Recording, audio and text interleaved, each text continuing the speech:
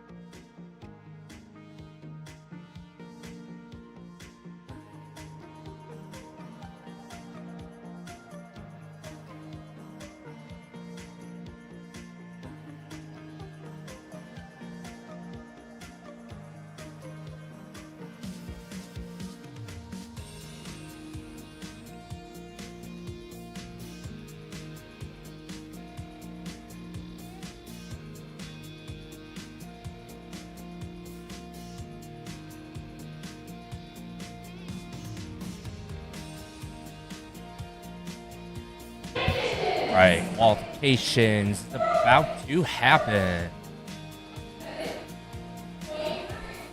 So in this match, we've got our boy, Nathan Gonzalez, playing his team out there, 1250. That's the Gatorbots. So I'm anticipating this match is going to be quite the algae play. Oh, Jason's together too? Oh, Robo Stings and Gatorbots on the same alliance. Oh. Yeah, good match. I think it's gonna be a big splash up in or wall match. So. What? Bash. All right. Gavin states, from what I've seen, I think if 2832 ranks 1, they pick 33.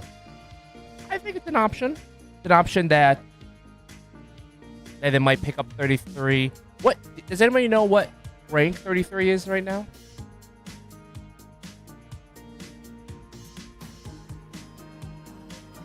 Can you make chat a little bigger, Owen? Yep, you're good. I'm going to look them up for you right now, Chris. They're currently ranked 8th on this field. They're 8th. 7 wins, 2 losses. Okay. Well, They're definitely gonna be a high pick. Top 4 at the very least. Top 4 Alliance.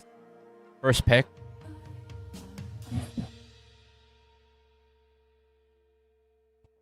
And really, the story of this elimination is going to be algae. Everyone seems to be pretty steady in coral. So it's really about point differential in the algae. How many can you place in the barge? Not so much in the processors, because the processor is processor. If you can slam barge into the algae, then that's where matches are going to come down to. Because everyone, more or less, is going to have deep climb or park. And that's something we've been talking about yesterday, right? Those deep climbs, 12 points per robot that can get up. It's just so crucial in these elimination matches. Yeah, absolutely. So right here, we've got, on the Blue Alliance, 84-24, 10-23, as well as 94-55. Really, it's going to come down to how much algae is 1250 is going to put up in the barge to really make up that difference. And we saw going through yesterday, right? With every match, they just got better and better as we went.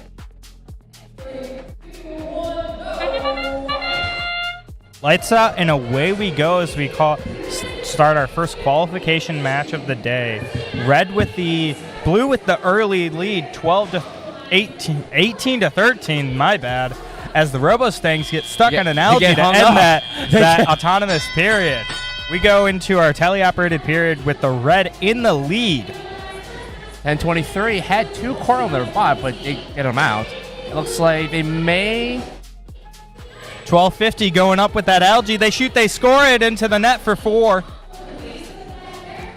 Meanwhile, Hammerhead's doing what they do best, that quick L4 coral cycle. They're lining up for that player station. They're using that autonomous vision. They shoot, they score.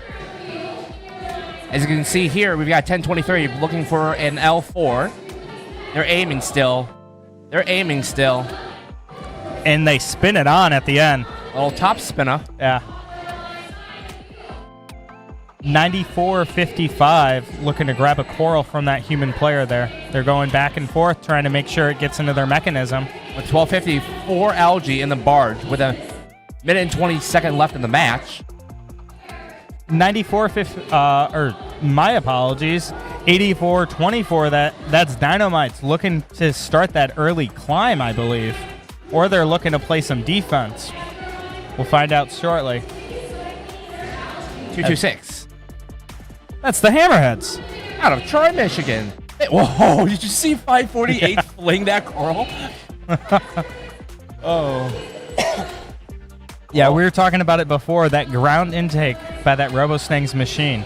It just makes defense not an option against them. Because they can pick up a coral. See how fast that was. They can pick up a coral from anywhere on this field. And their arm is 180. Actually, 360. Yeah, they can score on either side of their robot. Gatorbot's looking for that deep climb as we approach our end game period. That's 12 points if they can get up. And if someone can park with them, that's going to be a ranking point here, folks. And we've been talking about it. Ranking points are everything for the qualification seedings. Hammerheads are looking to line up as well to join them up in the sky. 10-23. They have their deployer out. They're looking to go up. They started to go. But I think time's going to expire. And Bedford may be up at the end. Just hovering over the ground. As long as nothing is touching the ground, man, that'll be a deep climb. At 3, they're touching now. They're touching that downed robot. But at T3, they may have gotten that climb there. Absolutely. As in case for you viewers that don't know, you have to be off of the ground, not touching the ground or any game piece or bot in order for it to count after 3 seconds when the buzzer hit. It looks like 10-23. What have you got? Scores. Let's look at our scores.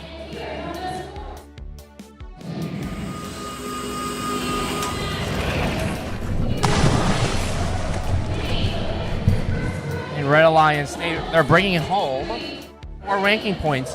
With 4 ranking points, 226, Hammerheads did drop to the number 4 spot after that match.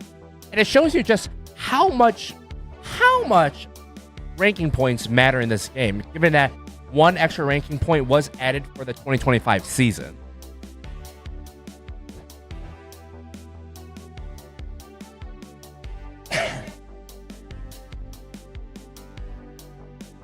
Oh.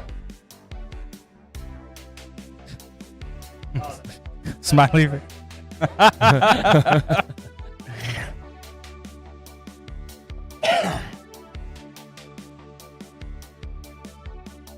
this match. That was an exciting match. You know, we were talking about going in it, right? That LG. How quick those cycles were by that 1250 machine. They're going to be an early pick in the later half of Elim's, or excuse me, later half of the Alliance selection. There's going to be an Alliance that is going to want special. Definitely, we were talking LG a second round, but LG could definitely go first round as well. Oh, absolutely. You've seen it in some of these other matches where they take the LG off the wreath and then it's just everywhere. And if a robot gets caught up on it, if you're on the other side of the field, there's no helping you. And if you're on the side of the field, right? If it's your side, you have to take precious time from cycling, reducing the amount of points you're scoring to save your teammate. So having a robot dedicated to get that LG out may be the play for a lot of these alliances. I'm hungry. I'm hungry. What'd you have for breakfast, Chris? I had 3 strips of bacon. Bad. The bacon looked pretty good at the volunteer breakfast, gotta say. Guys have to get the chance. Or even voluntary. The EC and VC treat you right. That they do, Chris. That they do.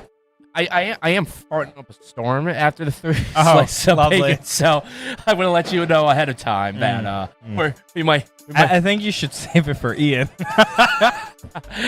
Okay, chat. Shh. Keep it a secret, chat. We're going to take the Browns to the Super Bowl. Chat, when Ian gets on stream next to Chris, say the Cleveland Browns. Say that in chat. You will. That'll be your cue. All right, Chris, you want to meet some teams here? Meet? I think we already know these teams. Well, why don't you start it off? Okay. So on the Red Alliance, we have the number 5 ranked team, Fully Freeze, currently in the number 5 spot right now, seeking for that coveted top 8 spot to be an Alliance captain with their partners, 7196 Tigers and the all infamous 3538 Robo Jackets. Yeah, Chris. And facing off against them on our Blue Alliance is going to be 8423 Next Express, 4327 Q Branch, and to round it off, 6618 out of Flat Rockets, the Warbots. Now, Warbots are also one of those algae specialists. They are. They can really, their bot is also nicknamed the Larry Bird. Larry Bird. It was awesome at States. They were yelling that out whenever they finished a match. You just hear Larry Bird randomly inside the venue. It was awesome. But no, you're right. They are a bot that can handle LG and handle LG well. They got that West Coast competitive concept robot to where they can pick up the LG off the wreath, and they're autonomous. They run the center coral as they are right now. They score that L4 coral, grab that LG, and score it in the barge. Now, I do see one of the scorers, Kevin Trout. Now, the last time that I saw him, he was a real big player of reintroducing algae into the field and really hammering down the Red Alliance. We'll see what he does in this match. Kevin's our good friend, guys. Episode 8, I want to say. Episode 8, yeah. Yeah. Had Kevin and our the Bears. very best guest, right? Check it out. Remember, chat too. Let all your friends, let your teams know. We're trying to get 500 subscribers today. If we get it by the end of the event, this man goes bald on stream. What's the count right now, Owen? 428. 428. So got a little bit to go, everybody. We're almost there, chat. So, I don't know. We're getting there, chat. We're getting there. This man's going to be bald. You know, as BMO said, Brian Moore, that the less hair you have, the better breath you have. Yep. Right? You ready to be bald? You excited to... Here's what I'll say. You gonna wear a toupee?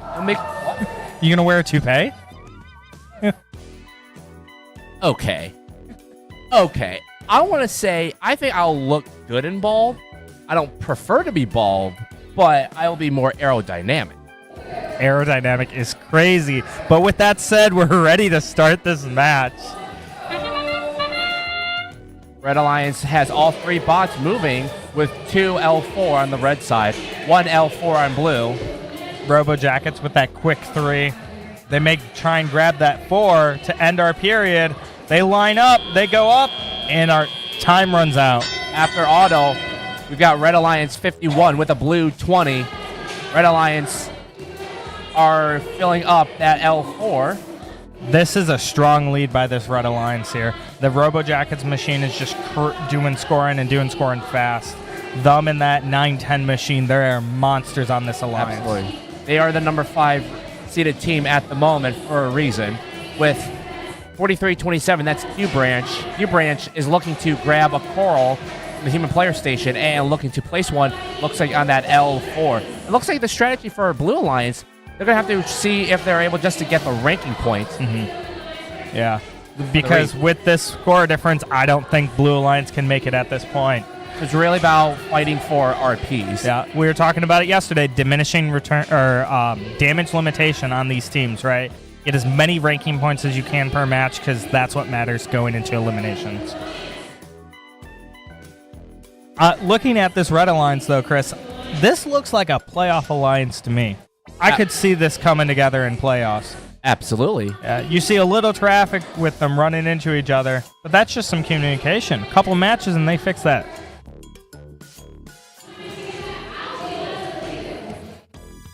Going back to this match, the 43-27 machine on the Blue Alliance.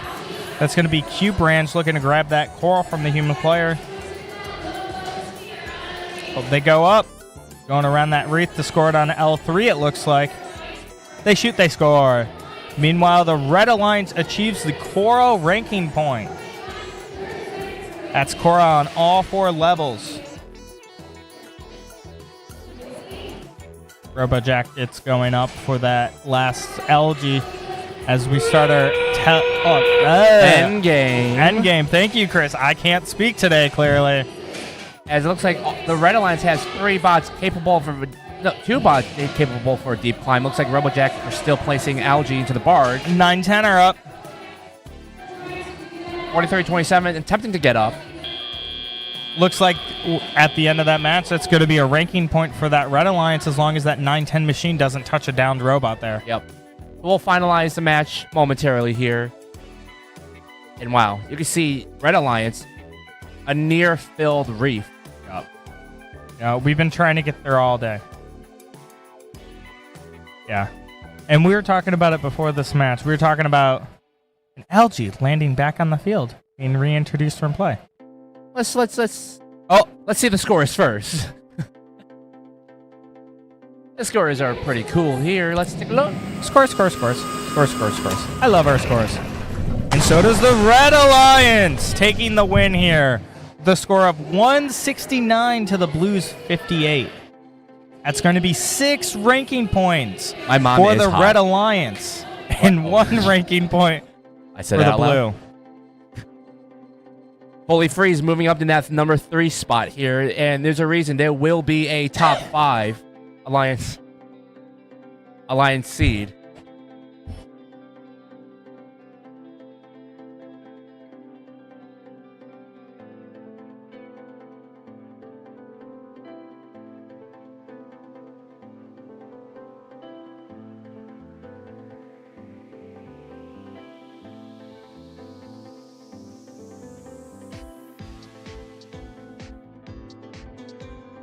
going to the replay of this match.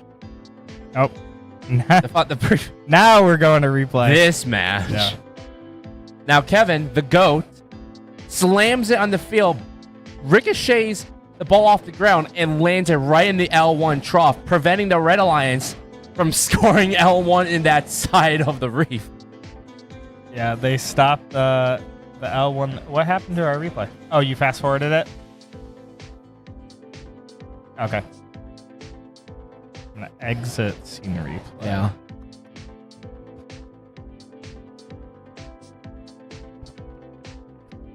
So, qualification match number 62 looks 62 already?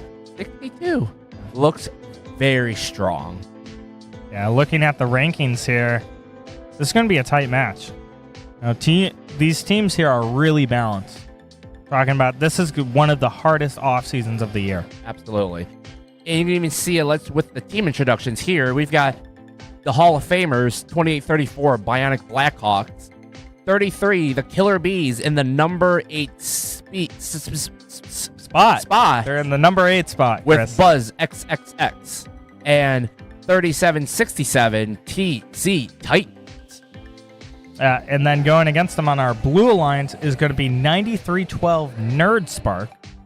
Followed in the number 2 seeded spot, 262 or 862. Might be dyslexic. Oh, more than dyslexic. 862 Lightning Robotics, and to round it off, 1502 Technical Difficulties. Now, the real key thing for Blue Alliance is just keep up with the reef. They don't really have to focus too much on algae.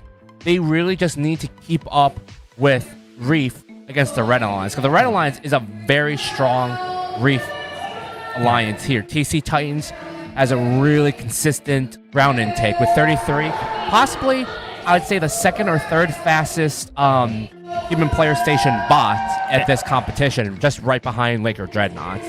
Yeah, and we've seen Killer Bees. They do what's called a super cycle. It's where you grab a coral, score it, grab the algae right next to it, and then go score it in the barge to go back and do it again. Yep. Killer Bees are notorious for doing the super cycles. And you know it's going to happen in this match. They're not going to have a lot of algae left on that side of the field, meaning there's not going to be a lot of traffic. Because we noticed TC Titan's autonomous, when they go to grab that center coral, if that algae gets on top of their robot, that ends their autonomous period. They can't, it jams their robot up until teleop begins. So algae is a risk for that team. And if the Killer Bees can streamline it for them, that can make a big difference. Absolutely. You see here, Killer Bees, their qualification average is 133.11 points per match. With Lightning Robotics, their qual average is 123.44 per match. Nearly every team here having over 100 points on average per match. Yeah. This is crazy to see. This is something you only see at the States, Cheesy Champs, IRI, in very competitive events. Yep. Absolutely. Here at the Goonettes Invitational. The drivers, man, they're on top of their game. They really are. Having ice running through their vein. Yeah. Yeah. Who are our field sponsors? Our field sponsors is Altair. Altair is good. Bosch and Aptiv. And with that, we're going to start the match on their field. As usual, everybody's off of the black auto line. Killer Bees with the quick L4. They missed the second coral, but they go up for the third and are going to try and get that fourth. Oh, and they get it at the last second. Near tie match, 44-47 out of auto. Blue Alliance advantage. Looks like 28-34. They're going to play their notorious defense they've been playing all weekend long. TC Titans, it looks like they have a coral jammed in their intake. You see it diagonal, and they're stopping them from scoring coral right now. Oh, no. This might be a solo scoring match by the Killer Bees machine, as it looks like they got it free. You can tell the Blue Alliance Lightning Robotics and 9312 Nerd Spar, they're taking advantage of that spacing that they've got to really hammer down the Reef, as L4 is almost complete for the Blue Alliance with one more spot left to score. Yeah, we said it was going to be a close game, but this is what can happen, folks. If a robot goes down, it changed the entire game here. Absolutely. And it has put the Red Alliance on the back foot here, even with defense hampering the Blue Alliance's scoring. Absolutely. It's really hard to come back on a virtual 3-on-1 offense. Yeah, it looks like TC Titans is going to pivot from scoring Coral to becoming an algae robot if they can get it up. Meanwhile, the Killer Bees are solely focusing on that Coral. And props to Killer Bees. They're keeping it close all by themselves versus a 3-offense alliance on the blue side. Mm-hmm. Yeah, triple offense compared to the looking like solo scoring of that Red Alliance. It's still a 10-point game here, as Killer Bees are looking to finish that L4 side of the wreath. They're going for points here. You see them only scoring the L3 and L2. Blackhawks are looking for an early climb to ensure they can achieve that climb ranking point. It looks like they are close to getting that ranking point, though, but they've pivoted to just scoring as much points as they can as they pivot to going to climb. We might get a triple here on the Red Alliance. This might actually do it if they can pull it off. Lightning may be up. Killer Bees are not going up. Nobody is off the ground. Everybody is parked, so it's going to come down to the Reef.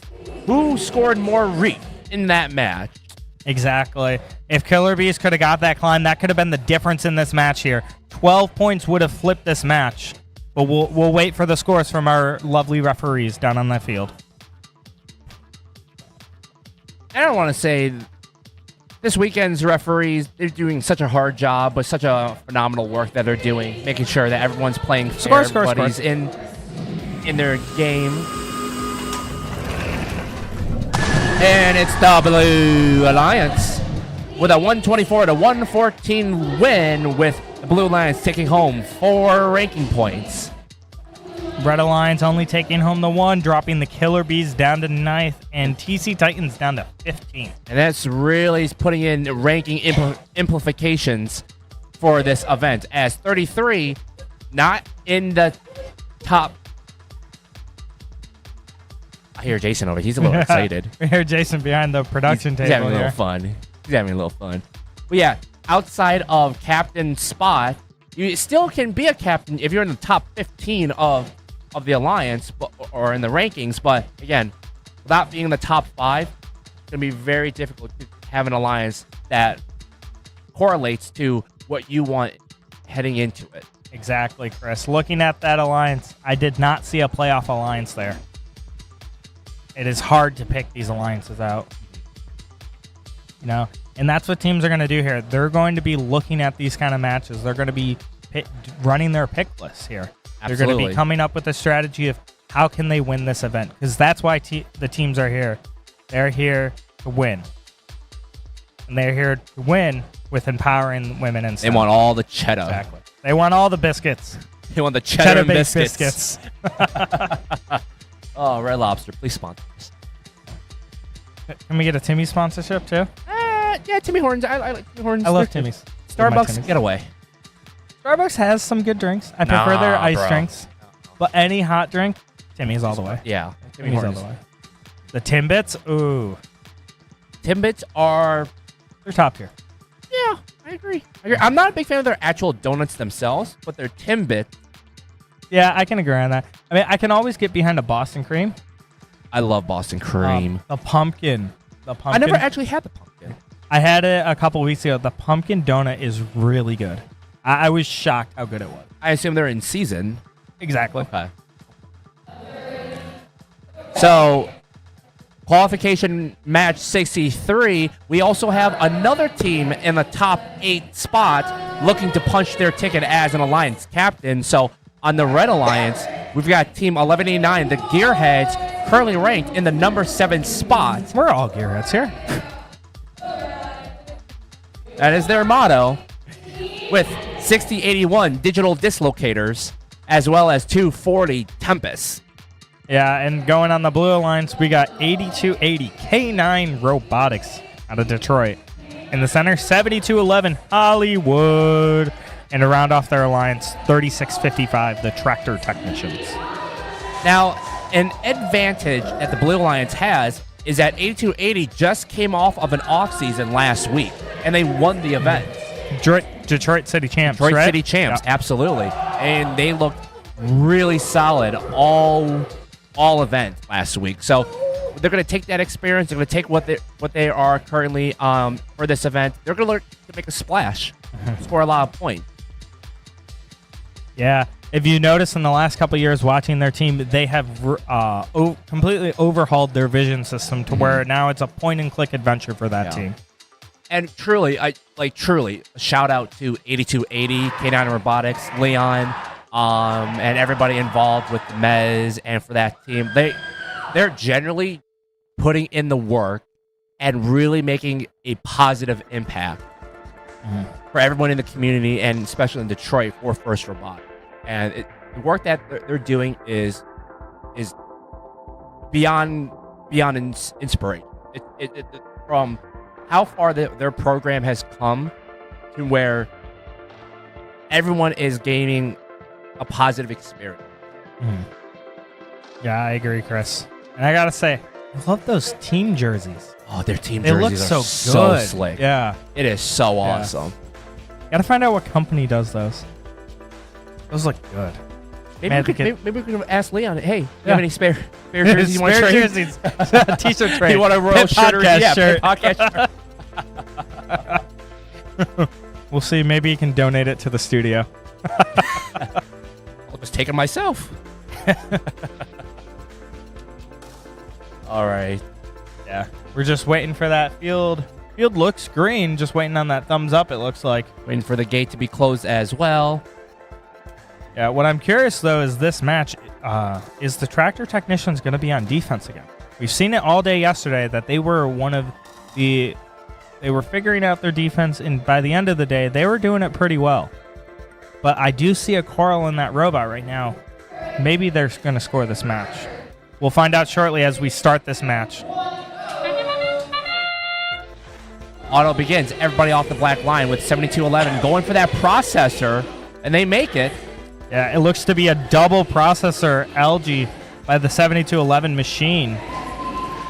As Gearheads have won in L4. Digital dislocators looks like they did an L4 LG as they're going to go to processor to get that cooperation point. And you can see 3655 currently not moving at the moment. They're still connected. Yeah, you can see them playing with stuff on their driver station. Maybe their joysticks came unplugged, but our FTA will help them out as they get their robot back up. As you saw, as they turn, they have a Coral in possession, so we'll see if they're going to do anything with it, or they're going to go to Old Faithful, play that hard defense. Gearheads going up for L3. They shoot, they score as they knock another one L3 off. They knock one off. Yeah, but they're a quick machine. They're going to quickly get that back scored. Meanwhile, looking at 8280.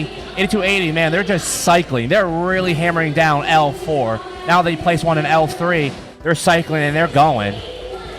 6081 going back to the human player machine, looking to get that Coral. That's the digital dislocators. Out of man. As the Gearheads also get a Coral there. Maybe they're going up to L4, or is that an L3? That's an L3. L3. They knock another one off. Now, and this is a really detrimental for this alliance, as they two knocked L3s off the ring. It's going to really put some more pressure on the Red Alliance to try and get those ranking points.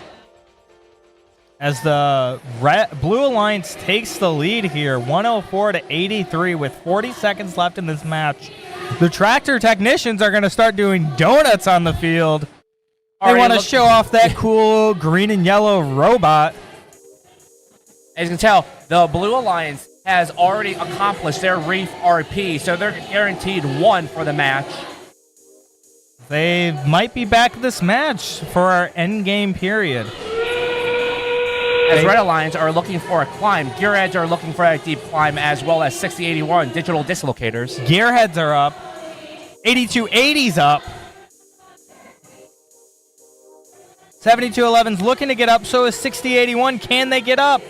7211's up. 2 for blue, 1 for red. I don't think that's enough, Chris.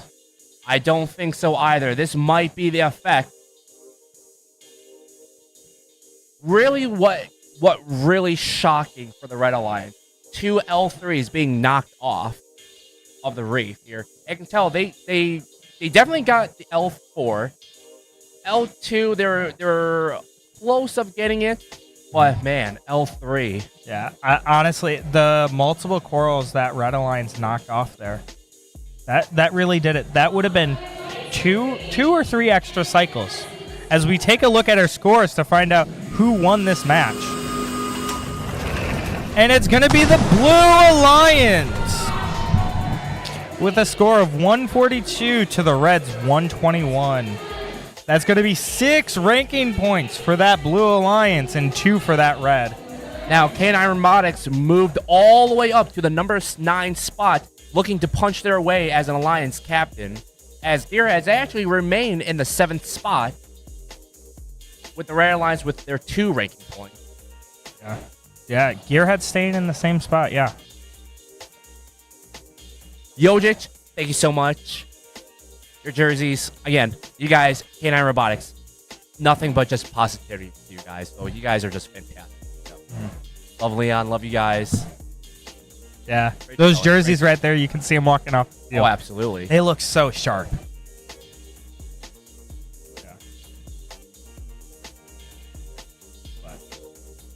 Yeah, looking into this next match, though, we have the Gatorbots again. Oh, Nate's back. Yeah, Nate's back on the field. Not on the field, supporting the field here. I don't think he's on the field. Nope, not on the field. Not on the field. In the stands. In the stands, maybe. Yeah, he's in the stands. Is he? Oh, I thought I saw him. I thought you were probably on the other side. Yeah, he's somewhere here. He's supporting that team. Might pop in later today. Yeah, let's hope.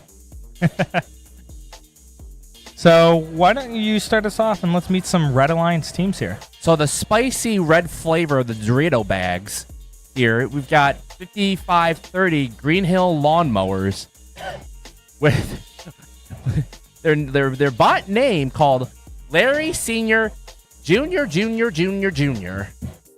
That's a lot of juniors, Chris. That's a lot of juniors.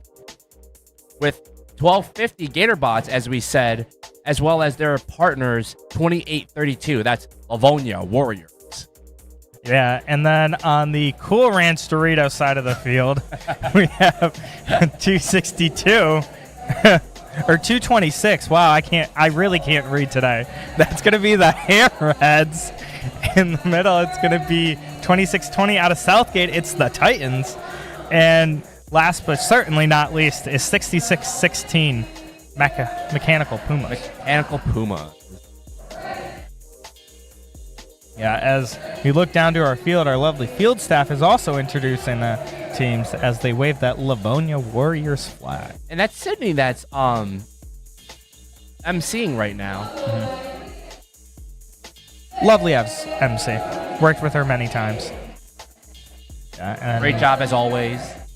Introducing the teams. Yeah. I love the flags too. The flags are cool. The flags are. Yeah. Some teams awesome. have some really unique flags. Some are really heavy. Have you ever tried to wave some of those flags? I've done it once. Yeah. And it was, I'm not going to lie, there's some work behind it. Yeah. My team used to have like a 5-pound flag or something like that. It really took both hands and everything you had to shake it. As we're just waiting for the Livonia Warriors to connect to this field, it looks like.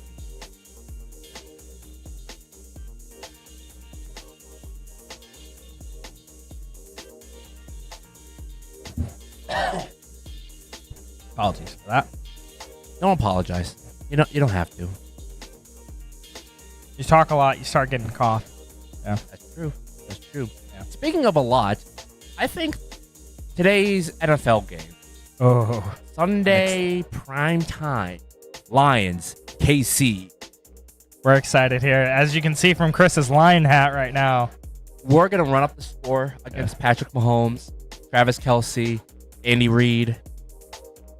We're going to make them, what, 2-4 after today? Oh, yeah. 2-4, yeah. Yeah, Lions are going to be 5-1. 5-1. With that week 1 loss to the Packers, unfortunately. And we don't talk about that one. We'll get them in the next one, though. We play them twice. Absolutely. As this match starts. Looks like 1250 is not left the auto line. This will really hinder the auto ranking point for that Red Alliance with 226. Placing 2. No, they don't release off that 1 for L4 as they only get the 1. As Livonia Warriors missed their 3rd as well. They're going to grab that algae to start our teleoperated period. Gatorbots did not leave that baseline, as Chris said, meaning the Red Alliance will not get that auto ranking point. Looks like the Blue Ones initially was about to have 2 bots crossover, but looks like 226. They're going to play some defense.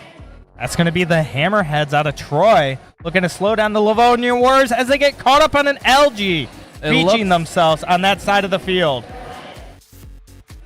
Like the Blue Alliance are going to be really scrambling for any sort of offense to score any points to keep up with the Red. As the Gatorbots save the Livonia Warriors from distress, allowing them to quickly pick up that algae and score it into that processor for 6 points. Way to go, team. Looking over to our Blue Alliance side of the field, that's going to be the 2620 machine. That's Southgate Titans looking to grab that coral.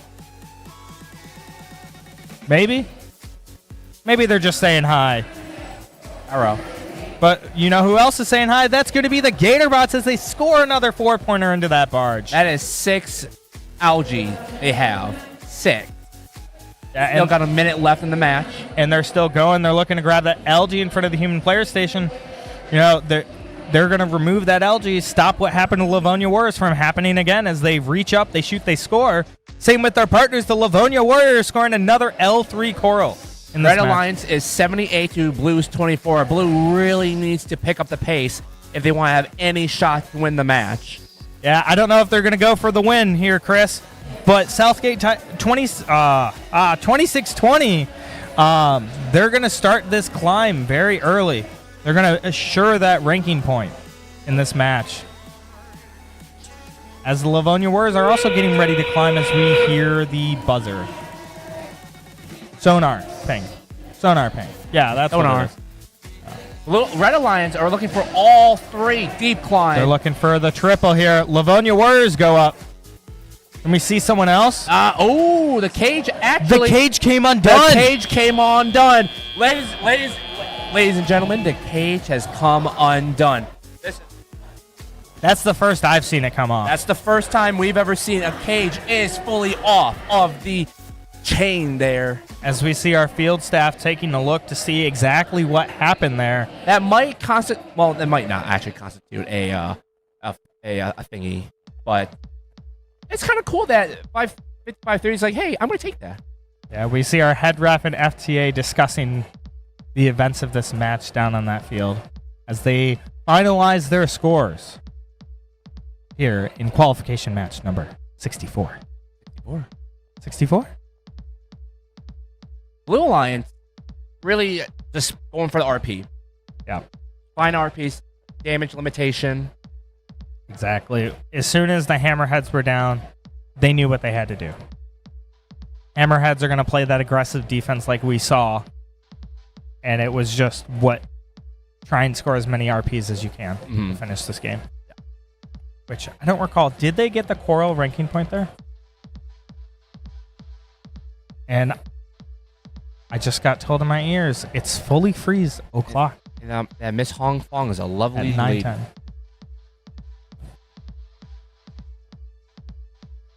And is replay ready? I want to see if that Blue Alliance got the ranking point in Autonomous. Okay. We're going to take a look at this replay here. It looks like they did.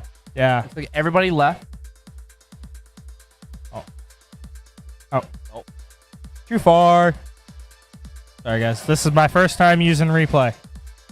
Yeah. Hammerhead scored that L4, and it looks like an L1 may have scored there as well. But everybody left that baseline. meaning the Blue Alliance will at least get 1 ranking point out of this match. As we take a look at our scores. And it's going to go to the Red Alliance. The score of 103 to the Blues 28. We see here that Red Alliance takes home 4 ranking points. That keeps Livonia Warriors 28-32 in that coveted #1 spot in the ranking. And remember, we were talking about it earlier. It's going to be a back and forth all day between these top 8 teams to figure out who can take that #1 spot. Oh. There we go. There's the match. Further, that's the field. Big stretch.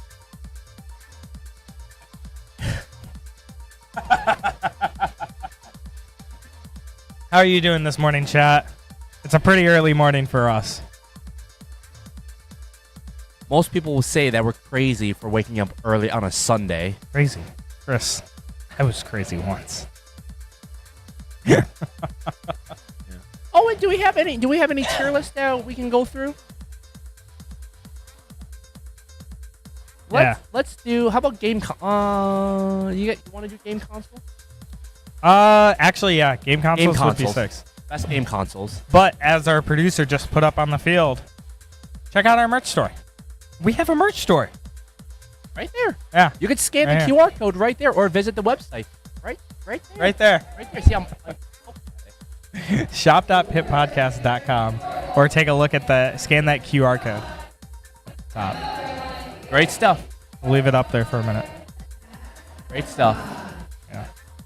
If you got ideas, let us know. Yeah, absolutely. We'll make it work. Yeah.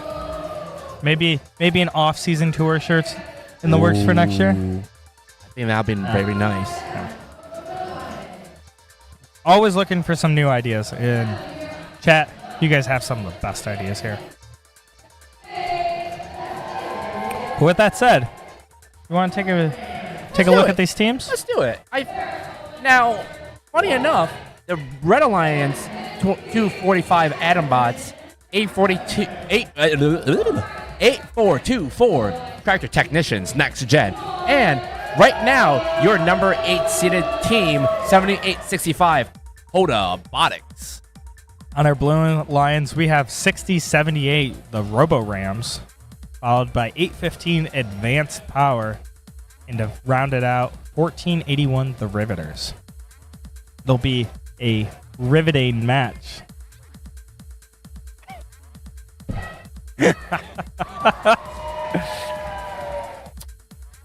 As Field's gonna do what they do. We're gonna go back to this camera. We wait to start this match.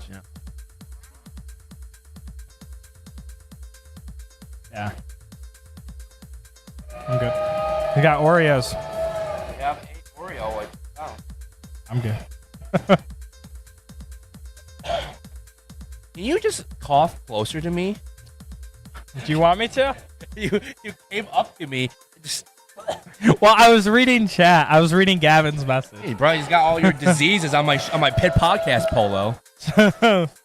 Not on the store. Not on the store yet. But it looks like the field is ready to start this match, so we're going to send it down to them. Let me send it down to them. We're the ones speaking. So start us off, Chris. What's happening? We've got all 6 spots off the auto line with 1481. That's the Riveters. Placing 2. Oh, second attempt, miss, swing and a miss. But they have one in L4 with the Blue Alliance coming out of auto 20 with a red 12. It looks like that missed, Chris. That went down to L1 there, so they will get points for that score. Meanwhile, their partners, the 60, 70, 78 Robo Rams, are looking to score that L4. Here we go. We've got 80, 84. Oh, looks like. As we see the flags come up for contact within the blue zone. Got to be very careful around that zone. You cannot touch an opposing bot in their own reef zone. That's going to be Tractor's Next Gen pulling out that penalty as they try and go over to block the Coral Station to slow down this Blue Alliance from scoring. Oh, let's not skip out of the Red Alliance. We got 2, 4, 5. That's Atom Bots. They're holding their own in this offensive match. They've got they're gonna get 4 and L4 of the reap. Yeah, Chris, they just want the win here. They need a win here. They're just going for those points on the L4. Meanwhile, their partners, that's going to be the 78-65. That's Robotics. Yeah, Robotics are doing what we've seen in all these matches. They're piling up that L1. They're going to make them go purple at the end of this match from how many Coral are scored on this field. Meanwhile, hey, take a look. 8-15, advanced power. They're also going to look to do the same. Slow down that red alliance. Meanwhile, Robotics actually has an Coral stuck in the frame of their box. Let's see if they can release that. As 8-15 almost got caught on the algae there. As they they drive off luckily there. What they're trying to do here, folks, is they're trying to push algae and game pieces to these stations, halting the scoring of this red alliance. With 30 seconds left, teams are going to start thinking about the climb, as it's 12 points to get up. Plus Robotics just released that Coral out of their frame. They picked it up and looking to score on that L1 with endgame is about to occur. We've got 2, 4, 5. We're looking for that deep climb. Yeah. Meanwhile, 1481. Look at that 1481. They've got a deep climb. Let's see if anybody will park. Yeah, as long as nobody contacts, and it looks like there will be a park there, so that Blue Alliance will take this ranking point to end that match. With a tight score, ending the match at 66-55. I mean, a close one. Yeah, a climb is going to flip this match if they got it. They're all good, Owen.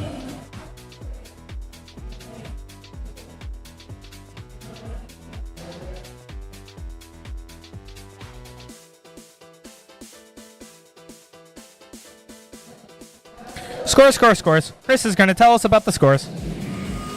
For qualification, match number 65, that is your blue fish. That blue fish will bring home 82 pellet points, with Red Alliance 59 pellets. With Blue Alliance, they bring home all 5 rank points, moving up all these teams to a higher rank in the positions. That actually drops 78-65 Robotics to the number 12 spot. As you can tell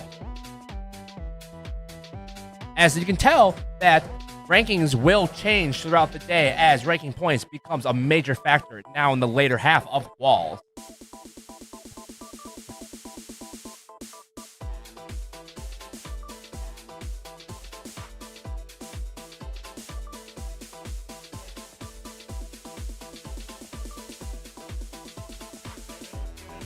Let's go to the replay. There's a funny.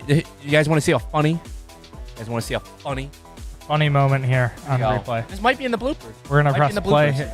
Thank you for taking that away, Ian. We're going to look at these Red Alliance cages in the last 20 seconds of this match. As you guys take a look here, 55-30. They see Candy. And they're looking, boom. Yeah, that cage just came off. It looked like someone didn't secure that shackle, maybe, and their robot knocked it off there. Tell you what, those and look like they drive away. They were grabbing them Twizzlers. Them Twizzlers are looking very delicious for them. Yeah, haven't seen that one before. Nope, it is our first time. You know, I say this all the time. Only in FIM. Only in FIM. Only in FIM.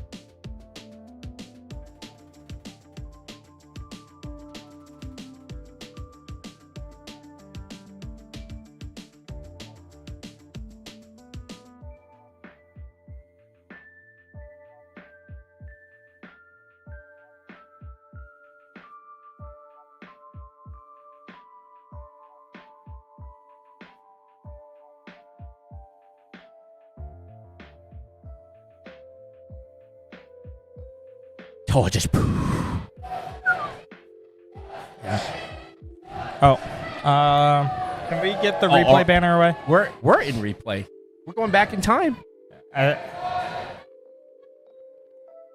thought I got us off, but all right.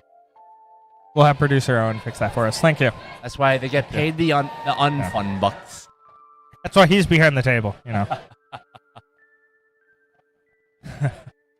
All right.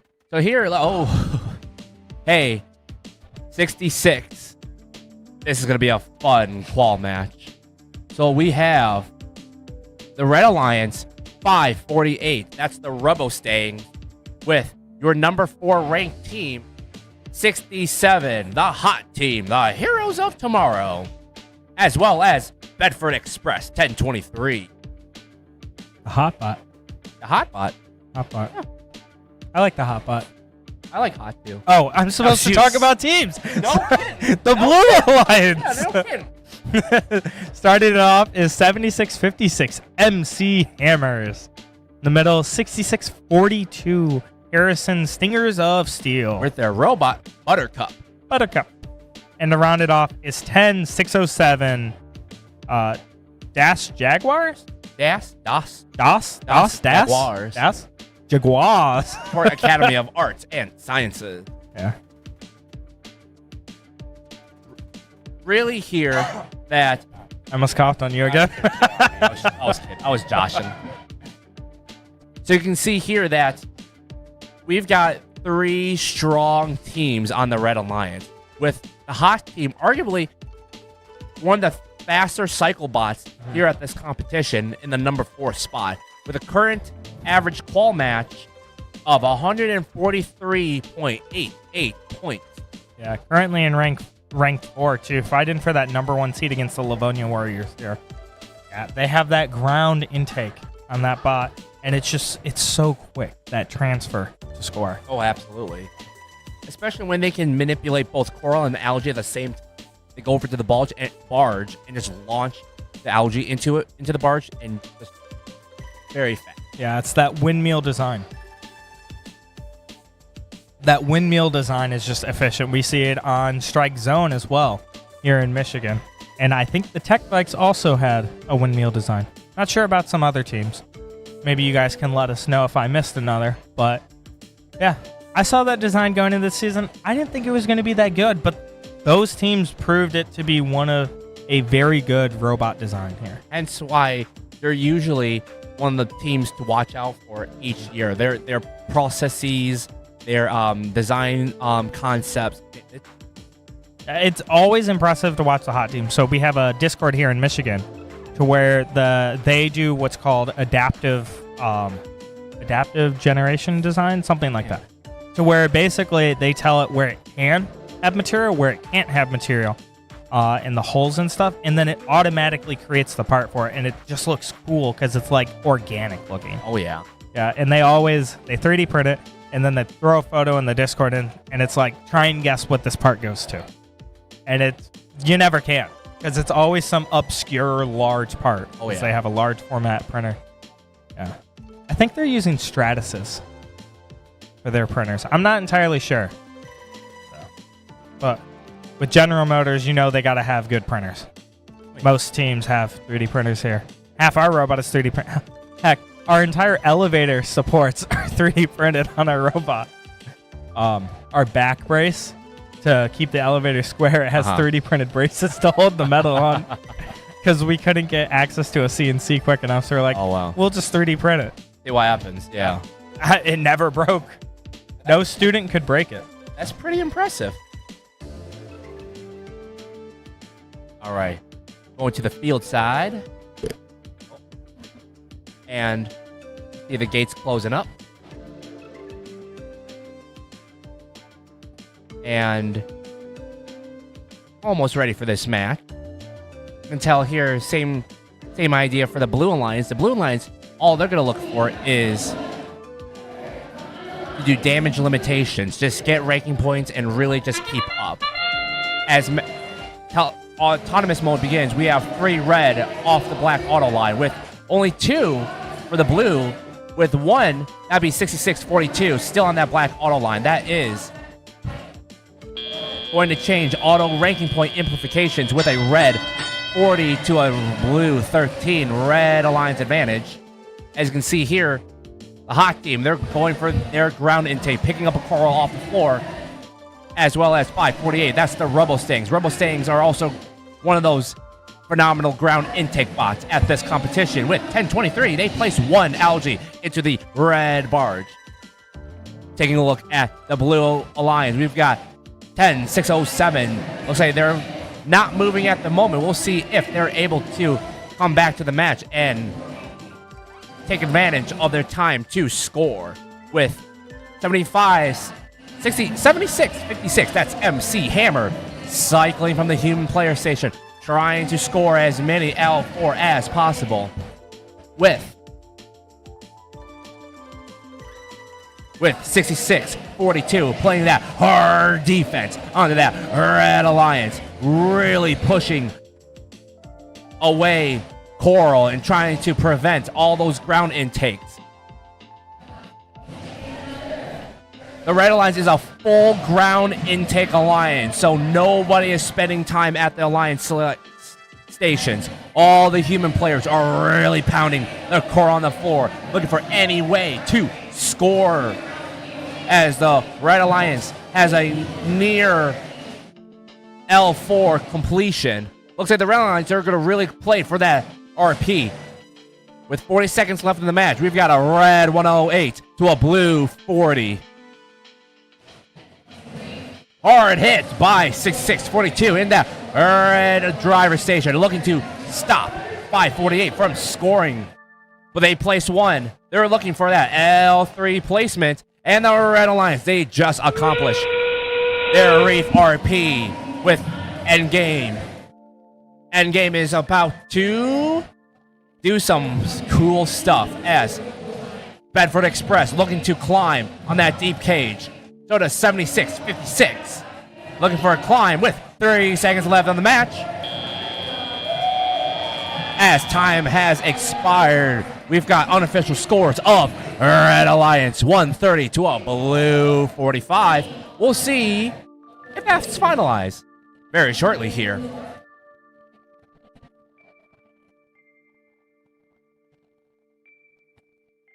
How's it going, Chris?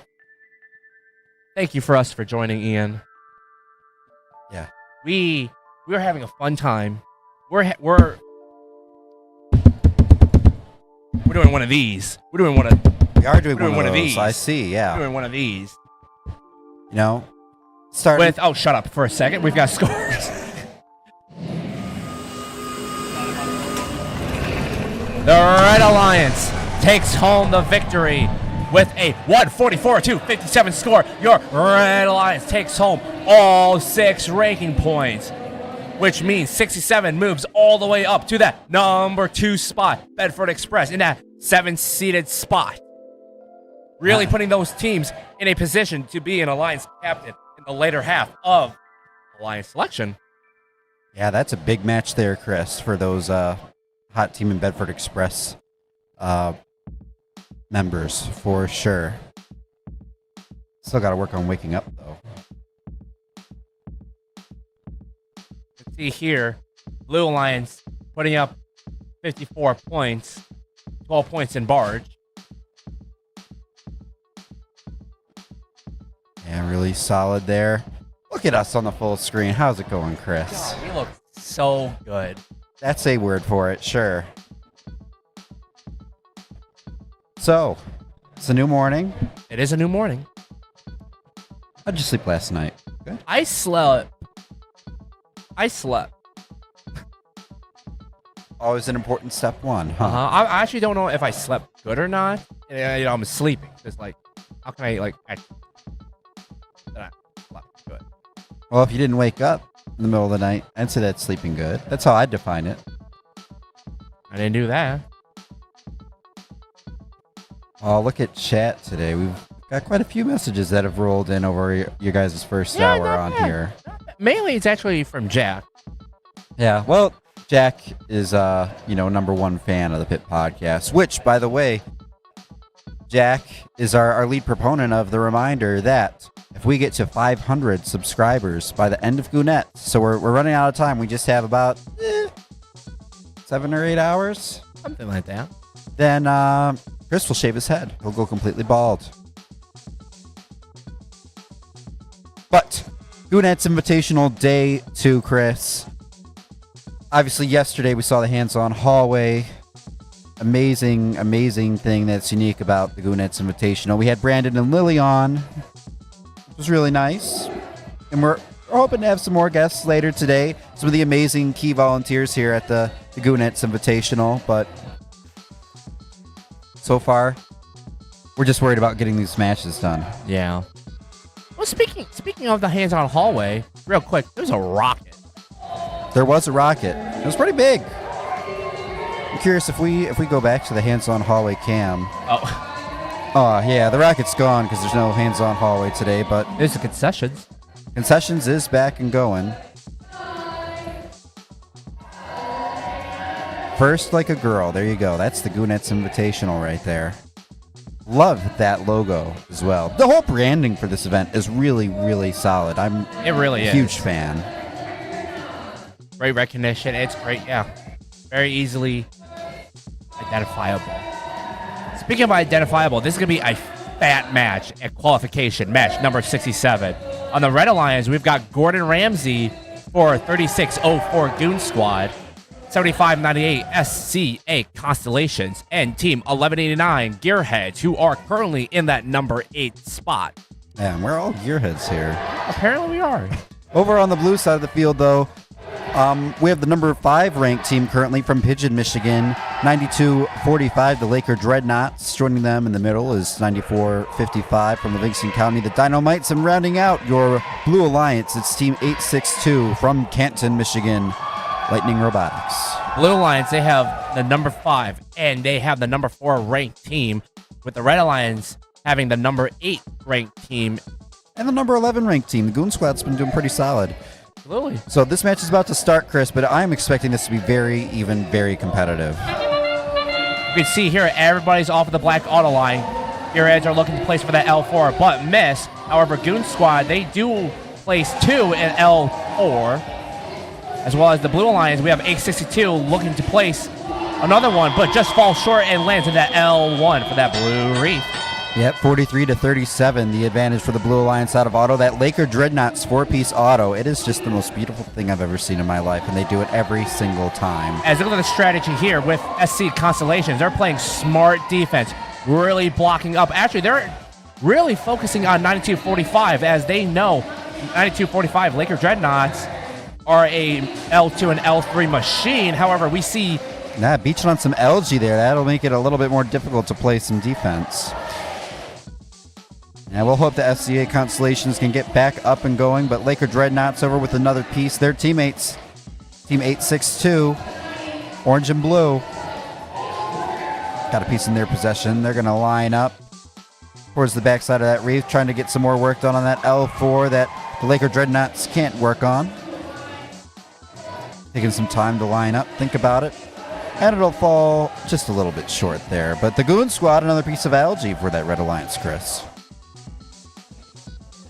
Goon Squad, they're taking that LG, going to that red barge, and they shoot and score!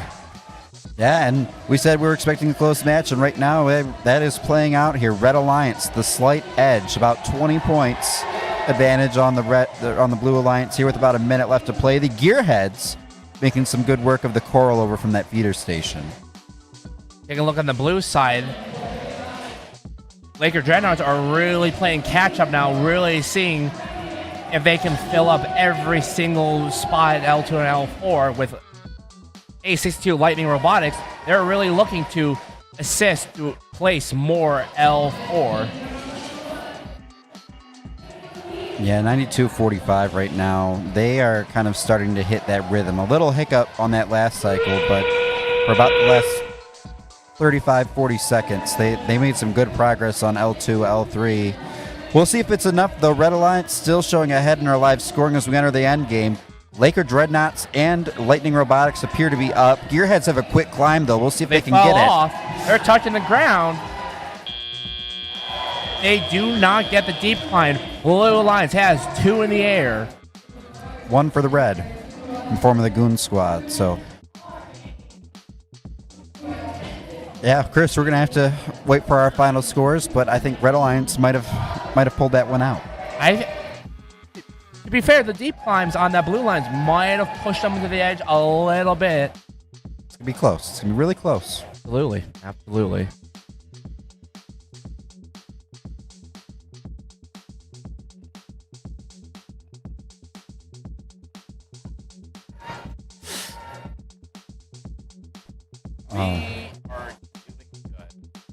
We are doing good, and I do think, Chris, we have our scores. Oh, we do. Let's take a look. In match 6-7. 6-7? 6-7? Man, that was a hot match, and the hot Red Flames will win the Alliance 149 to 145. Like we said, Chris, really close. 5 big ranking points for Red, 2 for Blue, and the Gearheads bump up to number 6. Goon Squad moving up to that number 9 spot, looking to punch their ticket in as an Alliance captain early on for Alliance selection. Yeah, Laker Dreadnought still in one of those positions. They drop down to 8. Lightning Robotics stay steady at that 4 seed with those 2 ranking points despite loss.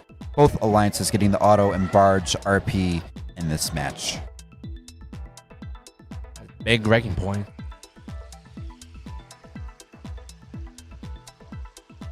Bash. Yeah, oh, we should shout out. Oh, we're already looking at our next match. Oh, yeah. What did you want to shout out? Well, I was just going to shout out the event sponsors again. We'll do it after the next match. Sure. All right, well, before we get in our shenanigans, let's start previewing our next match, Chris. Do you want to... What do we got on the red? So on the red side, we've got 84-23. That's Next Express with 93-12 Nerd Spark, as well as 72-11 Hollywood. And for your Blue Alliance, starting us off, it's Team 226 out of Troy, Michigan. It's the Hammerheads, currently ranked 5th. Joining them in the middle, the Auburn Hills Machine, 35-38, the Robo Jackets. And rounding us out from Mason, Michigan, it's Team 3655, those Tractor Technicians. And they've got a bot that's called Phyllis 15.0. 15 straight years of a robot named Phyllis for those Tractor Technicians, Chris. That is insane. But, yeah, this will be a really interesting match. I think the rankings of these teams is not going to be representative of what we're going to see. Nerd Spark, they're currently ranked 24. They've been having a pretty solid event, I would say. Very consistent. As we're ready for the match, we're not. But the person just said we're ready for the match. Ready to meet the team. Oh, it means we're ready to play. We'll go down to the field cam, though. We can see the lovely Sydney Grew introducing the teams here in the venue. Obviously, you all chat, pit crew, not getting the audio from anything like that on our stream. But if you've wandered to the Pit Podcast stream, you're wondering, who the heck are these Ian and Chris and Michael people? And you want to hear the lovely voices here in the venue, there is a second stream. You can find that on the Blue Alliance if you are in the mood for more traditional coverage. But we're really glad you're here with us. I think our stuff is a little better. You're going to want to watch it.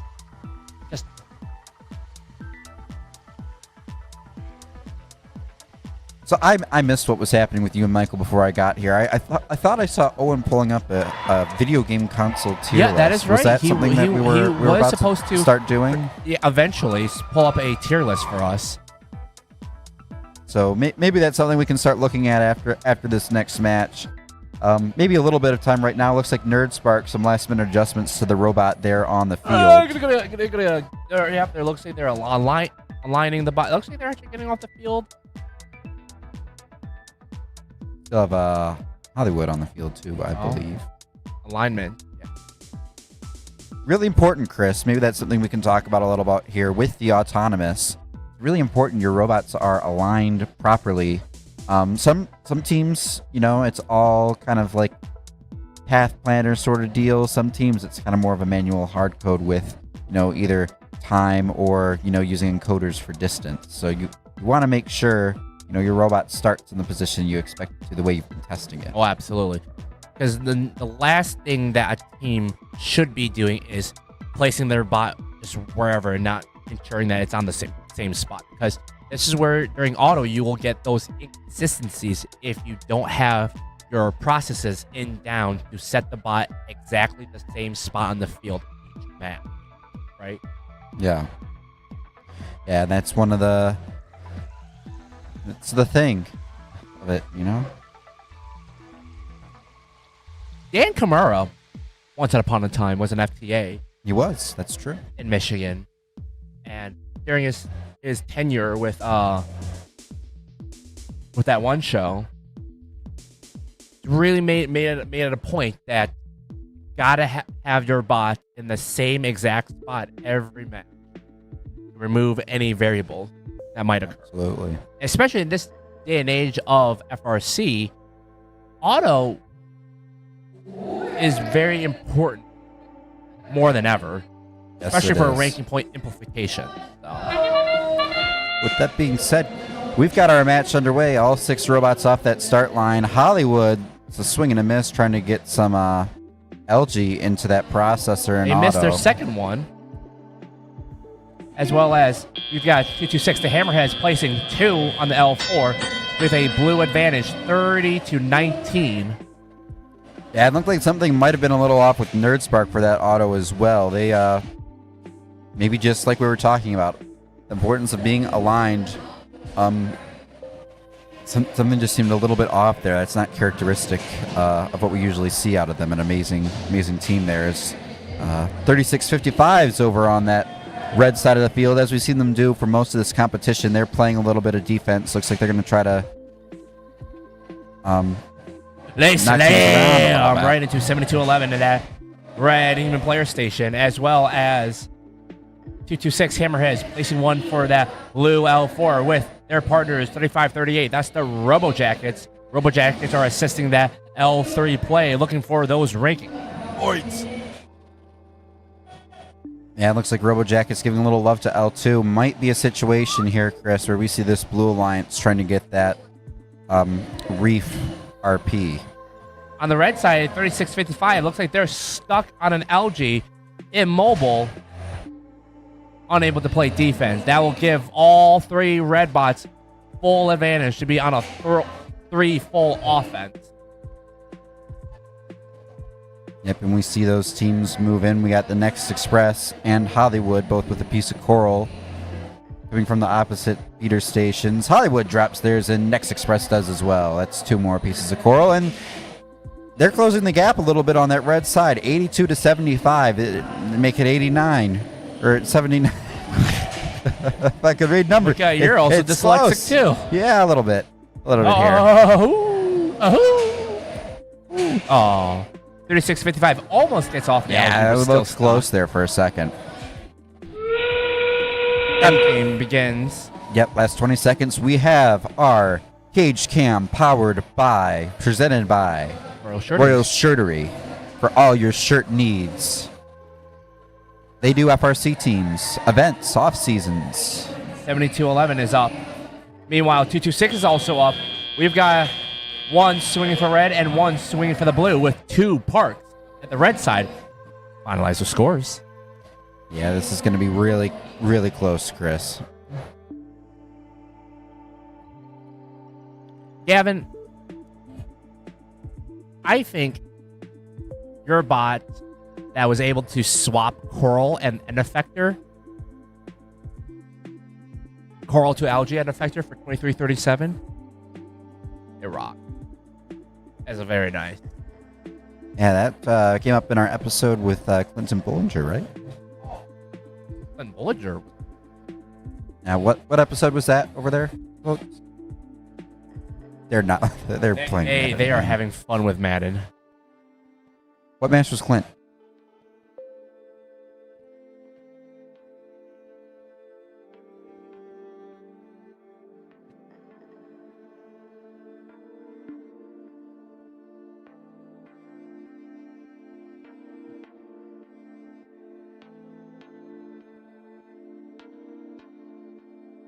Episode 26 when we had Clinton on from Team 2337. Talked a lot about strategy, the way they work things on their teams. Chris, we've had a lot of great interviews. That one with Clinton might have been one of our best. So I definitely encourage folks, if you have not checked out episode 26 of the Pit Podcast, I ask anything. If you want to watch one to learn a lot about FRC and a lot about a really great team here in Michigan, check out episode 26. Amazing, amazing guy, amazing insights, just great all around with there. Absolutely. Big boy better. Big boy better, that's an important thing about our show is that we want to give light to every team, not just the big team. Because the big teams, the big teams are the big. They work their butts off where they are. So always positive to see those guys. But for the teams that are, not as big or not as, this high resource team, right? We still want to give light to those teams that are trying to gain that experience for the program. So we do enjoy. As we see here, for the scores, we got the Blue Alliance 122 to our Red 113, where the Blue Alliance, they pick up all 5 ranking points. There's 6 ranking points, Chris. Well, that's what I said, 5 ranking You points. said all 5. Yeah, there's a total of 5. If you get 5, if you get 6, you get a total of 6. You said they got all 5 ranking points. Only got 5 out of the 6. That's 5 ranking points. Those 5 ranking points, though, it does keep the Hammerheads in that number 5 rank seed, as we're getting down to most of these teams playing their last 1 or 2 qualification matches. Yeah, we should talk more. I really liked that comment by Big Boy Beta. It's not something I guess I'd even really thought about explicitly, but it's something I think that we really like here. With what we're doing is there's just so many great folks just all over the place. We have 500 teams in Michigan. 500 plus teams. Oh yeah. 500 plus teams. So there's so many stories out there just waiting to be told. But let's see, Chris, do we want to talk about our teams in qualification match 69? Absolutely. So qualification match number 69. We've got 5530. That's Green Hill Lawnmowers with 4327 Hugh Branch and 240 Tempest. And on the blue side, we have Team 2834 out of Bloomfield Hills, the Bionic Blackhawks, one of our 2 Hall of Fame teams at this event. In the middle, 2832, just a 2-number offset there. From Livonia, Michigan, it's Livonia Warriors. They're currently ranked at number 1. And then rounding us out from Holt Senior High School, Team 6078, the Robo Rams, the robot they call Moat. Funny enough, back in your tenure when you were near Lansing, you were a mentor for 6078 Robo Rams for a little bit, right? Yep, I was with them for a year. I also worked with the tractor technicians for a few years. Yeah, Robo Rams, just a great team. Love it. And they've really blossomed in the time since I've been there too. They now have, a pretty strong FTC program. They're getting involved with the FLL. They're hosting some events at, the lower levels of first in their school district now. Yeah, it's just been really phenomenal to watch that program grow and blossom over the last little bit of time here. That was juicy. So we've got let's do the TLS right now. Yeah, we've got one team still setting up. Yeah, let's do this. All right. So in case if you can't see the screen, we've got a nice tier list of video game consoles of all time. Right? We have a lot of consoles. Looks like we got a good chunk of at least the modern-ish era. There's a lot more we can add it. You're forgetting, let's see, the PS Vita. You're forgetting, let's see, the PS1. Well, let's just start going down the list. So I think first up, that's the PlayStation 4. I think the PlayStation 4, unironically, I think that's an S. It is at the very least a solid A tier, right? I mean, when you think of the PS4, very, very solid. It lived a very long life. I personally liked it more than the Xbox One, which was its competition in that generation. I had the PS4 myself, and the user interface, the price point at the time when the Xbox One and the PS4 were at their peak, a lot better alternative for more exclusives and the quality of product that you can get out of it versus the Xbox One is a lot better. Yeah, and we'll revisit our tier list throughout the rest of the morning as we have qualification match number 69, a pretty nice match here underway. Looks like all the bots are not moving, with the exception of 4327 attempted to place another L4. Yeah, so everyone off the auto line. We did get the one piece scored by Livonia Warriors in auto, getting that auto ranking point for that Blue Alliance, but Red Alliance side did not get a piece of coral on that Reef Crest, so they're going to lose out on that RP.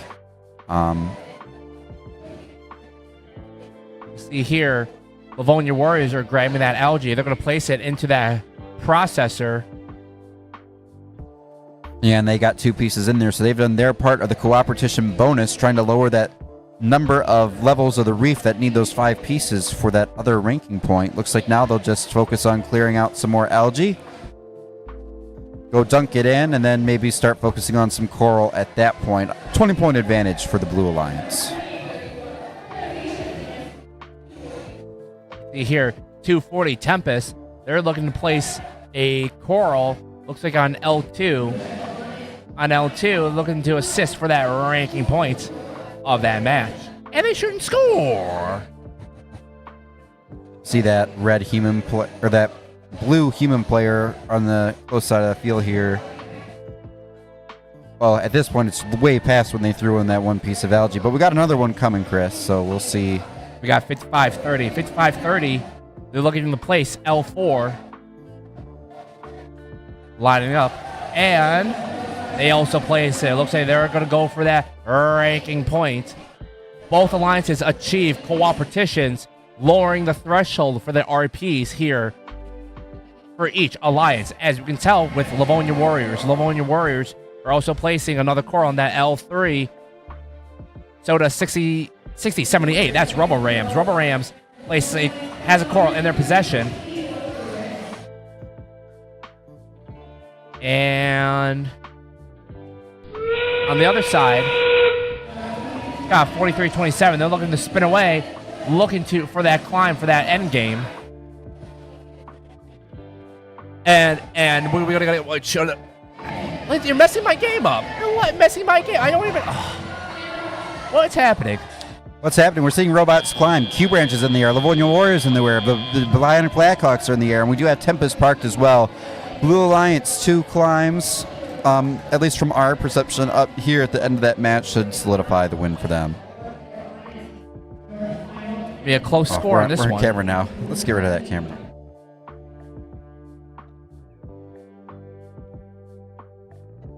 With the deep climbs there, the deep climbs are really going to do the difference of who's going to take this match.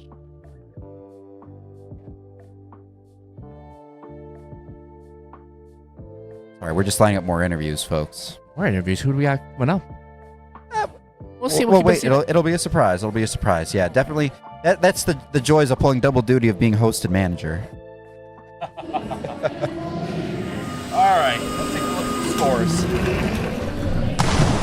Your Blue Alliance takes home the Blue Fish, taking home 111 points for Red 84. Blue Alliance, they bring home 5 ranking points, keeping Livonia Warriors in that coveted number 1 spot. Red Alliance brings home that 1 ranking point. Yep. Every ranking point counts. Every point counts. Now, at this point, maybe a little bit less. Now, at this point, Chris, maybe that's something, before we go back to our tier list, we can talk about a little bit. Obviously, early on, you really want those ranking. You want to get up into that top, 16 especially, or 15, because when you're in the top 15, you have a chance of being an alliance captain. Usually, you don't get all the way down to 15, but you want to be in that ballpark. If you're a team that's getting in the lower end of the standings later in a competition, how does your strategy pivot? Because at that point, you're not an alliance captain, but you're trying to get on an alliance. So you have a couple avenues. Your best option would be keep playing the matches to your game. Play your game. Don't deviate too much of your game, because somebody will find value for your bot and how you're playing, and you will get picked up. Doesn't matter where, you will get picked up. And Because the last thing you want to do is if you decide to scramble, play a different strategy, play something that you're uncomfortable with. At that point, you're not maximizing efficiency for a match. At that point, your team may or may not get overlooked during alliance selection, and thus not going to be on an alliance that be as optimal that you could have been if you played your games. The biggest thing is play your game and make sure that you play it off and show off that what your team is capable of. An alliance will find value in that, and that's just getting picked. In terms of captaining or trying to get picked as a first pick, this is where you want to do a little bit of combination of just talking to the team, right? Seeing, hey, is there a part of your alliance that's missing that we could fulfill? Like, for example, in alliance selection for this event, you're going to need algae. So you could lobby, hey, we've got an algae game. Guys, need anything in that realm? Play the lobbying game. Or you could really not deviate your original game, right? But play in a manner that favors that alliance to see value of picking you up early. Yeah. But fundamentally, the last thing you want to do is not show everything that you're capable of. Some solid insight. Play your game. All right. Play your game. We'll update our GA tool here. Let's go ahead, Chris. Let's quickly meet our teams in the next match. Then while we wait for them to get set on the field, we'll go back to our tier list. How's So that? Red Alliance, we've got 1023. That's the Bedford Express. Coming out of Traverse City, it's 3767 TC Titans.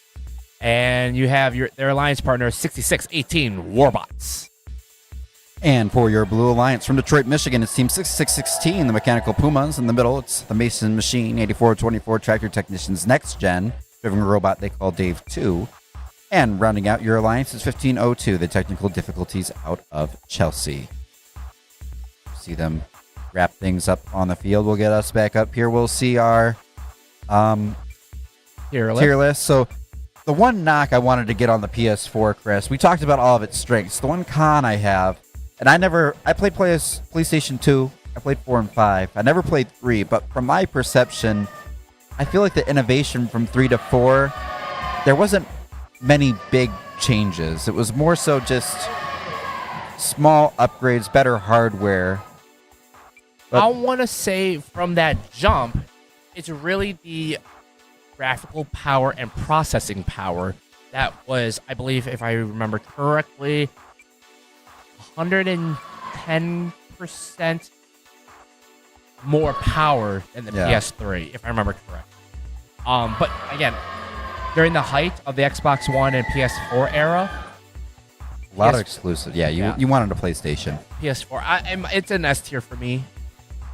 Let's see. Next up, we have the PlayStation 3, I believe that is, PlayStation right? 3, I'm not going to lie. I'll give it a B. And I still own my PS3. Yep. And it's a lot of great exclusives. It's really fun. My biggest knock is the controller. We'll go back to the tier list later here.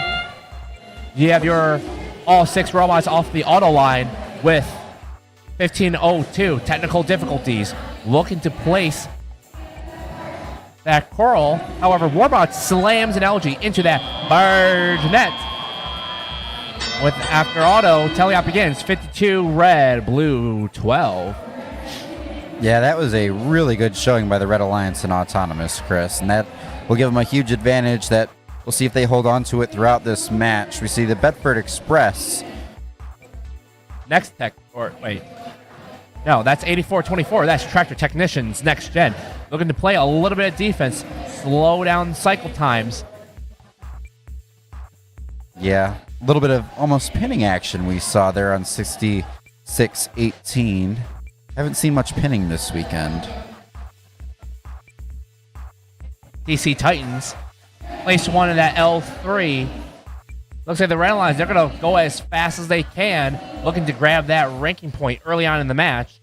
As you can see, 1023, Bedford Express. They're also a ground intake bot, not needing to utilize the human player station whatsoever.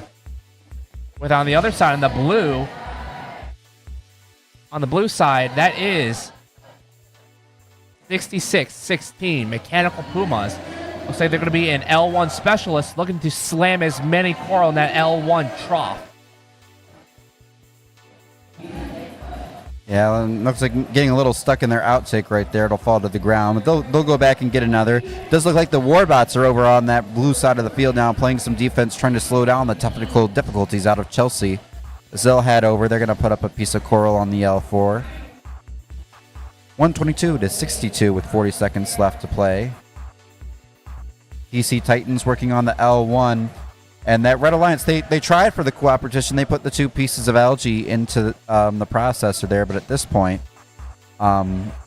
maybe just going to try to load up that L1 to get that ranking point. Endgame is about to occur as the Red Alliance, we've got 3 bots looking for a deep climb. Meanwhile, 1502 looks like they're almost up in the air. Yeah, they're corner their bumper, just not. I'm not sure if they're gonna get the credit there. Oh, 1023. Look at 1023 does appear very up. close. It's close. These are all really close. I think technical difficulties was down. But we'll wait for our final scores.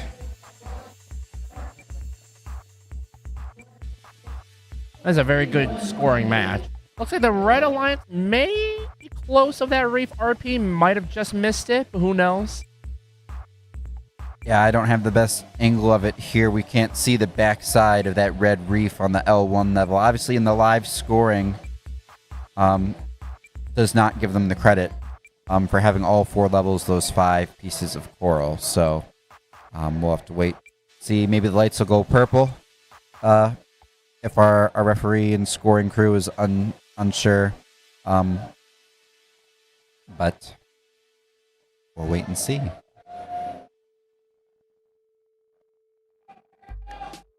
So I believe, I believe our scores are coming. That's what I was going to say. That's 100% what I was going to say, right, Chris? That's right. It's the Red Alliance taking this one home. 144-68-5. Big ranking points for the Red Alliance. Bedford Express moving up to 6. TC Titans up to 12. They're in a good spot now where they could end up being an Alliance captain after some of those other preliminary captains accept first Alliance, first pick bids on some of those upper alliances. But we'll go ahead and we'll cut over. Doom. Oh. We'll press all the buttons.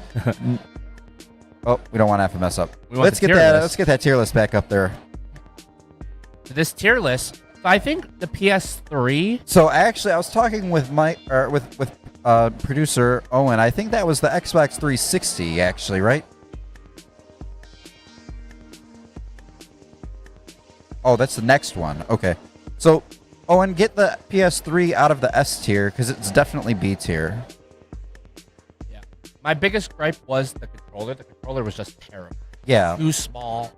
I never, like I said, I never played that one, but I think there was a reason in my household we did not pick up a PS3. We just had our 2 until eventually we got the PS4. Because the PS3 was more of a trying to be getting into the game console but home entertainment combo. It didn't work out that well, but the exclusives were phenomenal.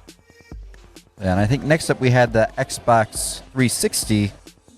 This, again, I never owned one, but I went to friends' houses who had it, and I think when you factor in the Xbox Connect, you have to give this some serious S tier consideration. I gotta say, it's definitely A tier. It outpaced the PlayStation 3 in its 100%. generation. They won that war that year, or that era. So the Xbox 360, I am more than happy to put it in the A tier. That does not look like an Xbox 360. That looks like the Xbox One. Or not the one, the original Xbox. The original Xbox. Yeah, it looks like an Xbox. Which actually, we can move this down to a C. No. I would say the B tier. The B tier originally had Halo, but again, this was Xbox's first introduction to the gaming console, and I think it's.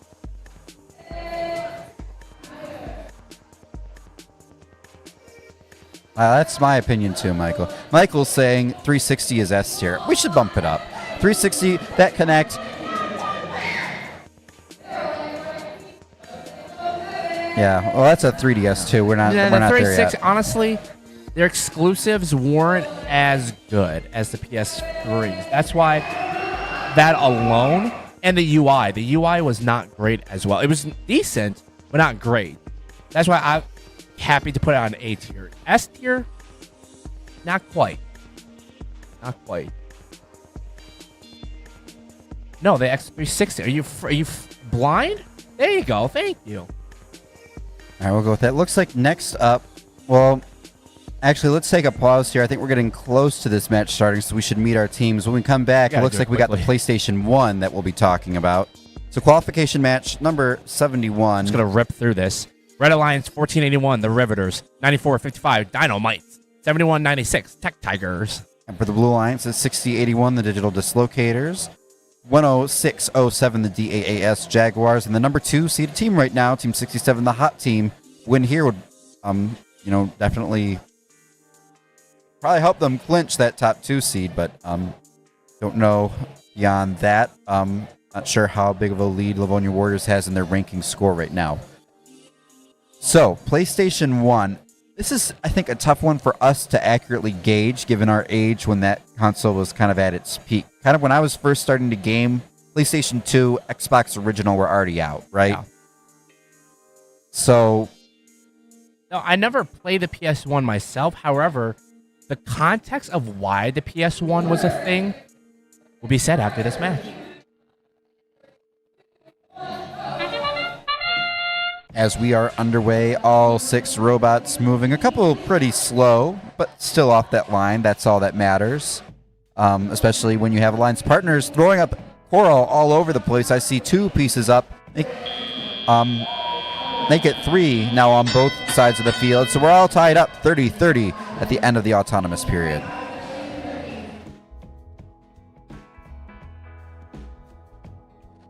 Team 1481, the Riveters, a piece of coral on that red side of the field. They're going to go over and try to score it. Their teammates, the Tech Tigers, lining up as well. They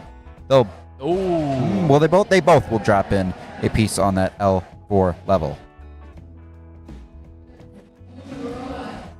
1481. That's the Riveters. Riveters are looking for a spot to see where they can place that coral.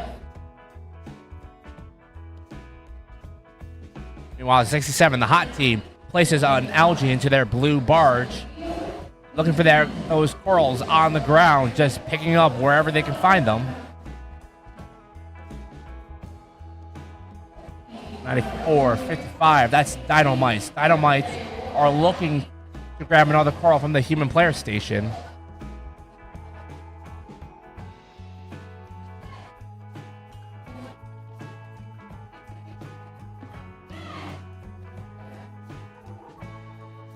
Oh, 6081. 6081. Digital Dislocators got a coral stuck in their bot, but they get it out, looking to reload at the human player station. 55 seconds left in the match. Tight score, blue 70 to a red 68. Hot Team, they're still looking to keep on slamming down every possible spot of their blue reef, looking for that reef RP. Meanwhile, the Red Alliance are looking just to score as many coral as possible. Tech Tigers doing what they do all weekend, looking for that last spot on that L4, and they do it. Yeah, and we're getting the last 25 seconds. This endgame's the difference, Chris. Blue Alliance a slight 5-point lead. Some coral there in the last few seconds, building an advantage. But putting who gets in the air, that'll determine this match. Riveters might be up. It's pretty close. Blue Alliance are looking to have anti-bots off the ground. 6-7's close. And, 60-81. Not suspended. They had that corner down. I think Riveters looks like they're moving around, Chris. They might be up. I think Red Alliance might take this one. Oh, pretty close.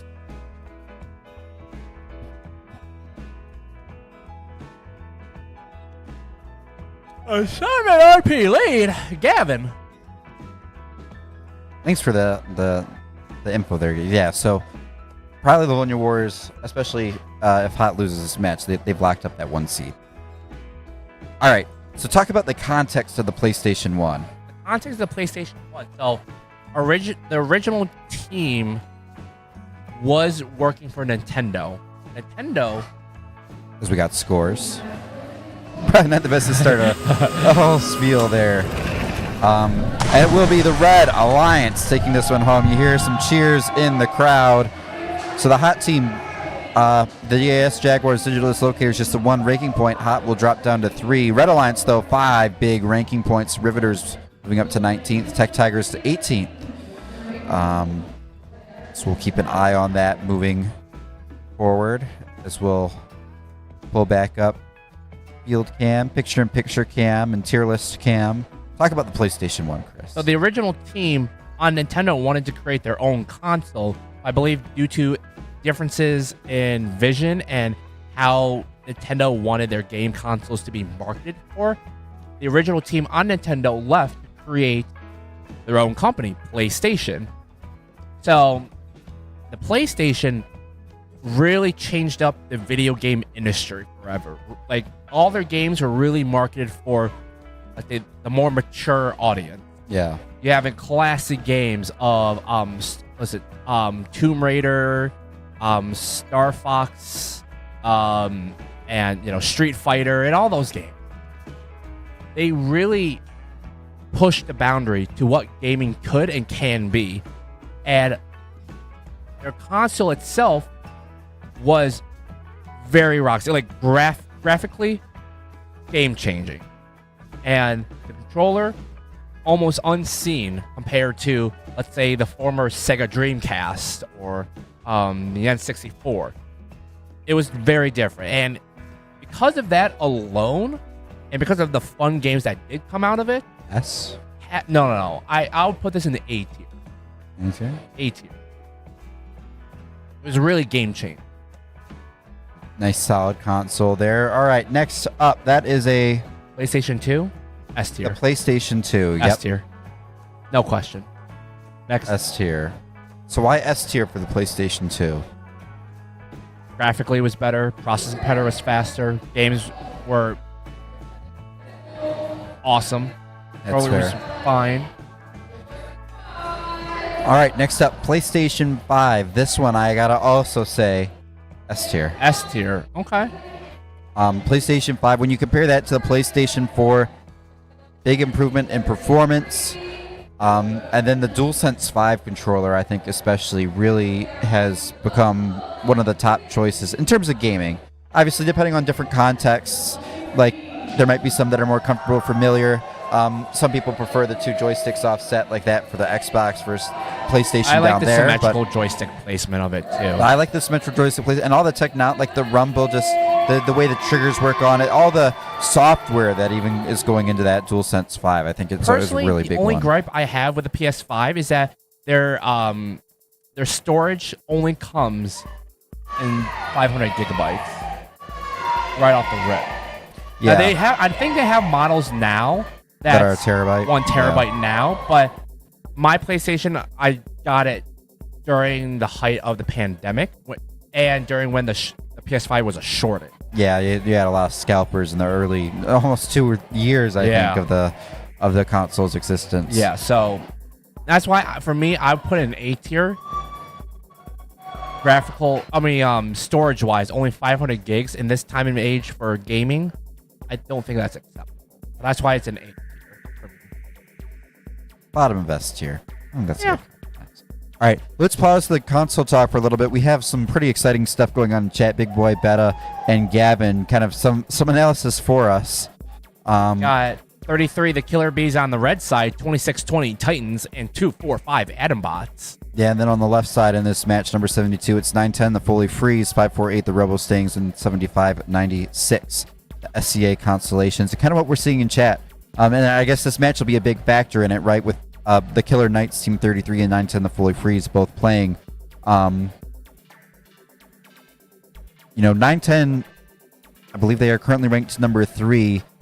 They still have 2 matches left. They could theoretically pull off, overtaking 28-32 if 28-32, has some flops down the stretch. This will be a tough one. Team 33. I haven't seen them in a match yet today, but I mean, combination, in case you're wondering why I keep saying Killer Knights, it's Team 33 and 3175 working together at this competition with the Killer Bees robot. But gotta think, they're always a danger. And the Autobots, really strong team on that Red Alliance as well. So we'll see what happens. Match underway. Everybody's off the black auto line. The Blue Alliance has two core on the L4, looking to make a third, and fully freeze. They do it.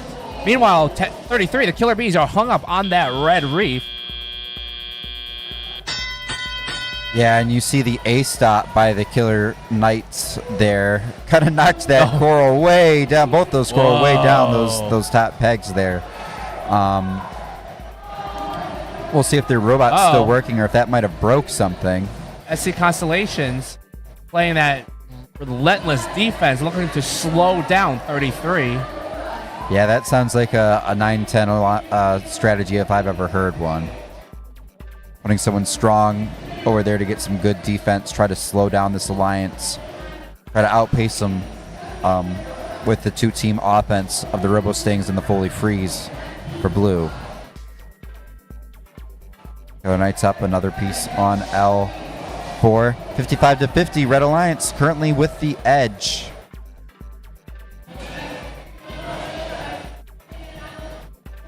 (9-10) over gets some love to the L3, another piece of coral. Team 548, the Robo Stings, they have a piece of algae in their possession. I think that might be stuck in them, preventing them from using their elevator. Trying to get it out, but nearly falling over in the process, doing wheelies with their elevator up in the air. They might be out of commission for the rest of this match if they're not able to use their intake and elevator, Chris. Absolutely. It looks like 9-10, they're really going to be left to be the sole offense of the Blue Alliance. Meanwhile, 26-20, that's Titans looking for that ground intake of that coral. Meanwhile, they're going to place it on that L1. Yeah, and some people ask the question, well, why not send Robo Stings over to play offense and have 75-98 go play SCA, SCA Constellations go play offense? Looks like 75-98 is down over on that red side of the field, trying to get connection back to their robot. As we're getting down to our last few seconds, 100-83, Red Alliance advantage. Killer Bees going up with a piece of algae here before going for the climb. Meanwhile, Atombots are up in the air. So is 33, the Killer Knights. 9-10. 9-10's up. They were up. As time is going to expire here. So Red Alliance, 2 climbs with the 30-point advantage in our live unofficial score. Think that'll wind up giving them the win there. And the Foley Freeze, we said they were ranked 3. Our scoreboard update, they actually get bumped up to rank 2 with the hot team's loss, but I don't. This I think does lock them out now, that 1 seed, and locks that for Livonia Warriors. No math being done on this, folks, other than what y'all are throwing in chat for us. So, because obviously we're talking, we don't have the ability to read and analyze data at the same time, at least effectively. So, we'll wait for our final scores here. Referees getting in their final bits here. Head referee John Kentfield talking with our scorekeeper on something before we get those official scores out to you.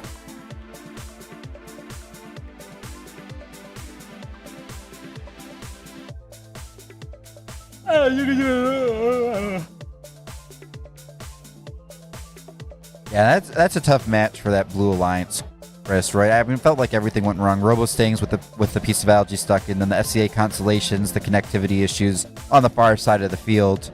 Thankfully, I guess for them at least, it was in front of a driver's station or a feeder station, so they could roughly shut that down a little bit. So the Red Alliance will take this match with a 132 to a 97. The Blue Alliance picks up 5 big ranking points, but the Blue Alliance only bringing home 2. That moves up the Killer Bees in the number 9 spot, with the Foley Freeze dropping into the number 3 spot. That might be where they will be for Alliance selection in the rankings here. Yeah, pretty much all these teams. They still have 1 match left to go, so Don't know what'll happen, but yeah, currently your top 3, Livonia Warriors 1, Hot Team 2, Fully Freeze, now down at that number 3 spot. Let's see, do I got our full rankings here? Lightning Robotics at 4, Hammerheads at 5, Bedford Express 6, Gearheads at 7, and the Laker Dreadnoughts at 8. Your current look with 1 match left to play at our Alliance Captain picture. All right, Chris, let's quickly meet our teams in this next match, and then we will talk about, I believe, the 3DS was next up. So, Red Alliance, you have 3604 Goon Squad, 6642 Harrison Stingers of Steel, as well as 815, that's Advanced Power. And on the blue side of the field, they got some momentum at the end of the day yesterday. Team 1250, the Gatorbots out of Dearborn, with their robot Greg 2.1. In the middle, it's the Hode Robotics, 7865 out of the Motor City. And from Pigeon, Michigan, 9245, the Laker Dreadnoughts. Like we mentioned, Laker Dreadnoughts ranked 8 on blue, Goon Squad ranked 9 on red. We're going to see a shake up in the rankings in this match. But let's take a look. Let's talk about the 3DS.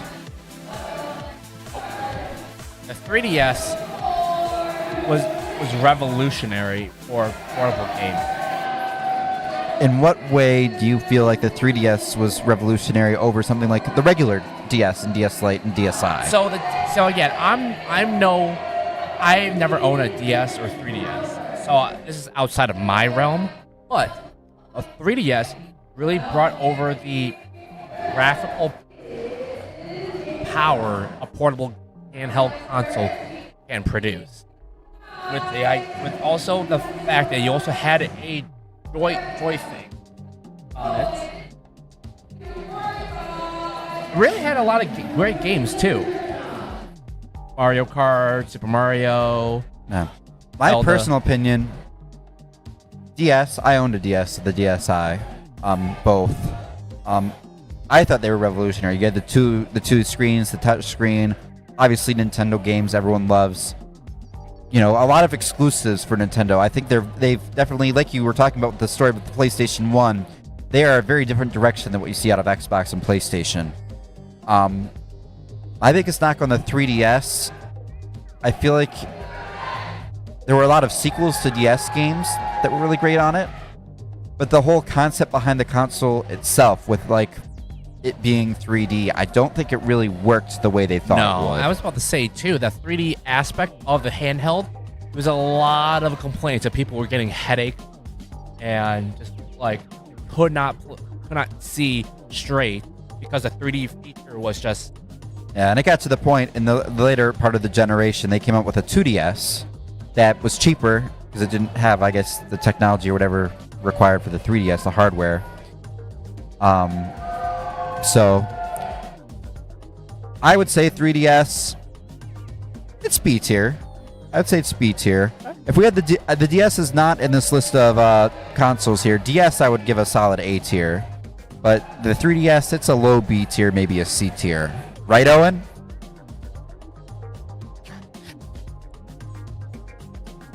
Well, all right, next is the Xbox One. Xbox One, I'm going to put this at C.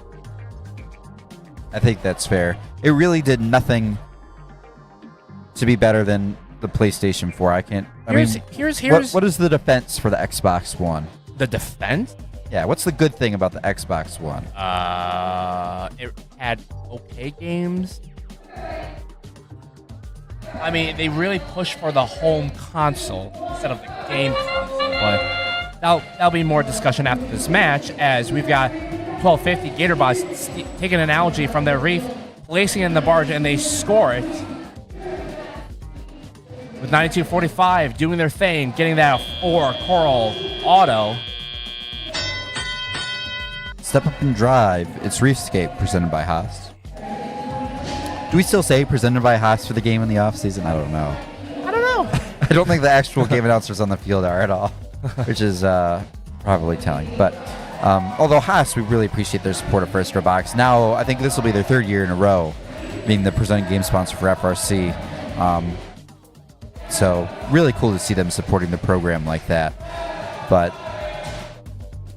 yeah, let's talk about this match. 37-58, Blue Alliance lead. Gatorbots I think we might have talked about this in one of the episodes on our podcast, Chris. Well, I probably wasn't in that episode, but GatorBots mid-season, they did a redesign, right? They went to week 1 at Ferndale. They had a robot that did Coral, and then prior to Belleville, they pivoted. They changed to be an algae-only robot, focusing on just filling up that top level of the barge. I think they fell just short of making states this season. Didn't do quite well enough on their alliance at their week 3 Belleville competition, but we're seeing it here. I mean, if you were at state, something like that, this robot has a spot on an alliance where you can just use that, like, your algae is taken care of. You don't have to think about anything else. The other two of you just got to get that coral done. Yeah. And you see it how it's paying off for 1250. 1250 is arguably one of the best, if not better, algae bots in this competition. So really showing that why their redesign is paying off. And we see 815 advanced power coming over to play a little bit of defense. Laker Dreadnoughts.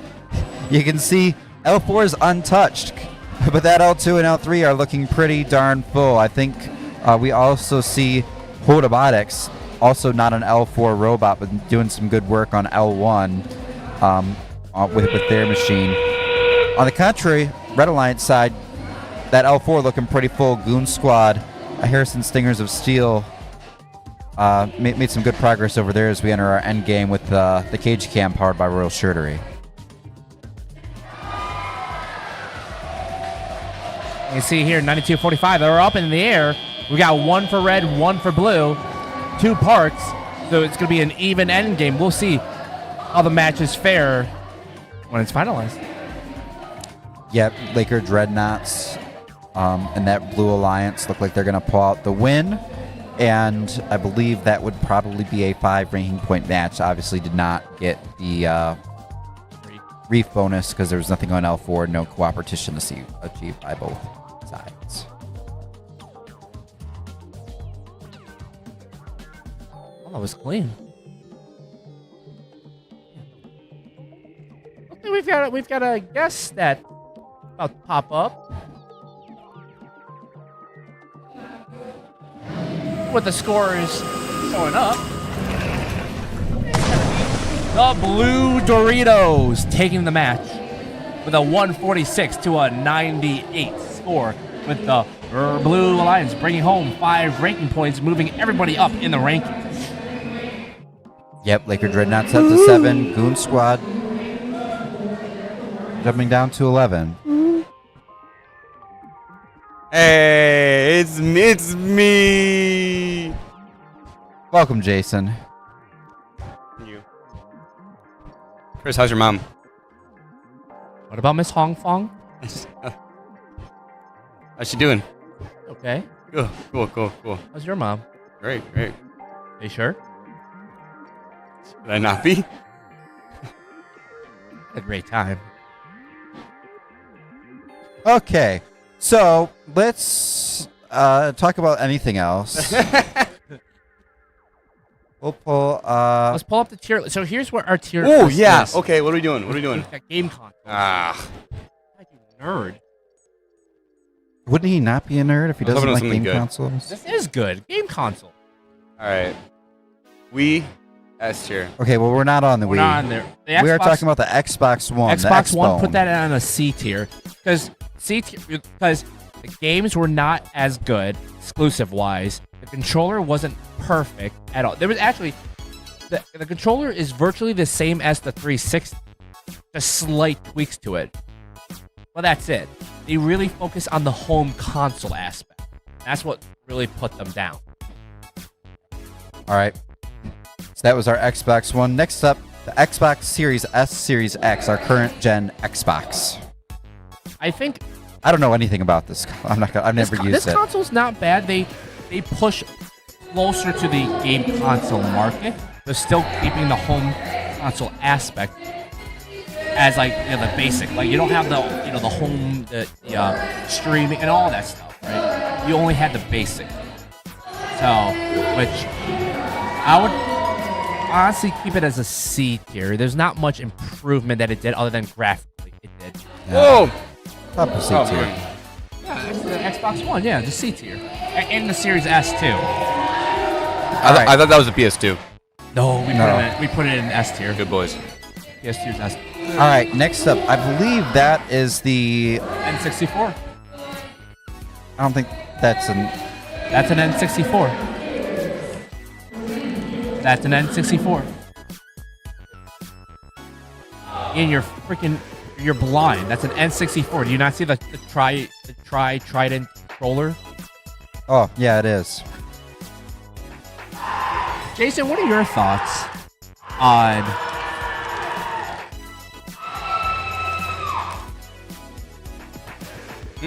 the N64? He says it's okay. I really hated the controller. Classic. I hate Controller is very awkward. I really never played this console. I feel like I can't rank it. the games were good. The games what really kicked off the 3D aspect of Mario. Yeah. Because before that, it used to have been 2D. Yep. N64. Like you think of Mario Kart 64, right? Yep. But the controller just wasn't. Because again, this was the same time period as the PS2 as well. No, it wasn't. Yeah, it was. It wasn't. Yes, it was. No, it wasn't. When did it come out? This is the oldest Nintendo console on here. You had, and when did the N64 come out? dude, you're gonna look so stupid.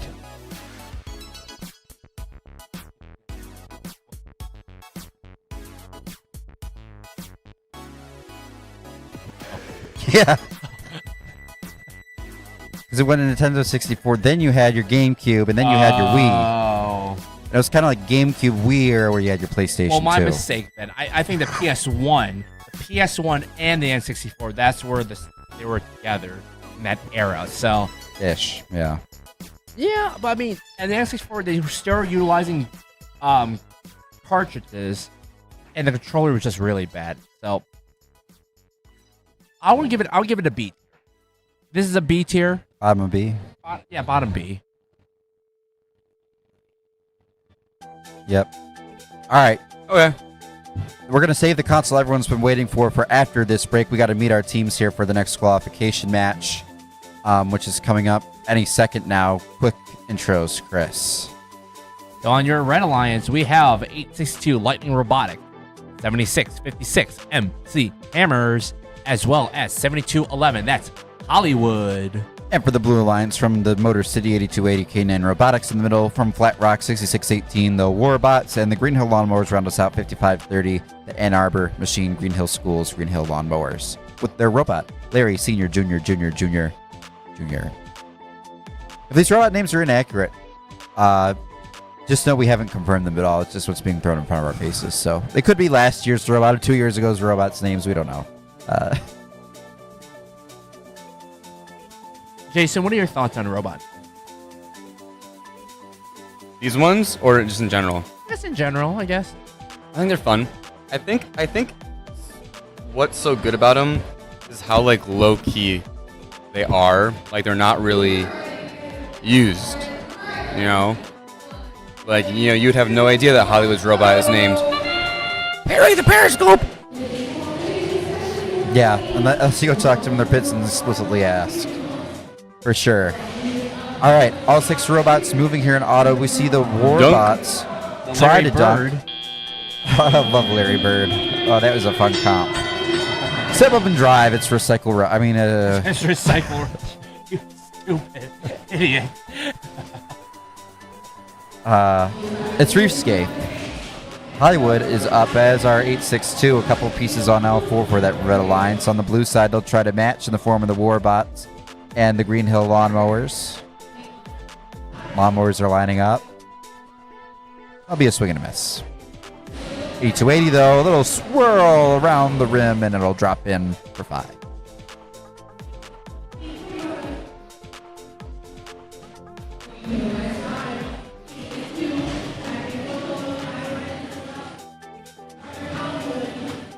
All these robots just cycling, no defense in this match. 3-on-3. Might have one dead red robot in that far corner. I'm not seeing MC Hammers doing anything right now. Kind of over by that feeder station. Not sure what might be up with their machine.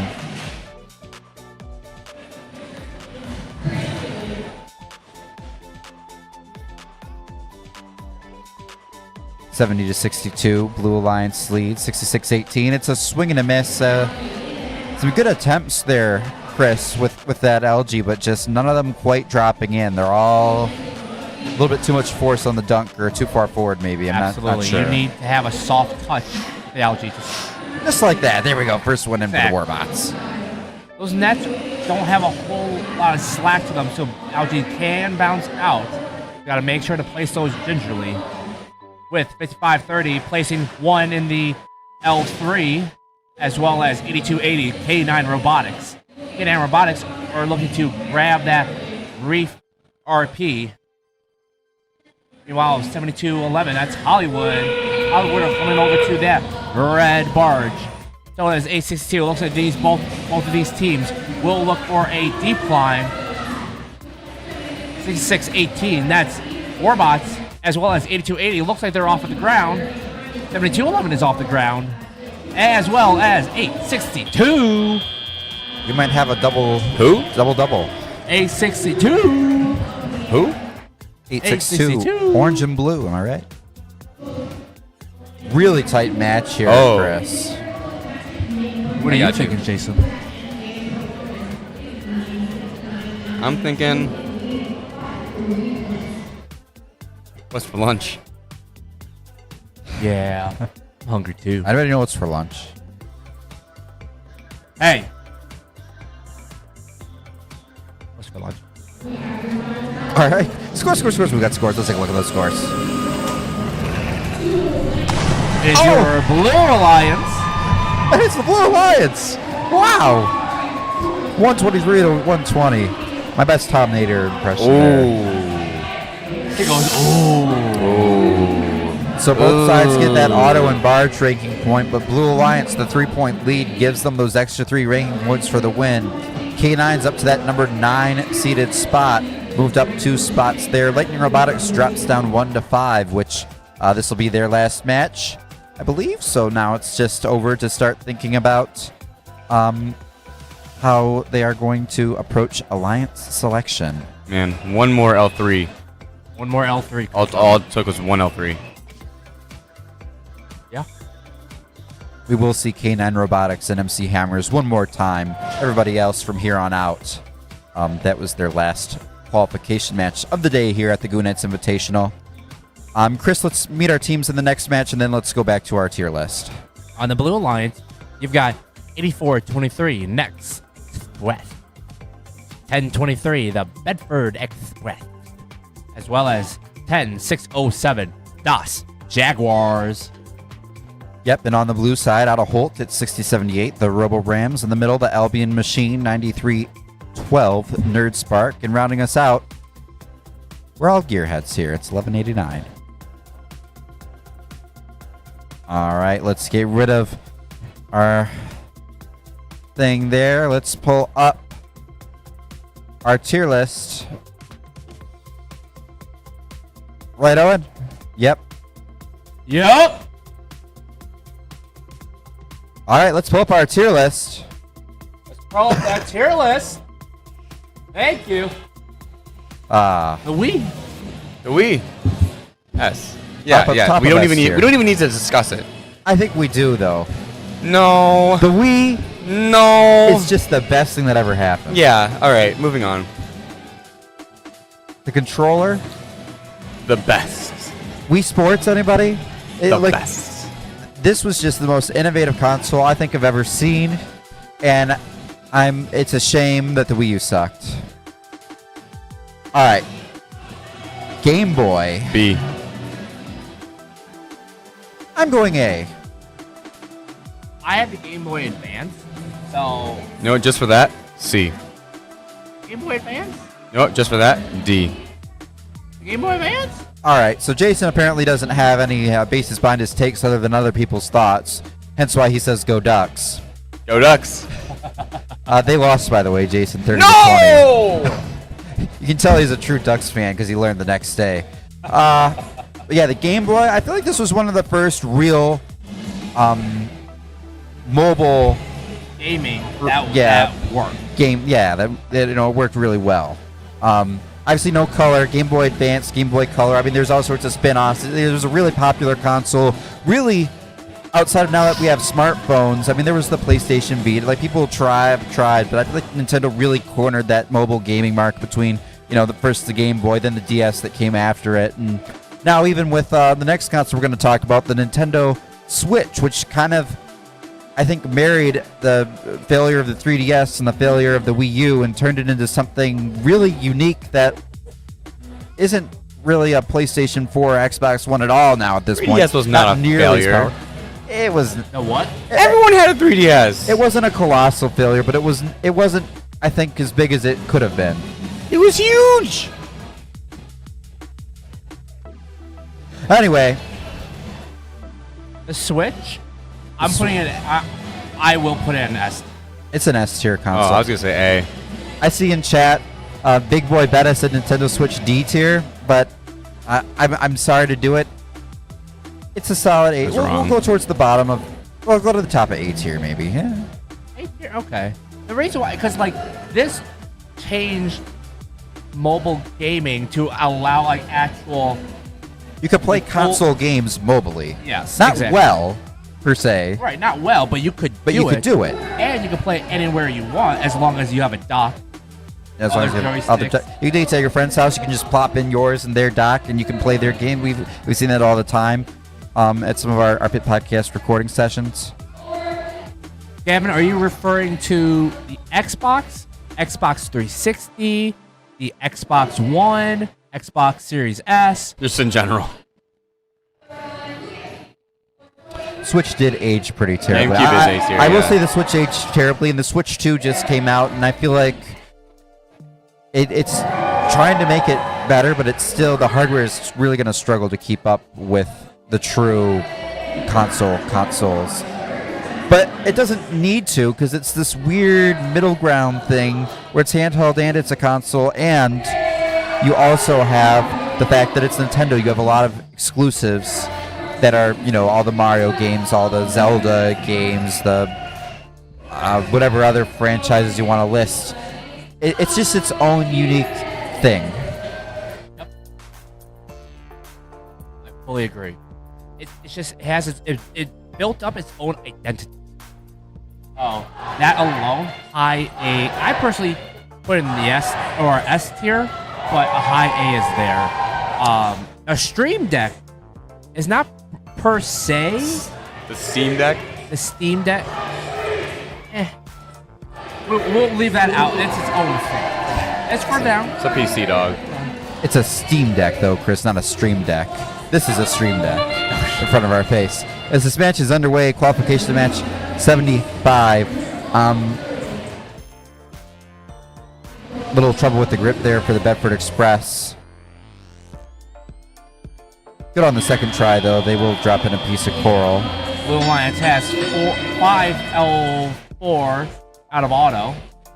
Yep, Gearhead's Nerdspark, some clutch autos there. Nerdspark going to focus on LG now.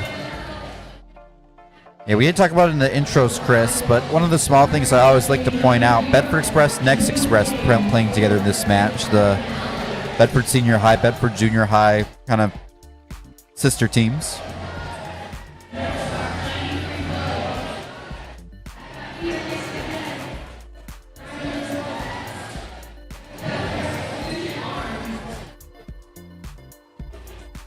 You can see here, 9312 just took off an algae off of that reef.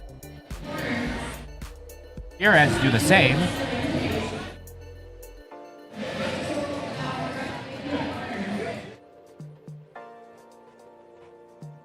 Meanwhile, when we take a look at the red side, it looks like 1023 is not moving at the moment.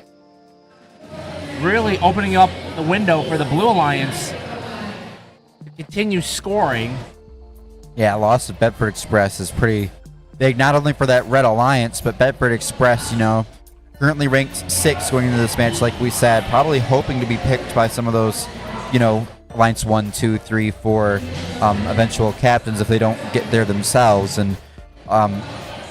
They are back up and moving now, which is great, but that's one thing you gotta wonder, are the scouts watching that, are they going, oh, well, is that something that could be a 10-23 just liability moved later? over to the field. Going to play some defense. Try to slow down that Blue Alliance. Probably having an issue with their arm. I doubt this is a strategic play, Chris.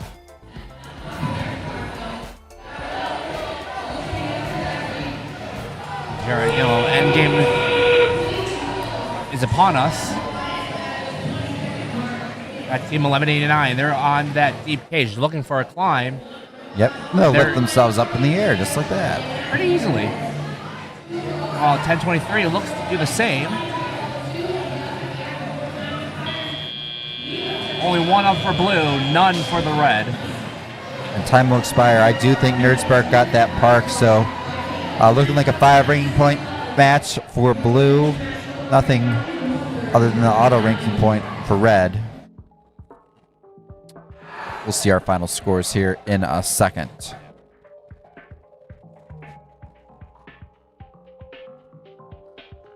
Oh.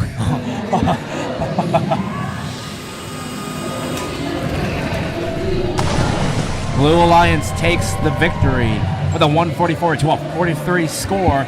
Blue Alliance takes home 5 ranking points. That moves up to the Gearheads to the number 5 spot. Yeah, and that'll be huge for them. We'll see if that holds. Still a few more teams yet to play. But a nice showing by Gearheads, Nerdspark, and the Robo Rams there in their final match of the day. What do you think of Big Boy Betta's question? Well, I think we got to start by talking about the Nintendo GameCube. I think so too. Now, were you a Nintendo guy? Yeah, I think so. So you played the GameCube? Yeah, I had a N64. I didn't have a GameCube. I had an N64, a Wii, and a Wii U. Wii U is the best console. You're out of your mind, bro. It was sick. You are. I can't say it on stream, but you are. It was awesome. Not smart. It was so cool. If you, All right, well, the Wii U was just a terrible console. No, it was great. You had a controller. It was sick. Touchscreen. Yeah. That Hey, Owen, can you pump the didn't tier work list? that well. It worked great. It didn't work that well. amazing. You can't even play it portably. Yeah, again. So it was just stupid. It was great. All right, so GameCube seems to have found itself in A tier. I don't think we'd said that out loud. No. Although Big Boy Betta said GameCube A tier, maybe that's why it's ended up here. It was decent. I mean, I don't have enough to make an opinion about it. I mean, I think about the games for the GameCube that came out. Right, yeah, Mario Kart Double Dash, which is a really unique concept. I'm kind of sad we haven't seen again since. But I would keep the GameCube at A tier. I mean, I never played it. The controller was a little funky, but very much usable. It's not bad. It's okay. Give it an A. A lot of people liked it. I think I'll throw it in A tier. So that's our final tier list. Pit Crew, let us know where we went wrong. I mean, a couple of big ones that are missing. I think Nintendo DS, like we talked about, this is an S tier handheld console. The DS, original DSi, DS Lite, the whole DS series. Gearheads are here. It's ours here. Oh. So, cool. Now let's talk about that. Can we do a podcast member tier list now decided by polls in chat? That's a good one. Is that even a thing? Can we do that? Oh, and are we? Well, how would you just like? What if you have like 5 people vote S tier, but then like? I know. I said the Sega Genesis earlier. We don't even have it. I like the idea, Big Boy, better, but I don't think chat's active enough today for us to pull that one off. But we should put that in our back pocket to do in the future, because it would be kind of uncomfortable to watch. That would be that's an interesting Maybe concept. later. Maybe later. All right. Yeah. Amara, I agree the Sega Genesis should be on the list, but I'm not gonna lie, that was a D tier. It was not a good console. Sega. Reminds me of Sonic. All All right. right. Meet our teams, Chris. Let's do it. On the red side, you've got 3655 Tractor Technicians, 8424 Tractor Technicians Next Gen, with 67 the Hot Team, the Heroes of Tomorrow. And for the Blue Alliance, the Battle Creek Machine, 4327Q Branch. In the middle of the Hall of Fame, 2834 Machine, the Bionic Blackhawks. And 6616, the Mechanical Pumas, round out your Blue Alliance. And yet again, Chris, we have sister teams, Mason High School, Mason Middle School, Tractor Technicians, and their Next Generation team on the Red Alliance. Must have been weird in Q when when you had Bedford and Bedford and Next Express, and then you had Tractor Technicians, Next Gen. It's like you have 4 teams in the 6 spots in the queue, basically. Small random things that pop through my head. Jason, if I fart right now, would that be okay? Thanks for having me, guys. I won't do it. No, I'll hold it. So good to have Jason back on stream, guys. Good. And gals. Good to have Jason on the show. And you. Yeah. Good to have you on I the just want show. more of these. What is that? Pop-Tarts, Crunch Poppers, They're strawberry. really good. They smelled good. And I don't even like strawberries, so.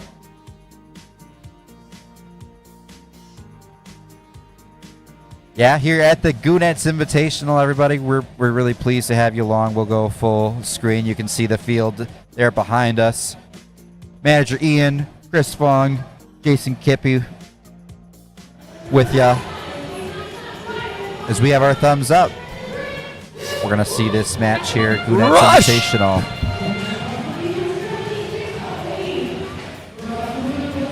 All the robots moving. Let's see Hot Team's auto here. They got 1, 2, and 3 pieces there picked up by the Hot Team, of course, in addition to whatever before that. Their pre-scored one out of auto, what I was thinking there. So Got 28-34 playing defense, as well as Next Gen Tractor Technicians also playing defense. Looks like do their last-ditch effort to show off what their defense capabilities are for Alliance selection. yeah, and this is interesting, Chris. 36-55 and 84-24. Both Tractor Technician teams both have been basically playing defense the entire event. So now on an Alliance together, looks like Next Gen gets the nod on defense, and the Tractor Technicians are going to try to get a few scores in. They intaked a piece of coral there. Looks like they're going to try to line up, maybe go L2 here. And they do get it on for 3 points. Meanwhile, the Hot Team, they're placing another coral on that L4, avoiding the human player station altogether and going only that with their fast ground intake. It was a fun first second there. Our score was 67-33. Of course, the Hot Team and the Killer Bees at this event known as the Killer Knights, a couple of our bigger teams here in Michigan of the old guard. 43-27, looking to place another coral on that L2. As well as 66-16, that's Mechanical Pumas. Mechanical Pumas are looking to load up from their human player station, seeing if they can grab another coral and place it for that L1 trough.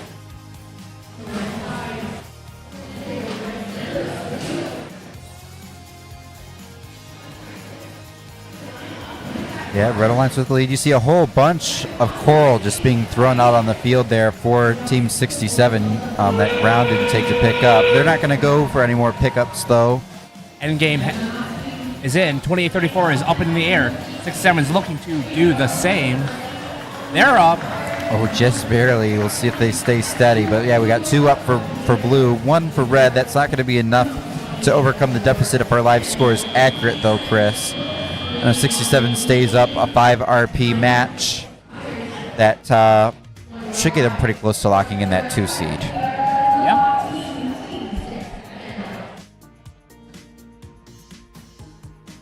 Looks like Gavin in the chat is telling us that at this point in time, 28-32 will be a lock for that number 1 ranked team.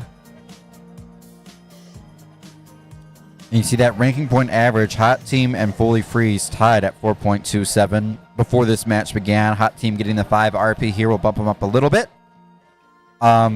So Fully Freeze, obviously the tiebreaker has been going to the Hot Team to this point, so you'd assume that tiebreaker would more than likely hold. So Fully Freeze needing 6 RP in their final match if they are going to hop up to number 2. Yep. Assuming our speculation is correct. We'll see those scores right now. See if it was a 5 RP match for the Heroes of Tomorrow and their teammates, the Tractor Technicians, the Next Gen. And it is. That does hold Hot Team and the number 2 ranked spot. 2 ranking points for Blue as well. Both sides, the auto ranking point and the barge ranking point. As we'll go back full screen. Jason had to go find his backpack. Got lost somewhere earlier in the event. Chris, maybe that's something. This would be a good podcast topic.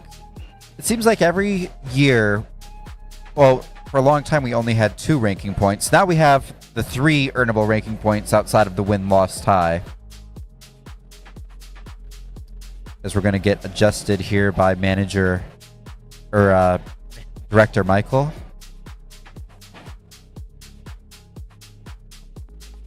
Boom, back front and center.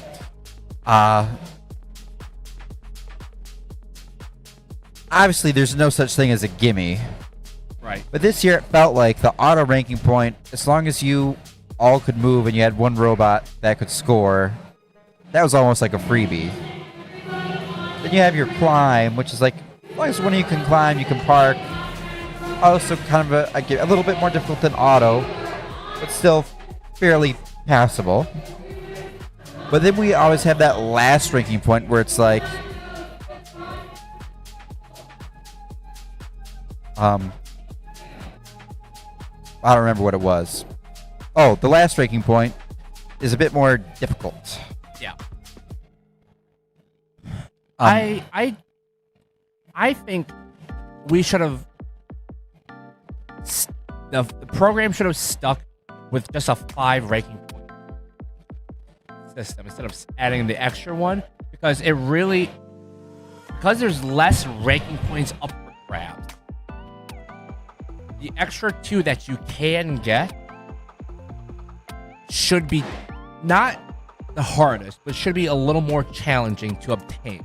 Because for those extra ranking points, if you really want to snag those, you really got to work with your alliance to accomplish that goal. And that goal should be not... Is it very difficult to do it by yourself? Yes. But to make it easier, use your alliance partners to assist. I think adding the extra one just made it like it's just a gimmick, like you said.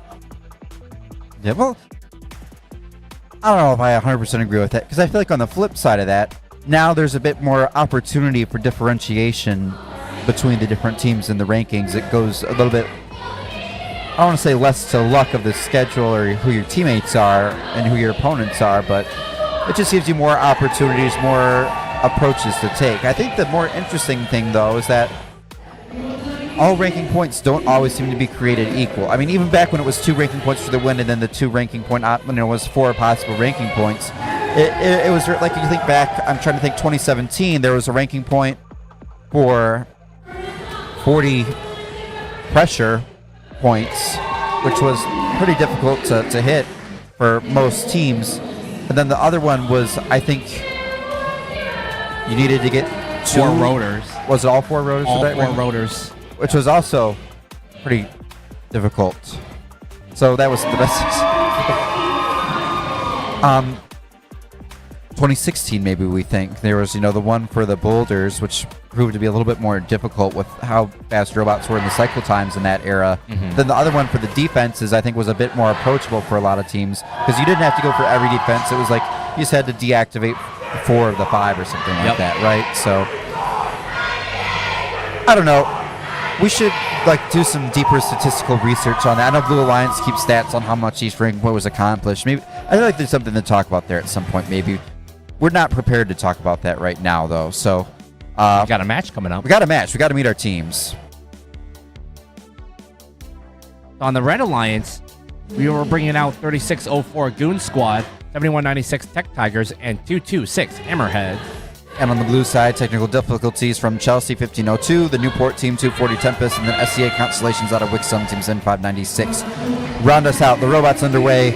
And Gavin putting out in chat, I don't have a fact checked on this, but theoretically 226 in that race for rank 2 still. If they can get 6 ranking points and the co-op bonus in this match. And they have a couple really good teammates. Tech Tigers, Goon Squad, a couple good teams on that Red Alliance with the Hammerheads. So we'll see how this plays out. Constellations contacts the red bot in their reap zone. That is a no-go. Yeah, it draws the attention of our referee. So looks like SCA Constellation is going to go try to play some defense, slow down this Red Alliance, leave the technical difficulties in Tempest to work on scoring. We see the Chelsea machine up with a piece of coral, lining up, trying to drop it in. We'll keep an eye on that as they get ready for their score. Red side, though, Goon Squad score. Hammerheads score.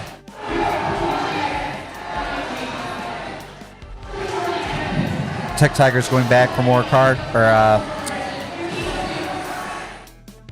Coral, and they'll go up and score. 0-3 for that machine. And we 1502. They're looking to place another Coral in that L4, trying to keep up for that Red Alliance, who... Drop that one in nice and quick, Chris. I'll say 226 just drew attention to the ref for throwing an algae into the blue cave.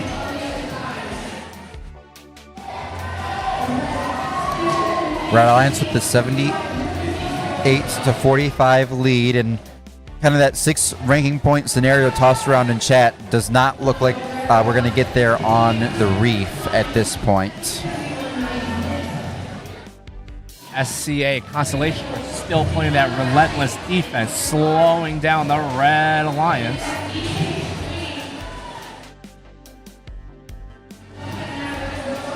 Ooh, that was close by Goon Squad. Their arm was extended out of their frame perimeter. Could have gotten some trouble if they touched inside the SCA Constellation's frame perimeter there, but looks like they avoided it. As we're getting down to our final 10 seconds. Tech Tigers up, and Goon Squad will ram them in the air. That might cost the climb for the Tech Tigers. 226 struggling to get all these robots on the red side so close together. Time will expire. I don't think anyone's going to be in the air, Chris. No, it looks like everybody's still on the ground contacting. Wait for the final scores. Yeah, while we wait for those scores, message in chat from Big Boy at Beta. Really love having you in chat, Big Boy Beta, today. A lot of great commentary from you and Gavin both. But good point that I think we talked about a little bit yesterday, but I don't think anyone ever talks about it enough. It's very easy up here. You're just seeing this field. You assume everyone can see what we can see, right? But that's not the case. These drivers are behind the driver screen, and when you're playing defense, your rollout is on the complete opposite side of the field. There's a giant barge, there's cages, and there's 2 reefs blocking your view, especially if you're in that middle drive station. Absolutely. And most of the time, most drivers are not driving by camera. They're driving through the driver glass, so they have to really train their eyes to look through all those obstacles.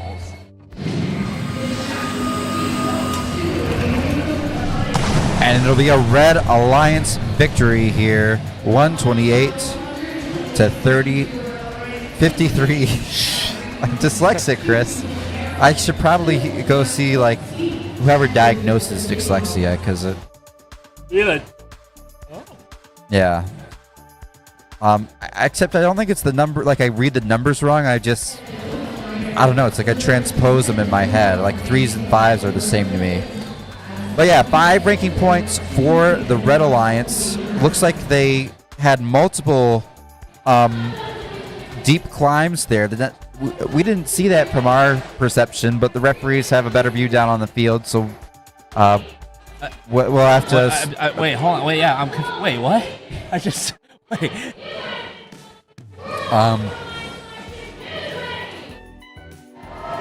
Yeah, okay.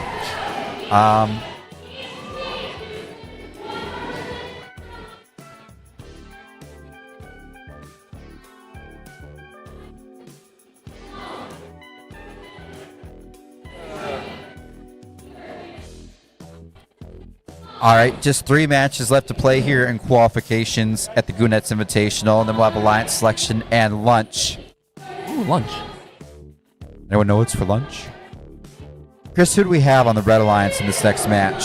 So on the Red Alliance, you have your number 1 ranked team, 2832 Livonia Warriors, playing just to play, as noted that they're essentially a lock as a number 1 seeded team, with their partners 7865 Robotics, as well as 2620 from Southgate Titan. And over on your blue side of the field, it's the Auburn Hills Grosse Pointe Machine. Well, it's the Auburn Hills Machine, Team 33, with the kids also out of Grosse Pointe, the Killer Knights, across over the Killer Bees, and 3175 Night Vision at this event. In the middle, the Pigeon 9245 Laker Dreadnoughts and Harrison, Michigan's Steel of Stingers 6642 round out the Blue Alliance. We have 3 top 10 teams in this match, and Robotics at 12. Or Robotics at 12, also on that Red Alliance, not that far out of it. This is going to be competitive, and it could shake up our rankings. Yeah, I believe no matter what Livonia Warriors do, even if they lose and get a 0 RP match, their ranking won't change. Really quick in chat, something from Big Boy Beta, or from Gavin, about the ranking point. Ranking points can be given via penalty, but climbs cannot. And if you saw the scores in that last match, there was 2 climbs given to the Red Alliance, as they had 26 barge points. Climbs themselves cannot be given via penalty, Chris, if I'm not mistaken. Mm-hmm. So evidently those robots were up. I don't know, maybe our camera cut off after 3 seconds. They'd gotten in the air, or there was something where our camera was just at a rough angle for us. So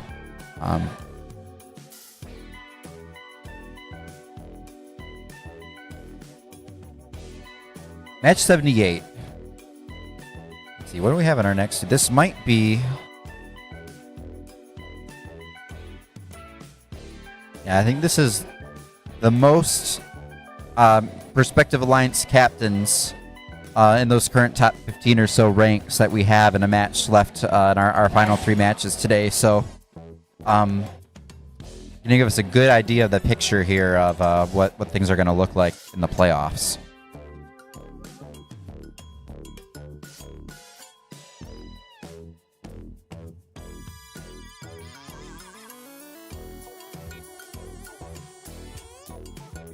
Looks like head referee John Kentfield over behind the Red Bull driver station glass. Or hold up while we wait for this match to begin. Teams are still trying to connect. We're all connected. We got our green light.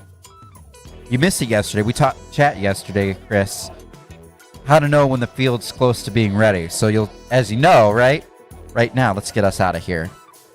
We see the blue and red numbers on either side of the field, which means that our lights have gone green. None of those stack lights are blinking.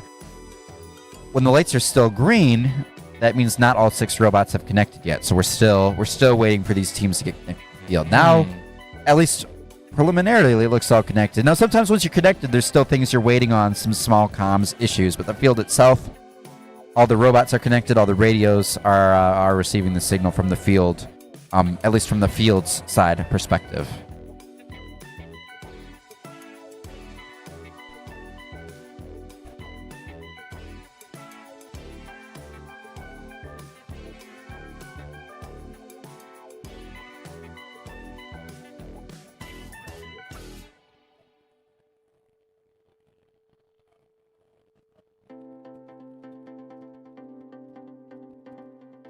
Looks like we're about to get our thumb up from our head referee.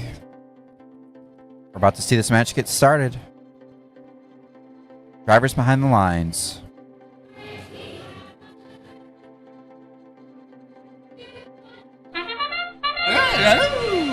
We have all 6 spots off the black auto line.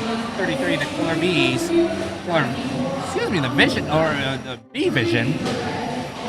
Say they're only got 1 in L4. Meanwhile, Dreadnoughts has 4-piece auto successfully sent. Step Up and Drive. It's Reefscape presented by the Gene Haas Foundation. Here on the Pit Podcast stream, powered by Royal Shirtery at the Goonettes Invitational. Got a double Algae there, 28-32, the Livonia Warriors, and 33, the Killer Knights up with Algae. Killer Knights over with a piece of coral now as well.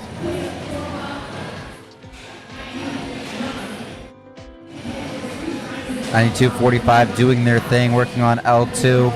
Looks like a little traffic working with the Killer Knights there from that feeder station. Might slow down those cycles a little bit. When they're working all alone on one side of the field, their cycles can get to be 2 or 3 second per match. We saw that 23 cycles for the Laker Dreadnoughts in their last match. Wow. This is where the automation comes into play. With 26-20, Titans just drops that coral off of the L4 and onto the ground. Meanwhile, with 28-32, that's Livonia Warriors. Livonia Warriors are still looking to keep placing as many coral as possible. The Blue Lions, they have already achieved their reef ranking point. Now they're going ham and trying to see if they can fill it. Yeah, it's a close match, Chris. So all these coral, they got that ranking point, but they're still going to matter. It's only about a 13-point, making a 9-7 point lead for the Blue Alliance right now. That top level of the Red Reef nearly full, and a lot of focus on L1 for Red, whereas obviously the Blue Alliance with Laker Dreadnoughts, they got a lot of L2, L3. But they've achieved what they need to for that ranking point for the Reef, and they've gotten their auto ranking point. If they can get the climbs knocked out here, if their score holds. This is a crucial moment. 33 is up. 28-32 is up. Just need some parks here. Looks like they're good. Looks like one climb on each side. So a 6 ranking point match here for the Blue Alliance.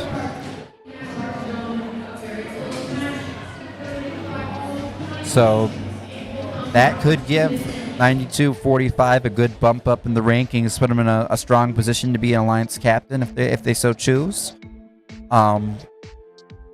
Assuming they're not picked up by a team higher than them and they accept during Alliance selection. Of course, everything we're doing up here, folks, as we say, it's speculative when we're looking at what we're seeing with the climbs. That our final official scores will come in a moment.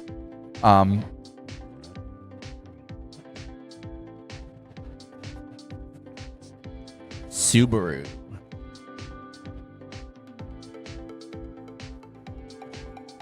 The Slayer says 92-45 will get number 4th spot. We'll see what it officially says on the scores. Yeah, bump up to 4 for now. We'll obviously still have some time to see in the next couple matches. Anyone can pass or drop, but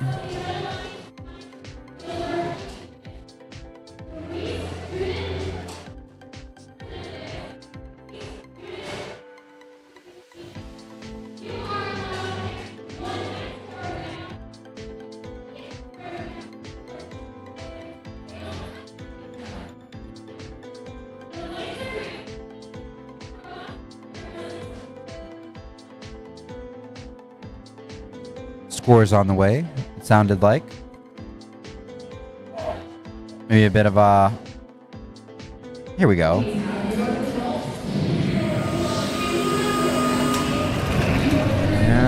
the Blue Alliance. Did they get the 6 RP? They got did. the 6 RP. That seals the deal pretty much.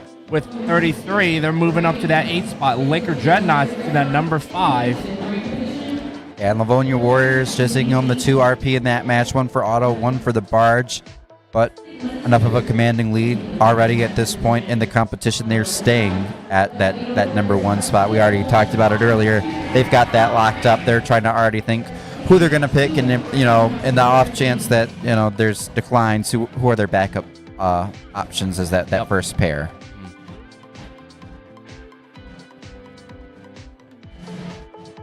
So up in the next match, we've got a major ranking implication here.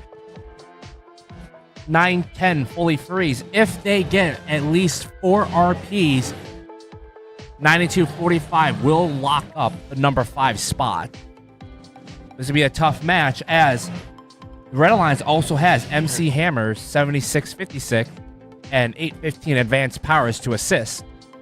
With the Blue Alliance,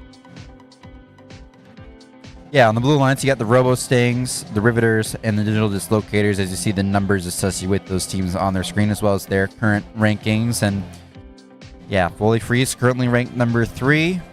Probably not going to see too much movement in any direction here. Like we talked about earlier, they're going to need 6 ranking points in order to move up past Hot Team for that number 2 ranked position, but maybe a little room to drop in the standings if they have a bad loss here. As we get a full screen of Chris and Ian. oh, so strong. I don't know about that. Well, maybe for you, not for me. Not for me. Oh, muscle. No? I used to. Used to. Then we went to K-Pot. K-Pot? K-Pot? Hey, unironically, there was a birthday earlier today, this morning. Oh. Sang the K-Pot song. Yeah, for those who've never been to K-Pot, maybe not from Michigan, K-Pot is a chain here, Korean barbecue and hot pot. It's a nice little combination thing. Not sponsored by K-Pot here at Goonettes or the Pit Podcast, but it's a lot of, always a good time dining at K-Pot. Unlimited food that you can make in that amount of time. As long as you eat it, you don't want to waste food. That's bad for them and bad for the world and whatever else. So but always a good time. A little bit pricey. It's been getting pricier. Not immune to the inflation. Yeah. But definitely if you're a fan of like Asian foods, you want to go to a restaurant to grill your own food on a hot pot or make a nice bowl of soup, some hot pot, get some ramen in there, maybe some noodles. I mean, my personal recommendation would be avoid anything carbs because that fills you up quicker. That's true. You want to eat the more expensive stuff first, make your money's back. Yeah, and Gavin pointing out 910 could also rank 2 if you get 5 RP in a co-op. Yeah, I'm not sure where we stand on the device we have in front of us. I can't see where they're at on the co-op tiebreaker, but it's not impossible that situation is also true. If the Red Alliance gets co-op, as well as 5 ranking points, Full Freeze might be able to jump into second. We'll obviously see after the match is over what the FMS tells us, assuming the, 2 strong alliances here. Digital Dislocators, Riveters, Robo Stings, they've all been doing pretty good. All, a good chance of playing in these playoffs as well on the blue side. So they can give the Red Alliance a run for their money. But the story of this match is 9-10. See where they end up in the rank. So we'll go back to our field cam as we're getting close to this match starting. We'll keep an eye on what's going on.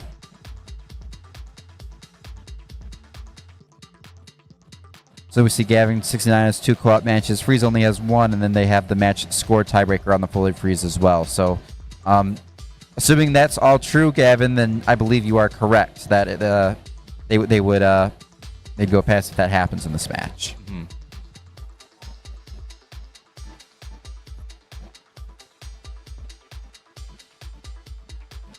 MC Hammer's robot name apparently Barry the Barracuda.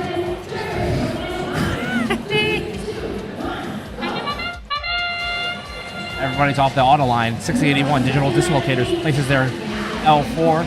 So does Robo Stings, and so does Riveters. We got a 3-piece blue side. Yep, 3 up so far for blue. Robo Stings, they sweep around. They'll grab it on a piece of coral, but they won't go up. Blue Alliance 41 to a red 33. Holy Freeze, they're looking to place more coral onto that L4. They need ranking points in order to maintain their high position in the standings. We see 2 LG for the blue Bard.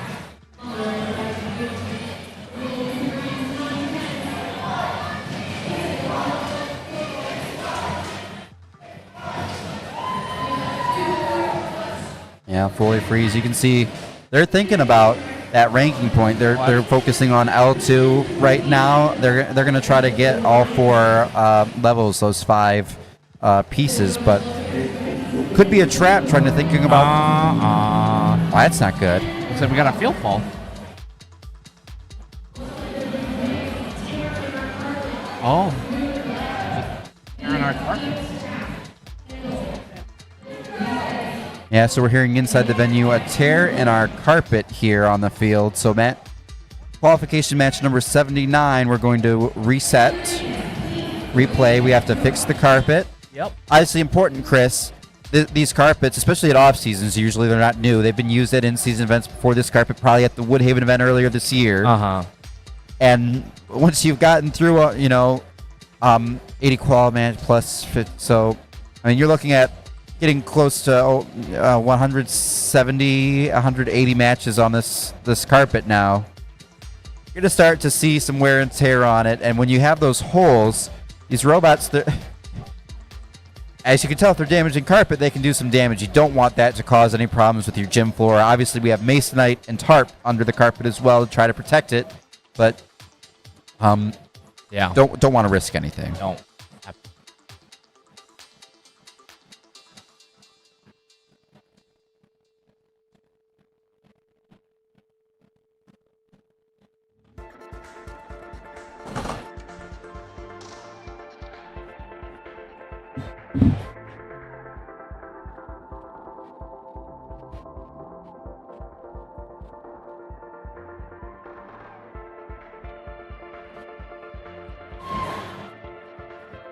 So, our field resetting now here, qualification match number 79. We'll take a look.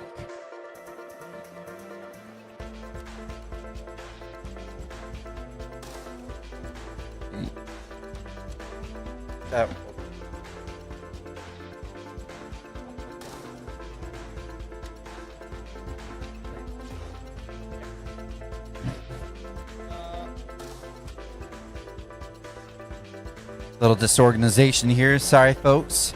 As we'll open up our picture-in-picture again. Look. Oh, thank goodness you turned that off. That's so nice. Yeah, it was very loud. Back over here. It's Michael. How you doing, Ian? I'm doing good. A lot of talking this morning, but it's all good talking.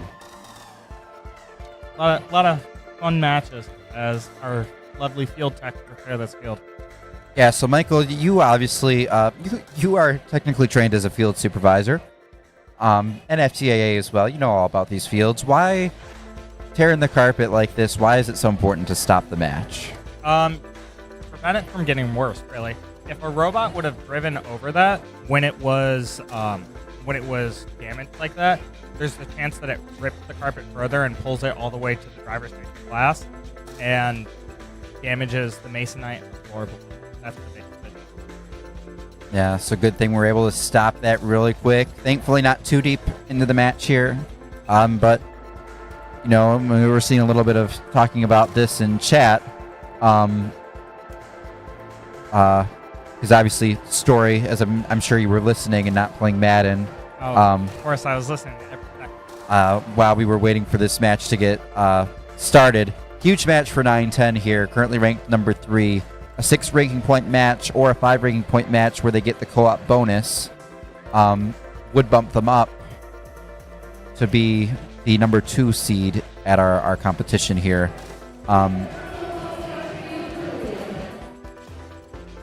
Obviously a loss, depending on how many ranking points they get in that situation, could drop them down further from 3. So yeah, and your placement is everything. Right? If you can't be on the number 1 alliance, your best bet is to be on that number 2 alliance, right? The higher you are, the better odds you have. Yeah, usually that's the way it works. Although sometimes maybe there's an argument lower seed, you get 3 good robots versus 2 elite ones, and one that, obviously still good, but maybe just a little bit weaker than any of the other playoff robots. Yeah, definitely. And at this event where there's so many good teams here, it's almost any alliance can take the win. But we're watching this field get reset. Looks like we're getting close. We see the wonderful field supervisor, Lindsay, putting the final touch on that lollipop over on the blue side of the field, right where the field carpet was having some repairs.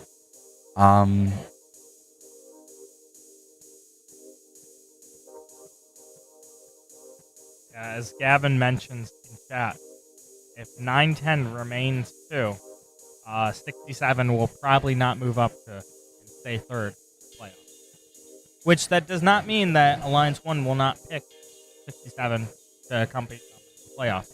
Yeah, no telling what Livonia Warriors will do, what, if 9-10 bumps up to number 2, what they would do, or even the hot team, if they're number 2, what they would do, right? There's a lot of really good robots at this event. Obviously, we just to run through our current top of the rankings. Number 1, Livonia Warriors, we've been talking about all day. Same thing, hot team at 2, Fully Freeze at 3. But then you have the Hammerheads at 4, Gearheads at 5, Lightning Robotics at 6. Laker Dreadnoughts, we've been talking about every broadcast we've done. They've been at almost every offseason, it feels like. And, they are phenomenal with what they do on the L2 and L3. So even down at 7, could see them take a pretty high jump up. The Killer Bees or Killer Knights have had a strong finish today. K9 Robotics here won at DCC last week on Alliance 1. Another strong contender. Bedford Express had a great season too at number 10 in our rankings right now. All these teams, Michael, you could toss them in a hat, make 5 alliances of 2 out of them, or any of the other teams, in our 11 through 20 spots. You could probably factor some of them in too, and you would have 5 alliances that are all phenomenal. Yeah, and Livonia Warriors are no stranger to that number 1 pick, as they were on their field at Worlds. But with that said, let's take it down to the field for our map. Yep, so match 79, the penultimate match of qualifications, take 2. As a quick score from that Red Alliance, that 9-10 machine, trying to score the 3 there. As they keep dropping it into that L1, they are getting points for that, just not the bonus points of that L4. Yep, and we saw the Robo Stings. First time around, their auto didn't hit quite as well. Looked like it worked a bit better there. But yeah, Blue Alliance with the early edge. These are 3 good robots on the Blue Alliance side of the field. Yeah, that 9-10 machine, it looks like their mechanism may be slightly off because they keep fitting it down across to that L1. I say that as they score another L4 Coral. Yep, they score, and their teammates, the MC Hammers, doing some damage on that side of the field as well. We'll see in the last match, Michael, or the last version of this match, it looked like they were trying for that Reef ranking point, kind of diversifying the levels they scored their Coral on. But they were starting to fall behind the Blue Alliance in that match. This was about the point we stopped, and scores looking pretty similar this go around too, 75 to 30 or to 58. It's a Blue Alliance lead, 8-15 advanced power playing some defense, trying to slow them down. Yeah, and going over to that Blue Alliance, you see from the Red Alliance, 8-15, that's the advanced power machine. They're trying to push some Coral to those human player stations, make it harder for those blue robots to get some pieces to score on that Reef. But that's not going to stop the Robo-Sames as they place another on that L3 branch. Of course, they need to remove that algae before that can count. Yeah, lots of action on the field at this point, 80 to 66. Red Alliance starting to close that gap a little bit, but the shake-up in the rankings could be interesting if this continues to hold. 35 seconds to play. And it's a swing and a miss from the Fully Freeze. That does not fall in the trough. It's up in the middle of that Reef there. It won't count for anything, Michael, unless it gets jarred free. Yeah. And I think this Red Alliance needs to start focusing on those L4s, start getting those points up, because this is a neck-and-neck game with 20 seconds left. Teams are going to start looking to climb as we see the Riveters up for the Blue Alliance. Yep, Riveters up, down to 8 seconds to go. Really close. There's a 7-point difference between these teams. Looks like we have a double climb for that Blue Alliance, 1 on the red. It looked like as of this moment, both alliances will receive that large ranking point for this match. Yep, and that'll be huge for 9-10. That would get their, that Red Alliance 2 ranking points, hypothetically, 1 for the Barge, 1 for the Leave and Auto, and the 1 piece of Coral. But Blue Alliance pulls off the win here. takes those 3 ranking points for the win, assuming our speculation holds. Can we go back to that barge camo? 91 to 98 in favor of your blue alliance at the end. But with those 2 blue climbs, if both are counted, I think that gives it to the blue alliance here. And you see 60-81 looks like they're down now, but what matters is 3 seconds after the match. That's when our camera cuts away. It's approximately 3 seconds after the match. Take a look at their scores. They looked up then. We got their scores. Michael, what do we got? We have the blue alliance taking the win here with a score of 124 to 102. Moving Holy Freeze down to 5th with 2 ranking points. And your blue alliance receiving 5 ranking points for that. Yep, so Hammerheads and Gearheads both bumping up a spot with the Fully Freeze falling a little in their ranking score there. And so... looking likely that the Hot and the Livonia Warriors potentially end up as your number 1 alliance here at the Goonettes Invitational. yeah, we'll see how that selection plays out. 1 match left to play, though. As we're chilling like a bunch of villains. Feeling like a villain? Yeah, this last match is going to be exciting. Looking at the average scores, nearly every team is above 105 points per match, which is fine. Yeah, we see that, and it's high across the board. The one, I guess, 3 teams here, maybe with some captain ambitions on the line. You have K9 and let's meet our teams first, Michael. Then we'll break down what we got going on here. Yeah, definitely. We'll start off on our Red Alliance with 245, the Atom Buff in the middle, 35, 38, the Robo Jacket, and to round it out, 37, 67, PC Titan, Traverse City. And on the blue side of the field, it's the Livingston County Machine, 94-55, the Dynamites in the middle. Dearborn, Michigan's from the Henry Ford Academy, 1250 Gatorbots, and 8280 K9 Robotics out of Detroit. So, K9, the only one currently in a captain spot, and they're on the Blue Alliance, ranked 8. With the Red Alliance, you have the TC Titans and Atom Bots, ranked 13th and 14th respectively right now, Michael. So, win here could get them in that spot where, captain of 6, captain of 7, captain of 8, depending on how those first few picks go, bumping up another alliance position or 2 if that Red Alliance can pull off the win, and something to watch. Yeah, and with every alliance having very, very competitive performances to each other, we're going to be hard-pressed to pick an alliance for the favorite. Yeah, we see the teams listed here, and actually a small update from what we had said. TC's Titans had bumped up to 12th since we had last spoken. And we thank Michael for stepping in for a second there. We'll give another second for our wonderful boy, me, your boy from the Pit Podcast. It's me. I'm back. Who is me? I don't know. Who is me? Chris Fong from the Pit Podcast. Nice polo, by the way, Chris. Thank you. Thank you. You got a nice polo, too. Thank you. Yeah.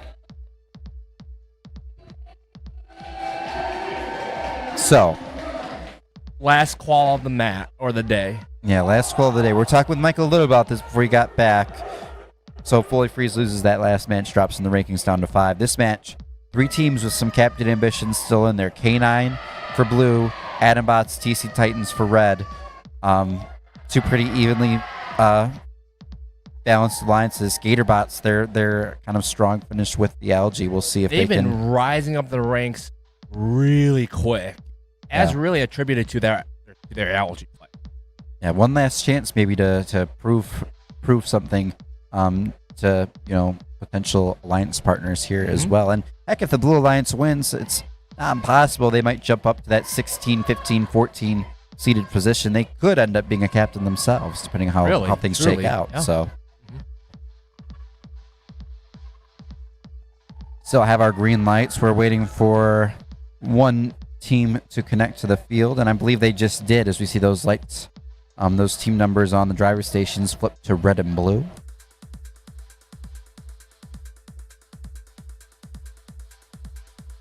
Head referee John Kempfield, FTA Jessica Messing giving their final checks. Can't see Jessica behind the barge, but she's been doing a phenomenal job all weekend as our FTA. Absolutely. They have everybody off the black auto line. We've got 1250 doing what they do all weekend, grabbing that algae and placing it in the barge. Meanwhile, with 35-38, that's the Robo Jackets. Have 2 in L4. Step up and drive. 38-13, Red Alliance out to the early lead. Robo Jackets, they'll score a piece L4. Their teammates, the Atom Bots, going to match that as well.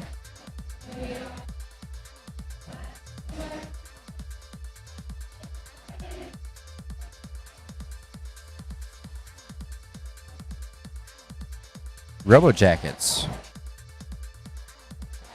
Maybe trying to show they can do some algae as well. Currently down at the number 24 seeded position, so they're hoping to get picked in this alliance selection process that will start after this match.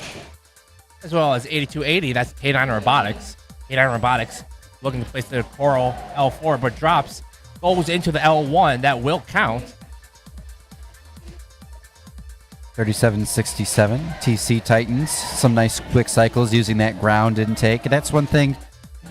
It was really interesting to see this year, Chris. Some teams went with the ground intake, some didn't. Obviously a lot easier to build something where you just chuck in the coral.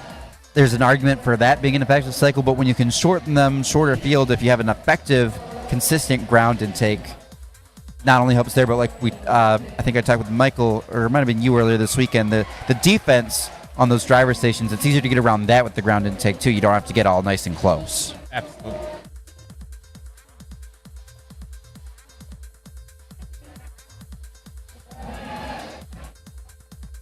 From 13 to 82, Blue Alliance did get their cooperation benchmark there. DC Titans are placing an algae into that processor. Meanwhile, 1250. Man, look at that blue barge. Absolutely filled. Yep, it's packed. And Red Alliance got their cooperation bonus there too. And that lowers the threshold. So Red Alliance currently in line for that ranking point on the reef. I believe they got their all ranking point as well. And we see Atom Bots. Ooh, they're close up in the air there.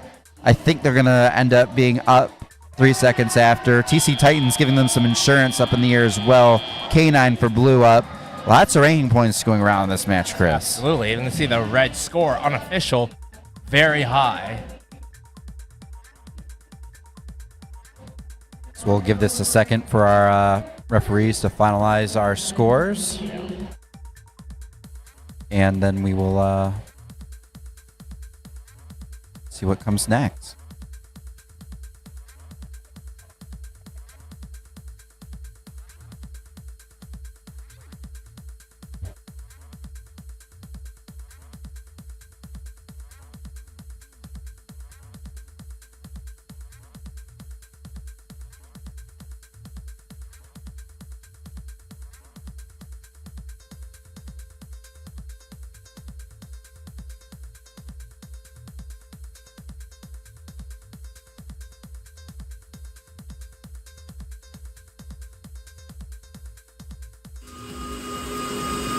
We have scores on the way. Let's take a look. It is the Red Alliance. With a 168 score to a blue 114. That gives the Red Alliance all 6 ranking points. That moves everybody up to those coveted higher seeded positions, with TC Titans in the number 10 spot and Atom Bots in the 13th. Really puts TC Titans as well as K9 Robotics, who are in the number 12 spot, really good positioning to be an alliance captain.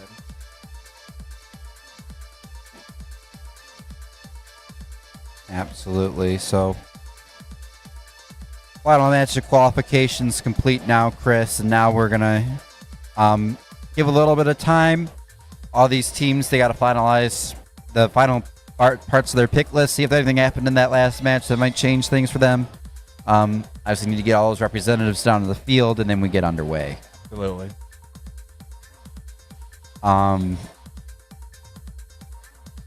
Yeah, now we got time to fill, huh?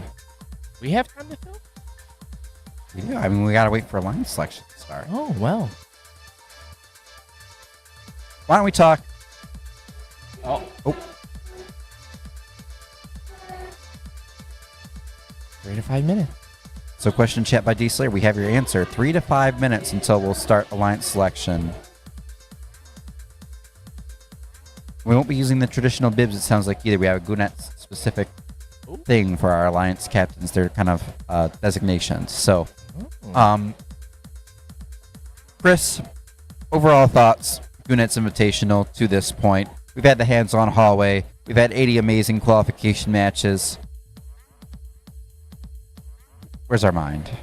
I think our mind, that's my mind right now. Let's break for lunch. I think this event always puts on a show. The hands-on hallway is always a great opportunity for the students to really get informed of higher education, as well as opportunities job-wise, what options are out there after post-secondary education, right? Always fantastic. Everybody at the tables showing off their products, showing off their opportunities, and that aspect is awesome. Competition-wise, it's about as how you expect. Everybody is playing, or lack for a better term, they play their damnness to perform the best that they can to where they are right now, to this point for Alliance. And we really saw lots of back and forth, especially in the rank. Everybody was just vying for a spot to be a captain, vying to get higher seeds, and just a lot of improvement throughout the day and throughout the event even. Yeah, because like we were talking about at the start, right? We have a lot of seniors who've graduated, so a lot of new people on teams in general, teams on Drive Team as well, and of course being Goonettes, we like to try to have as many of the women in STEM possible on these Drive Teams as well. So a lot of new people maybe new to it from that angle as well, right? So a lot of learning over these 12 qualification matches, and you can really see just how much, a lot of these people new to being on Drive Team, new to being in first even, are kind of settling in as we get ready for our alliance selection process.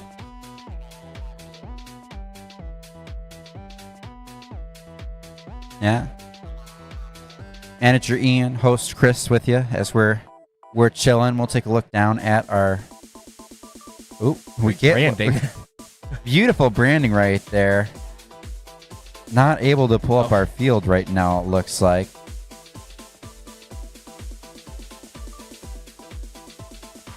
So we'll pack back up to us. You can see the field back there. Set up, getting ready.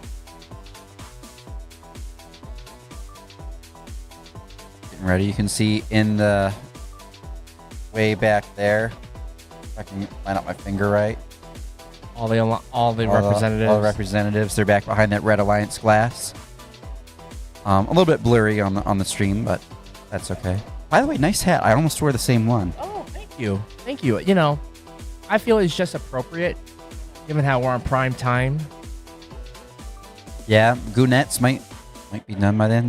For those of you who tuned in yesterday, no scoring updates for y'all as well. If you care about the 1 and 4 o'clock slate of Sunday football, NFL, we won't bother you with that. A lot less games today. And then, of course, our Detroit Lions here in Michigan playing the Kansas City Chiefs in primetime Sunday Night Football. Mike Tirico, Chris Collinsworth will get the call on NBC now later tonight. Let's take a look at the tape. Let's take a look at our key matchups for this event here. What do you mean key matchup? Players to watch out for and who to look out. While all this loads, some of the key matchups will be Patrick Mahomes, right? He'll be the quarterback for this team, as well as our D-line, right? I believe we've got Aleem McNeil back in. Yeah, he was practicing last week. Last week, yep. as well as if you take a look here. And Aiden Hutchinson against those Chiefs tackles would definitely be a pretty. Josh Simmons and Jawan Taylor. Jawan Taylor. Well, Jawan Taylor false start on every play. Keep an eye out on that because he does it every single game. Actually, last week I didn't see him false start every single passing play anymore. It was kind of surprising. Man. Those are the Arrowhead. those are the key matchups. That's gonna be what to look out, right? Some of the injury reports that are for the Lions. Unfortunately, we've got Terry and Arnold out for a shoulder injury. I did not know this. Aleem McNeil is out because of his knee. Got Brian Branch questionable with the ankle. Taylor Decker questionable with the shoulder. Kirby Joseph questionable with the knee. Khalif Raymond questionable with the neck. And Giovanni Manu questionable with the knee. There's a lot of key star players. Yep, a lot of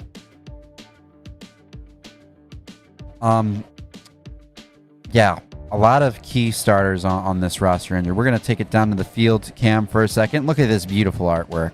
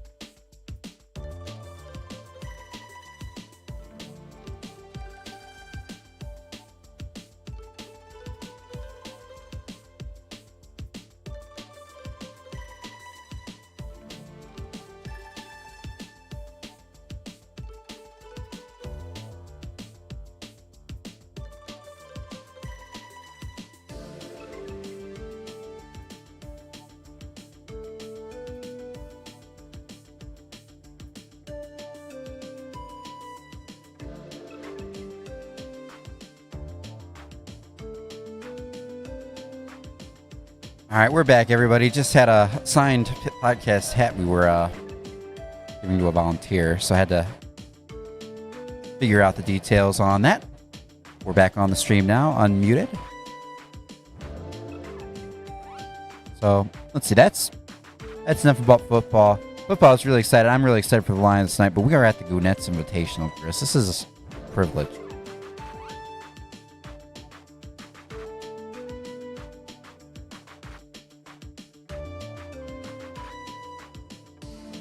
Yeah. Watching some videos here. We got some hype music going. I think Alliance we selection might be is getting about close start. to starting Alliance selection. Is there anything? Trying to see if any of our overlays will get us what we want to see. And so far, I'm not seeing any luck. That's us. Well, watch it back there until we have field cam up and going. I'm not sure if we're gonna kind of give you the updates up here as this goes on, or if we're gonna take it down to the field and have you. We might take you down to the field, follow along with our MCs and game announcers on the field for line selection, give you our thoughts after. But so we're waiting on our wonderful production team today: Owen Murray, Michael Stapula, working the table.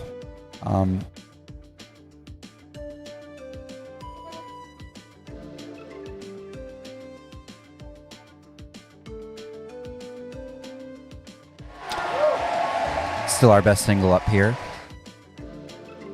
See the whole army of All those people. all the people for Alliance. allowed for three representatives. Three. Yep, up to 3 representatives.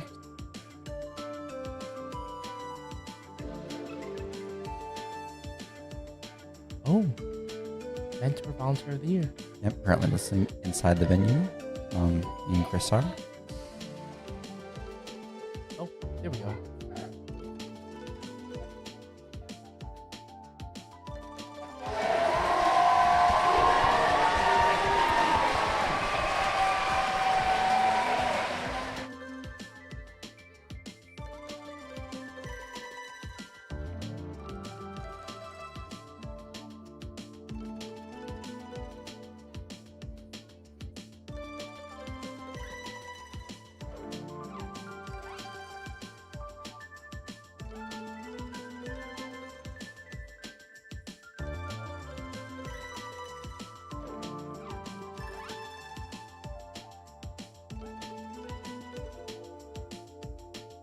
Anyone in chat, if you can let us know if you're getting audio from Lily down on the field or not, it would be helpful. The mentor sees potential where others see uncertainty, and who turns challenges into opportunities for growth.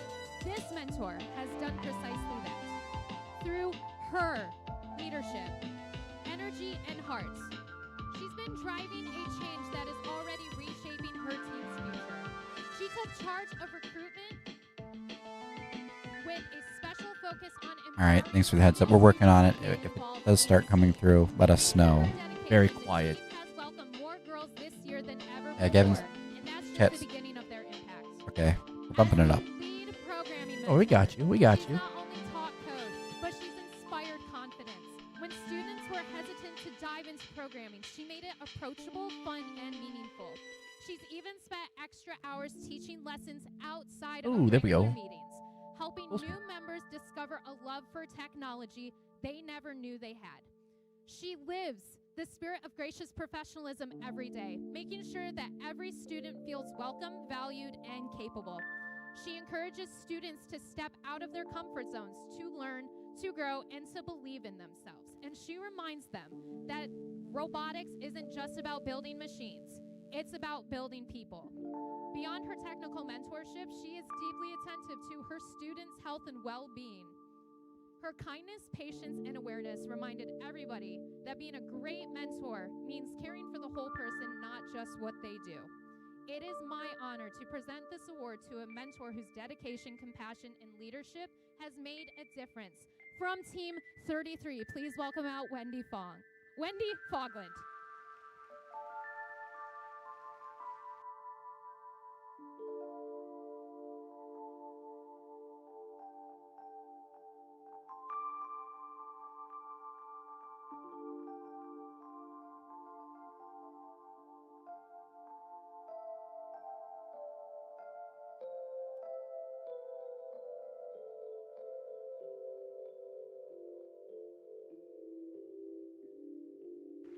Congratulations. We'll get to announce our other award winners later today. But Sydney, let's kick off Alliance selection. All right. We are going to bring out our number 1 ranked team for our first Alliance selection. Please welcome, with a record of 10 wins and 2 losses, Team 2832. That's the Athena Warriors.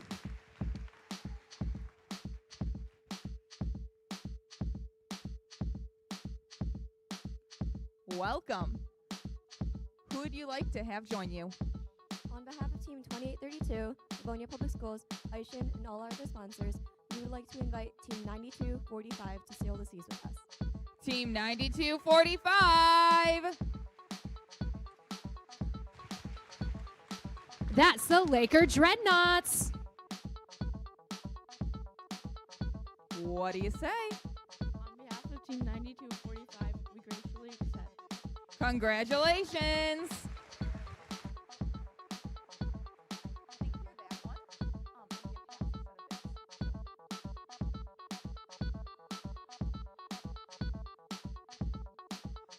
please welcome to the field your number 2 Alliance captain with a record of 9 wins and 3 losses. It's Team 67. That's the Heroes of Tomorrow.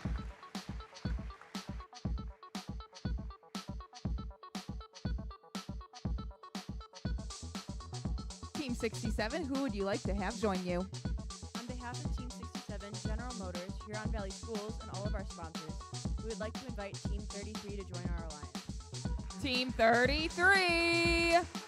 That's our Wombo Combo team, the Killer Knights.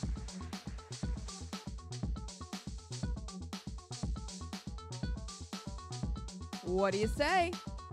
On behalf of Team 33 and 3175, we'd love to slay with you. Congratulations.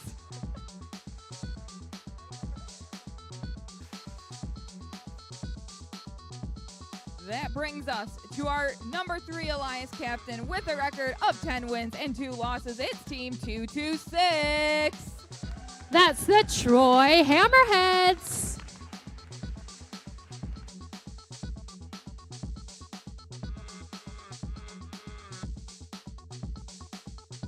Team 226, you are on the clock.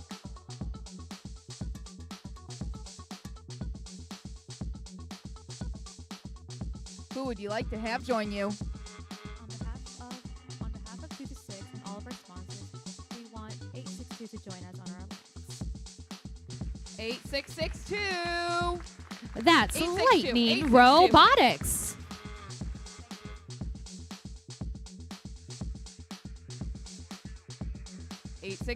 What do you say? On behalf of 862 and all of our sponsors, we would love to strike down the competition with you. Congratulations.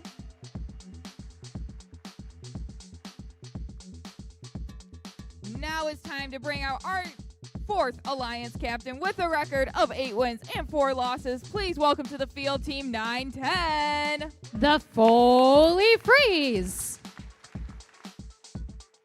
Who would you like to have join you? On behalf of Team 910, the Bully Freeze, and all of our sponsors, we would like to invite Team 3538 to chill with us. Team 3538. That's the Robo Jackets.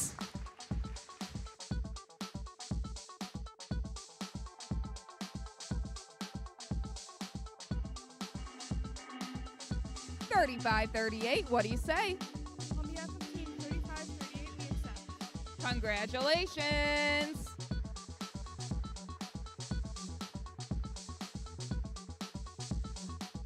Time to bring out our 5th Alliance captain. Please welcome to the field Team 1189. That's the Gearheads. 1189, who would you like to have join you? On behalf of Team 1189 and all of our sponsors, we would like to invite 3004 to our alliance. Team 3004. 3604. That's the Goonettes.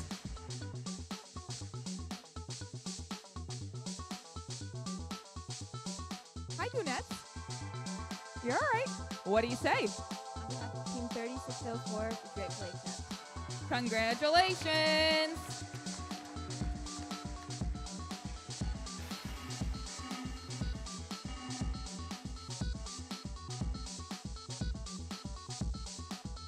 Let's bring out our 6th Alliance captain. Please welcome to the field with a record of 8 wins, 3 losses, and 1 tie, Team 3767. That's the TC Titans. Who would you like to have join you? On behalf of Team 3767, Consensus, and all of our other gracious sponsors, we would like to invite Team 1189 to join our orbit. Team 1189. Oh, they have already been chosen, so you are on the clock. Are they an alliance captain? Round 2? All right, let's try again. On behalf of Team 3767, Consensus, and all of our other gracious sponsors, we would like to invite Team 9312. Team 9312. That's Nerd Spark.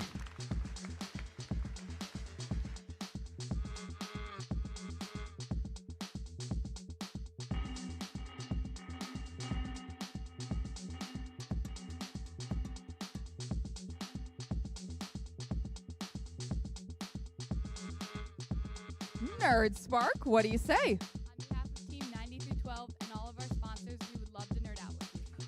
Congratulations.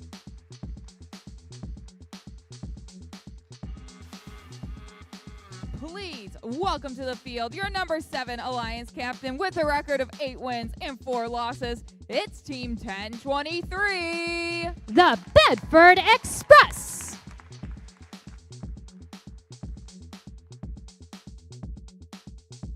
Who would you like to have join you? On behalf of Team 1023 and all of our sponsors, we'd like to invite Team 245 to join us. Team 245. That's the Atombots.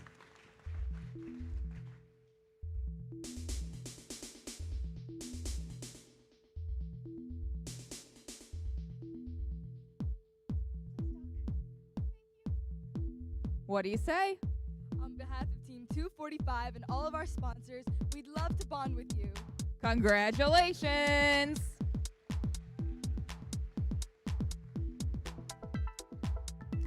That brings us to our 8th Alliance captain. With a record of 6 wins and 6 losses, please welcome Team 8280. K9 Robotics.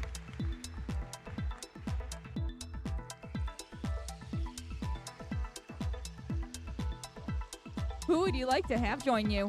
On behalf of Team 8280 and our gracious sponsors, we would like to invite 6081 onto our alliance. Team 6081. That's the Digital Dislocators.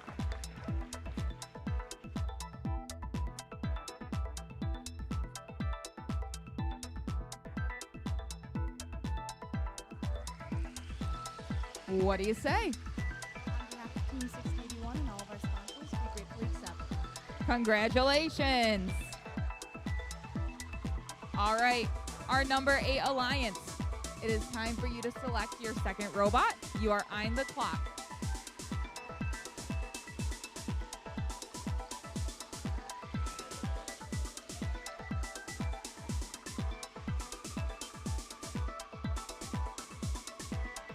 We're going to have a 2-minute break, and then you're eyeing the clock.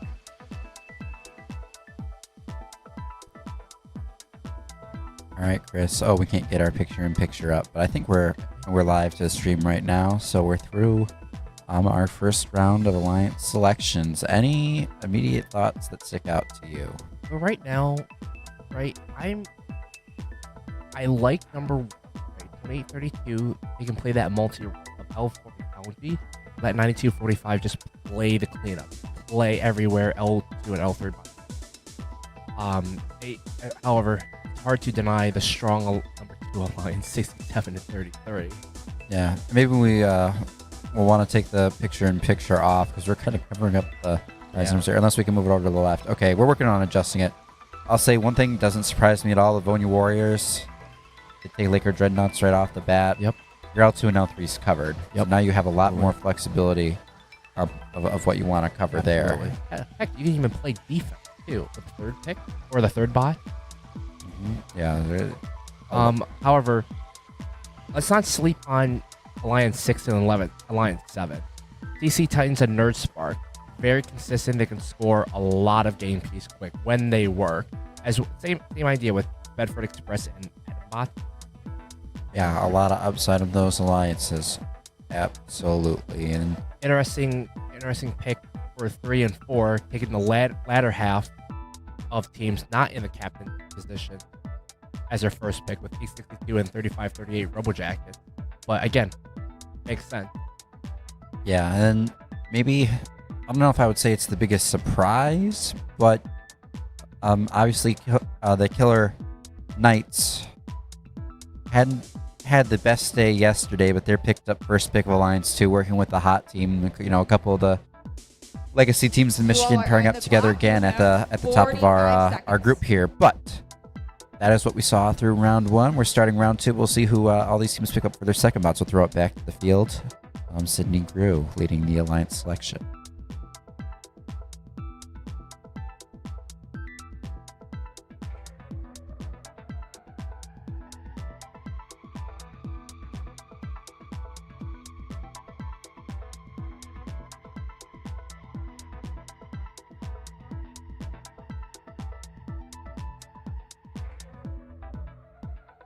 All right, our number 8 Alliance captain, who would you like to have join you? On behalf of 8280 and 6081, we would like to invite 1250 to our alliance. Team 1250. That's the Gatorbots.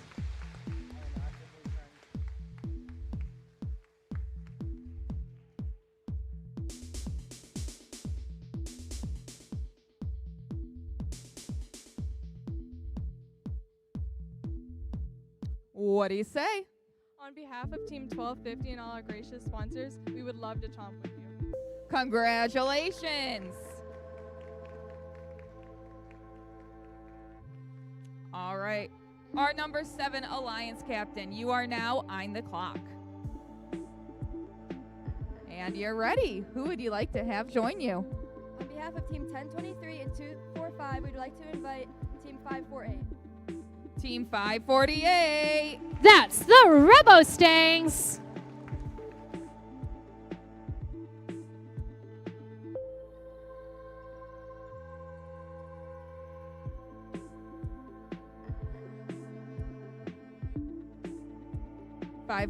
What do you say? On behalf of Team 548 and all of our sponsors, we would love to stampede with you to victory. Congratulations.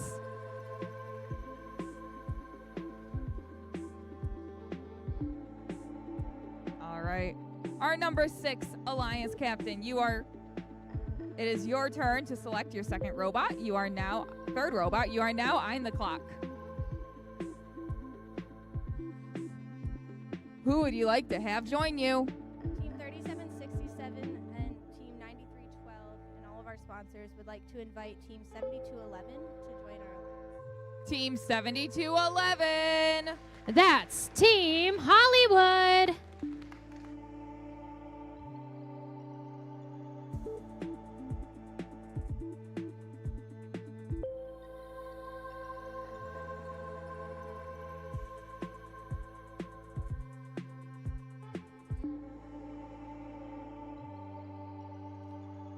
Team 7211, what do you say? On behalf of Team 7211, Allied Construction, Don Hall, we would love to walk the red carpet with you. Congratulations. Our number 5 Alliance, it is time to make your second selection. You are now eyeing the clock.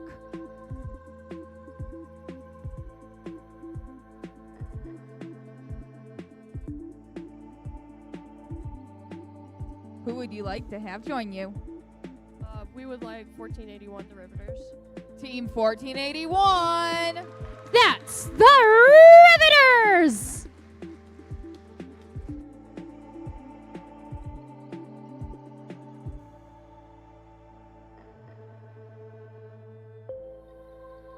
What do you say? On behalf of Team 1481 and all of our sponsors, we graciously accept. Congratulations.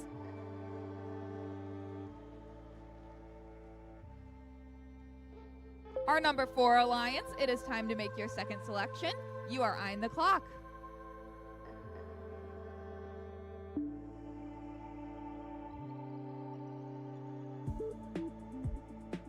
Who would you like to have join you? On behalf of 910, the Fully Freeze, we would love to chill with 2834. Team 2834. That's the Bionic Blackhawks.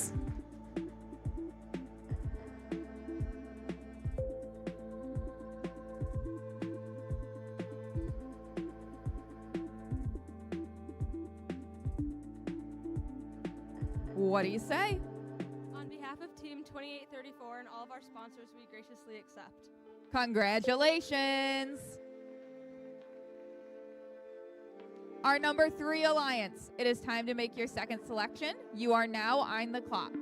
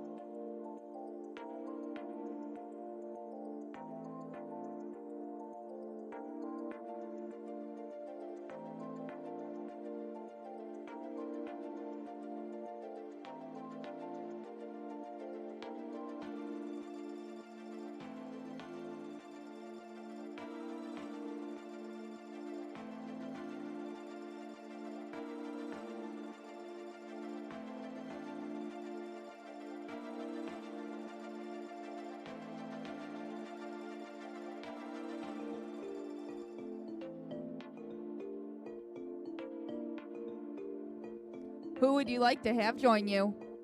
On behalf of 226 and 862, we would like to invite 6618. 6618? 6618. 6618, that is the Warbots.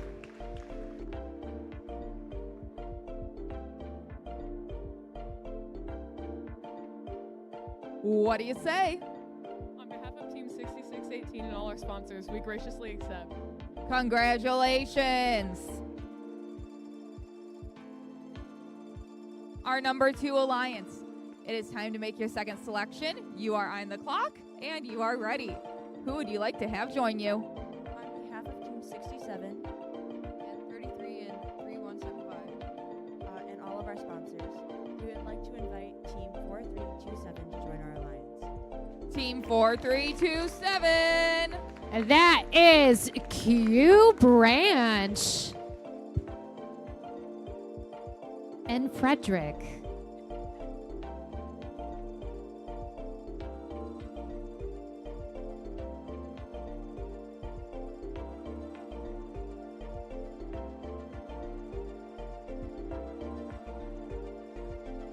What do you say? Team 4327, WK Calico, Web Robotics, and all of our amazing sponsors, we would love to queue with you. Congratulations. All right, our number 1 alliance. It is time to make your second selection. You are on the clock.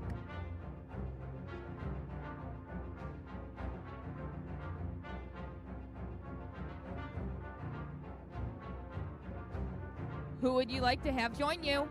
On behalf of Team 2832 and 9245, we would like to invite Team 7598 to join our alliance.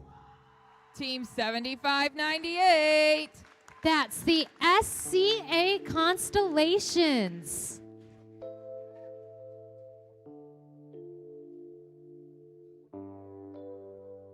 What do you say? On behalf of Team 7598, the Constellations, we would love to have our stars align. Congratulations. We are going to take another 2-minute break, and then we'll be back to make our final alliance selection.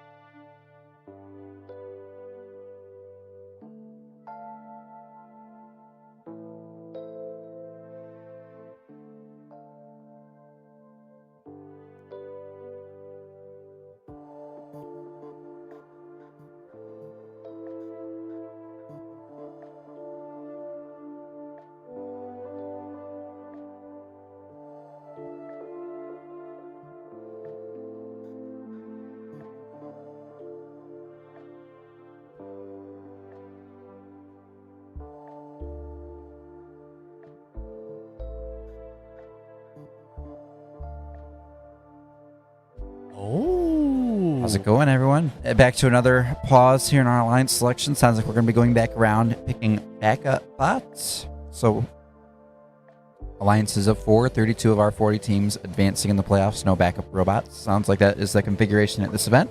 Yep. So far, after the next round of alliance selection, I think a dark horse is Alliance. They picked up 7211 alongside with Nerd Spark and TC Titans. That's a pretty strong alliance. Yeah, see, DC Titans, we talked about the ground intake on them, overcoming the defense, 93-12. Not the strongest showing in the ranking points today. A few inconsistencies, but when they're on, their arm is really good, really fast. And then, 7211's Hollywood. Initially as well, I mean, it's kind of hard to look at. They also picked up Q Branch. Q Branch very versatile as they can assist in coral scoring, but Yeah, that is a really strong number 2 alliance. 67-33. Q Branch has been doing some really good things. That's some good scouting by the number 2 alliance. absolutely.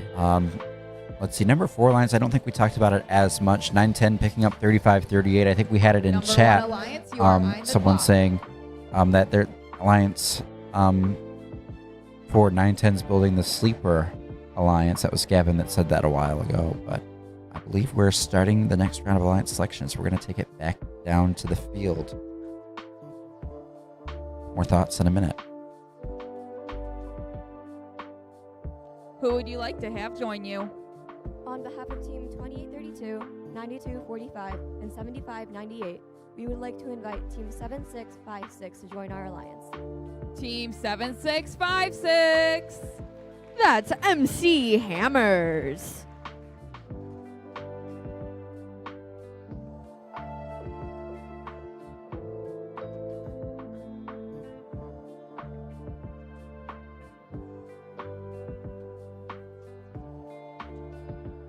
What do you say? On behalf of Team 7656, the MC Hammers, and all of our gracious sponsors, we would like to say it's hammer time. Congratulations!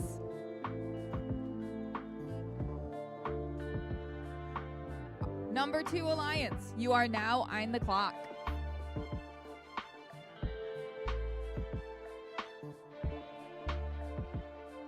Who would you like to have join you?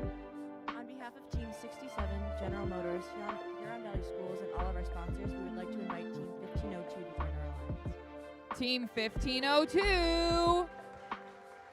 That is the technical difficulties.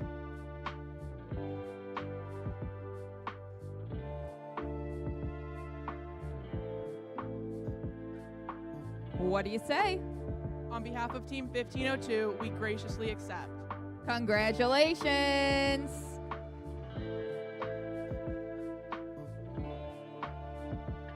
Our number 3 Alliance, it is time for your final selection. You are on the clock.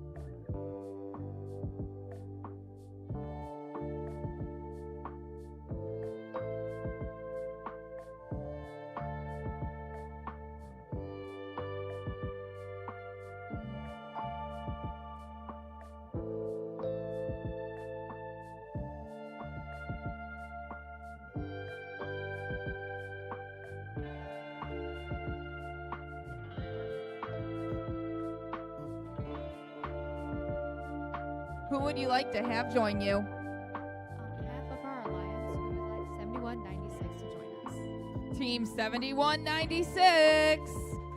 7196 is the Tech Tigers.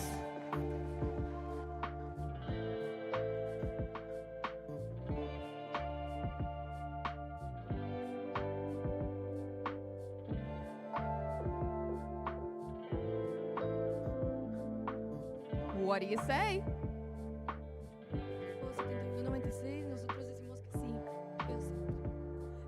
Congratulations! All right, our number 4 Alliance Captain. You are now on the clock for your final selection.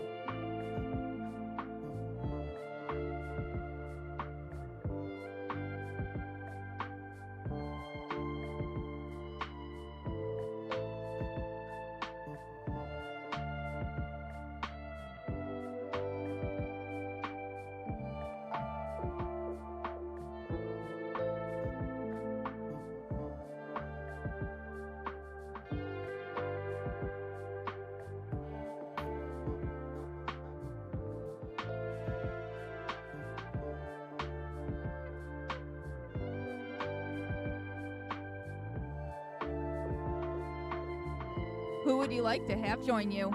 On behalf of 910, the Foley Freeze, and all of our sponsors, we would like to invite Team 5530 to chill with us. Team 5530.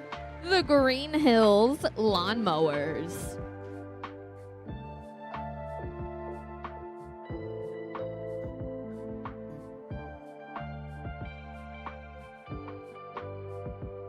What do you say? On behalf of Team 5530, the Green Hills Lawnmowers, and all of our sponsors, we graciously accept. Congratulations!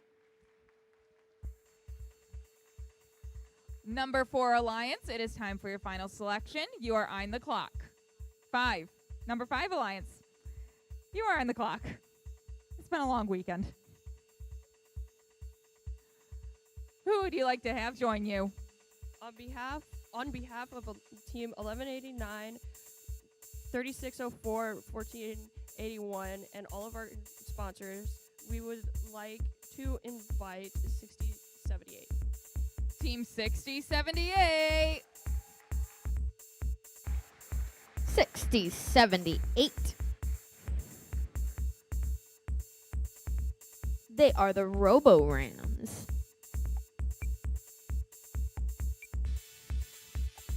What do you say? Roses are red. Your team is great. This is a yes from team 6078.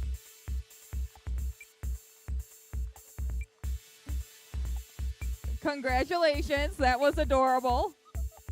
Aw. All right. Number 6 Alliance, it is time for your final selection. You are on the clock. And you are ready. Who would you like to have join you? On behalf of Team 3767, 9312, and 7211, we would like to invite Team 7865 to join our alliance. Team 7865. 7865 is Robotics.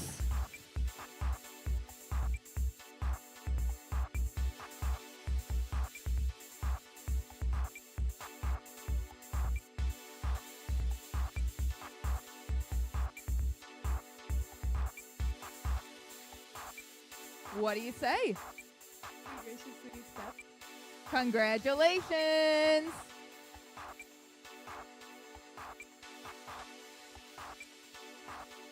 Our number 7 Alliance, it is time to make your final selection. You are on the clock.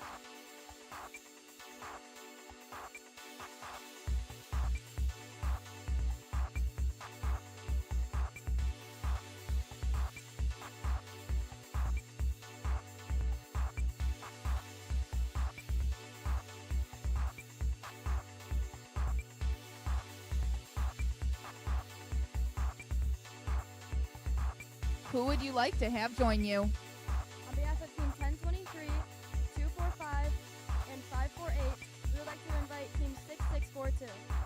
Team 6642. 6642 is the Sigma Sisters.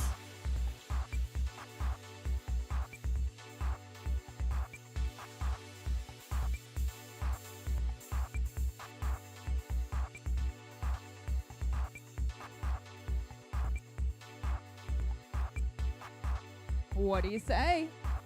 On behalf of 6642, we and our sponsors, we graciously accept. Congratulations.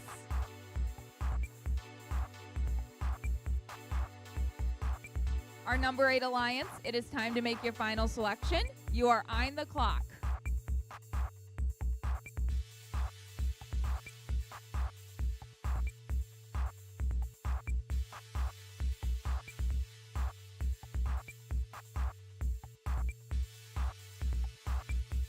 Who would you like to have join you? On behalf of 8280 and our gracious sponsors, we would like to invite 2620 to our alliance. Team 2620. 2620 is the Titans.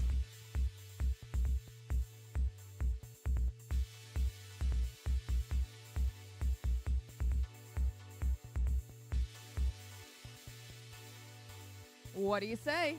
On behalf of Team 2620 and all of our sponsors, we would love to tighten up with you. Congratulations. This concludes our alliance selection. Team captains, please stick around to talk with our head ref. All right, Chris. Alliance selection is over. We will return. All the in backup about have been an chosen. hour, so we will be Alliances back have at been made. 1:30. Ian, what are 1 your and thoughts 8, now? We ask you are on the The field alliance. at 1:20. Honestly, Chris, I have no idea what to expect, right? I think these are all really evenly balanced alliances. We've been talking about it all morning, right? You could take these top 10, 12 teams, as well as, a handful, and, up until rank 20. I'm scouting super close, so I can't tell you who the nice sleepers are, right, for with any scientific data. But when you take these top 2 robots on these alliances up in a bag and spit them out at random, you're going to get 8 competitive top 2 alliances, and so many great third robots and backup robots taken here as well. Obviously, we have 8 teams not advancing to our playoff tournament here at the Goonettes Invitational, but a great showing by everyone. Great to have them here, get that experience at the Goonettes Invitational this year. Excited to hopefully see them back next year, but our screen just got a little bit dimmer. That was interesting. But yeah, I mean, alliances to watch. I think Alliance 2 is very interesting. Laker Dreadnoughts being on Alliance 1, obviously. I mean, those two are kind of... You always expect to look at Alliance 1 and 2, but I'm looking at them too. I think Alliance 2's second pick in Q Branch is really, really strong.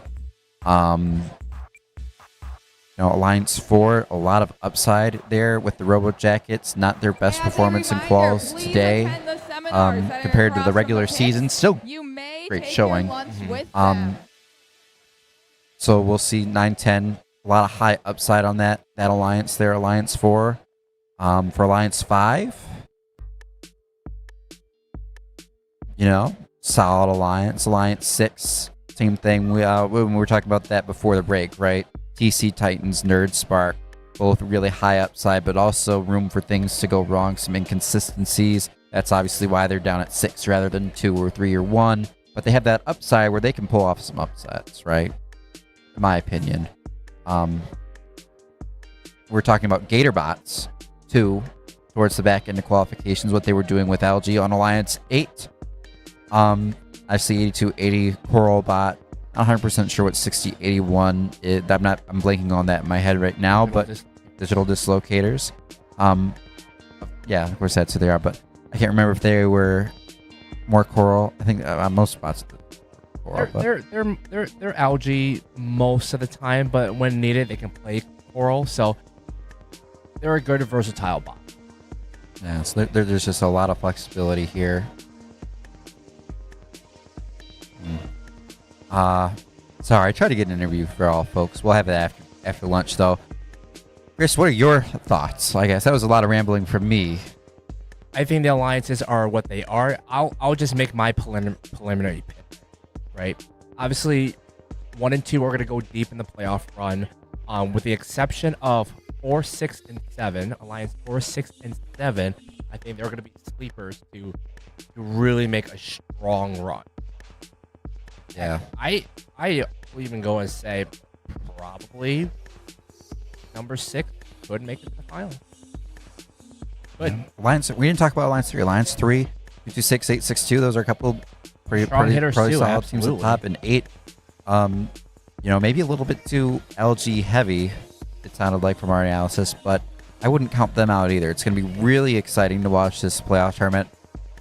Pick through. I think we're going to take a break. I don't know when we're back for playoffs, but we will be back for that. We're going to take a lunch break. During some of those breaks, I'm hoping we can get some guests up here for y'all. Have a good time. So thank you for sticking with us. Go grab yourself some food, stick around, and we'll be back in a little bit. We'll see you, Pick Crew. All right.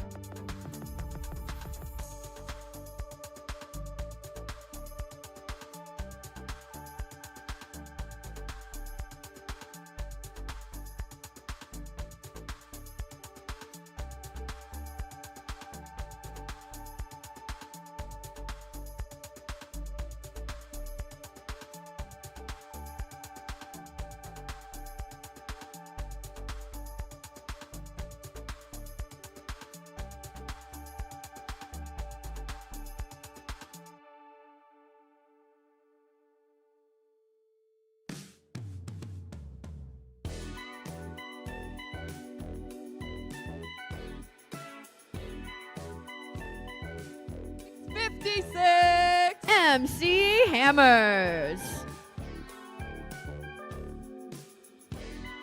Down here on the number 8 alliance, we have Team 6081. Digital Dislocators.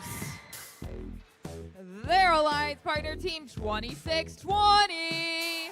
That is the Titans. Rounding it out with the number 8 alliance captain, it's Team 8280. K9 Robotics.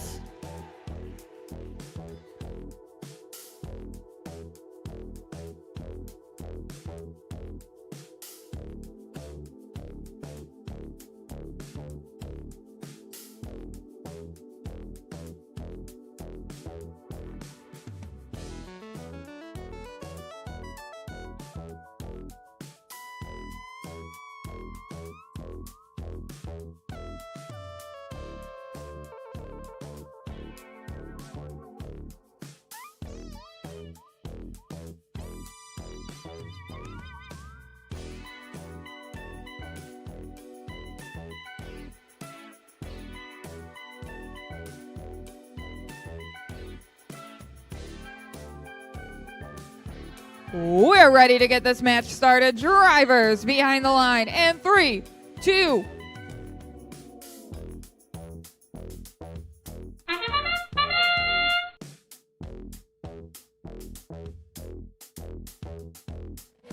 Yo, what's up? We have a great match here. Red, lots of scoring in auto. 4L4 and 12-3 on one. Pretty dominant lead, getting 53 to 36 out of auto.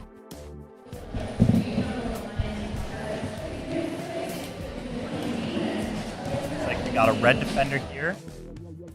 Can't exactly see that number. It looks like 76-56 defender on red. Playing some pretty aggressive defense, you know, not really just sitting on the wall, but pretty active defense. Nice, good touch there. Quick score by the 8280 machine for that blue alliance. 181 responds back immediately.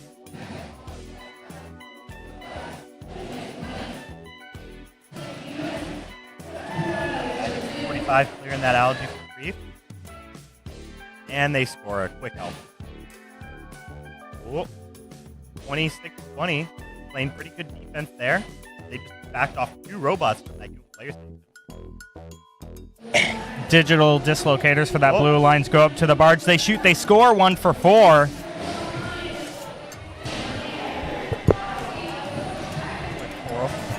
Five. Blue robot pin and a major foul. That blue robot defending the red defender. Oh, it looks like the red robot is on top of that blue bot in the corner. Yeah, it looks like they're stuck. Is this going to result in a pin call from our refs? I already saw the ref throw a major there, so I don't know. Could be contact with inside the frame perimeter. Very possible. Looks like 8280 trying to just wiggle out. Not 8280 quickly scoring. With 30 seconds left, the current lead is our red alliance 131 to the blue 70. I mean, at this point, it's not a whole lot to get extra points here. 8280 lining up their climb. 26-20 still on the red driver takes the ball, but looks like we got one up for red. Livonia Warriors are up.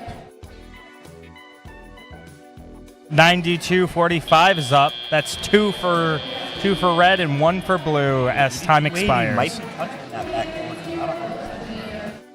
Yeah, they very well could be. Yeah, interesting contact in that corner of that coral station for that blue alliance. Yeah, I'm pretty sure the refs are gonna probably huddle up after this. Definitely. And that's such an case, like repeated fouls, instance of foul. Of course, if there's any damage inside of that robot, that could be necessary. Once you get perched on there, any action good while perched, actually possible. Might even get a red card for that, but I doubt they'd go. No. Yeah, I don't think it will escalate to a red card. The most I could probably see from this incident is a yellow, but then again, we are not the refs on this field. Right. I only saw one flag wave, so it seems like they were fine with how it all played out. Like there was 30 fouls, robot, but it seems pretty clean. But I'll leave that one up to that. Red in a pretty commanding. The three final score.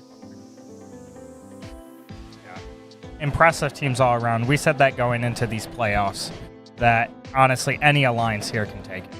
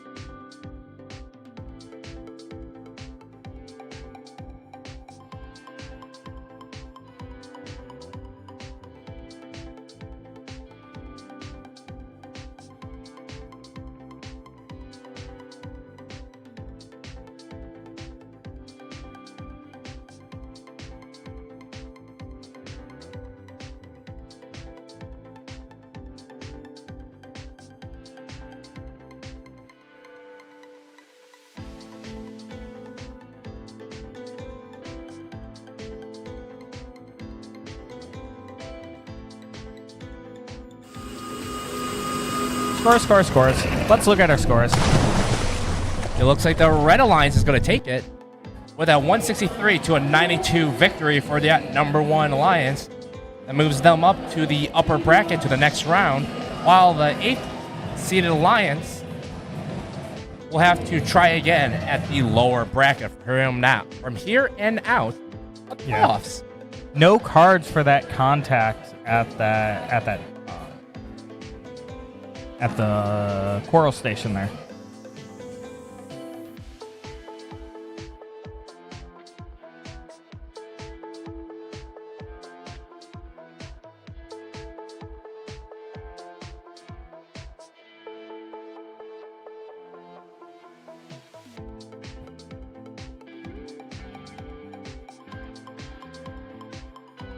As our teams clean up that field. Like there's a shark in play. dark in the waters.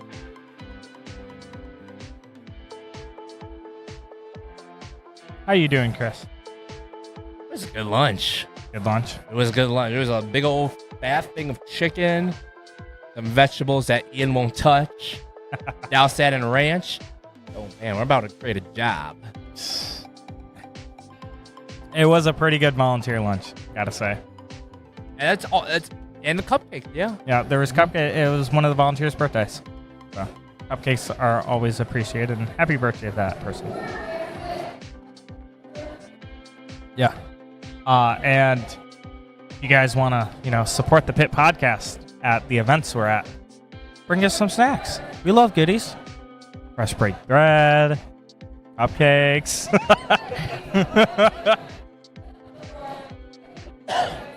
I know there's a team in Ohio that brings freshly baked banana bread to an FTA every single event he's at. Oh, wow. Yeah. So, they came to Goonettes last year, actually, and brought up the bread, and so all field staff got to try it. It was pretty good. So, well, if I can get this playoffs working, then we will announce our teams. Match 2, first round.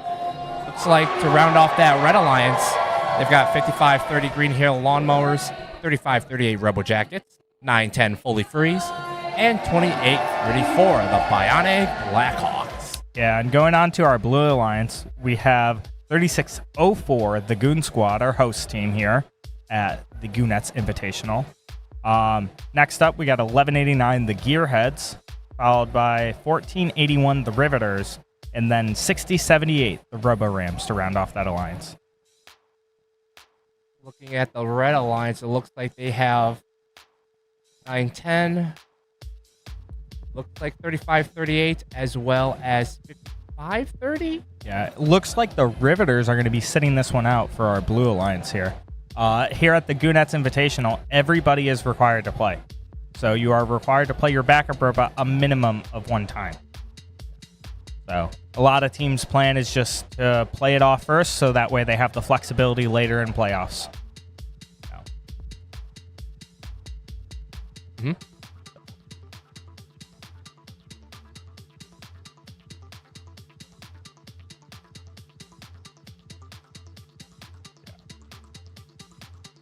It looks like, as you said, the Bionic Blackhawks are sitting this one out.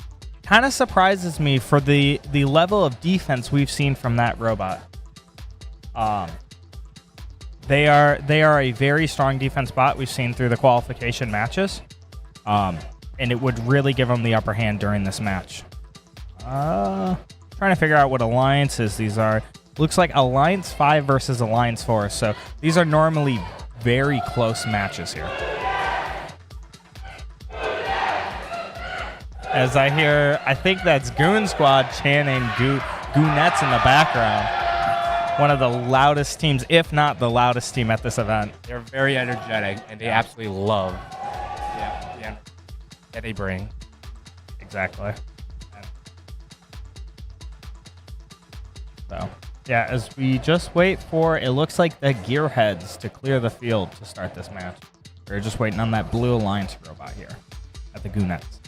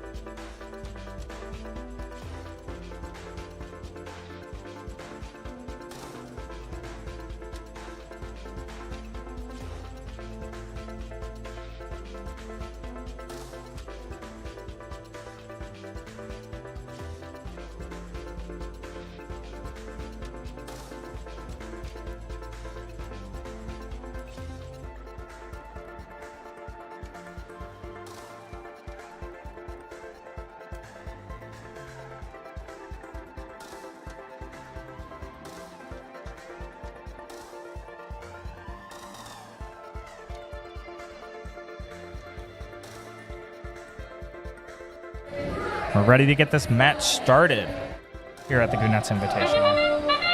Lights out and The away we Gearheads go. moves back, contacting multiple red cagers during auto. That will affect the scores greatly. So they were quick on that A stop. Luckily, it didn't go further as the Robo Jackets and the fully freeze machine fill that top wreath with coral. 63-23, ending your autonomous period in favor of that Red Alliance. Yeah. That monster house of an alliance. Looks like Gearheads might be getting another coral there. Placing it at that L4. That Goon Squad, our host team, going up to the barge as they almost tip over, going over that algae. Exactly. Very close. Gearheads trying to get that L4, a swing and a miss by that machine. They'll get another from that human player and quickly score that on top, though. 35-38 has a coral in their machine there, looking to try to get rid of it. Ideally, either on L2, L3. Looks like L4 is all filled up. Meanwhile, they grab an algae, going over to that red barge. Goon Squad pivoting over from a coral robot to or an algae robot to now a coral robot as they shoot and score an L4 coral for that blue alliance. Meanwhile, the fully freeze machine on that red alliance doing what they do best, those quick, precise cycles. It's a point and click adventure like we've said for that machine. They glide around that wreath.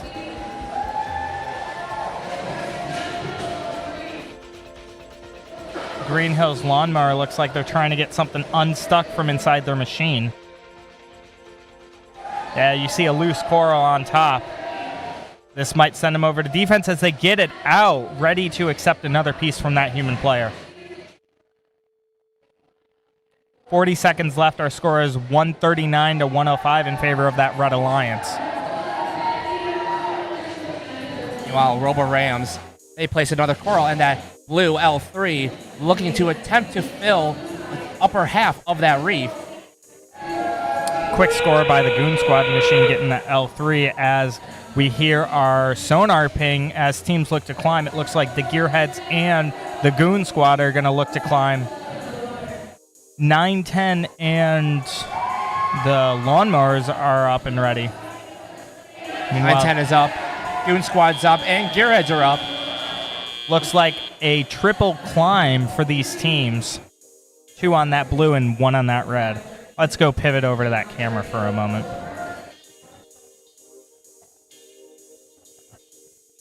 Looks like all 3 climbs will be good, but let's wait for our referees. It's actually a kind of cool view to look at for a little bit.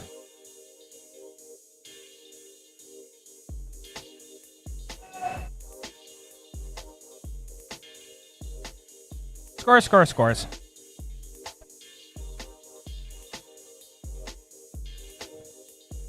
Scores anytime soon. And the Red Alliance takes home it with a 174-153 advantage to that the Red Alliance. Red Alliance will move on to that upper bracket. Number 5 seed will try again in the lower bracket. Oh, did I not? Whoops. You guys may have heard some funky audios of double announcing. I have apologies on that.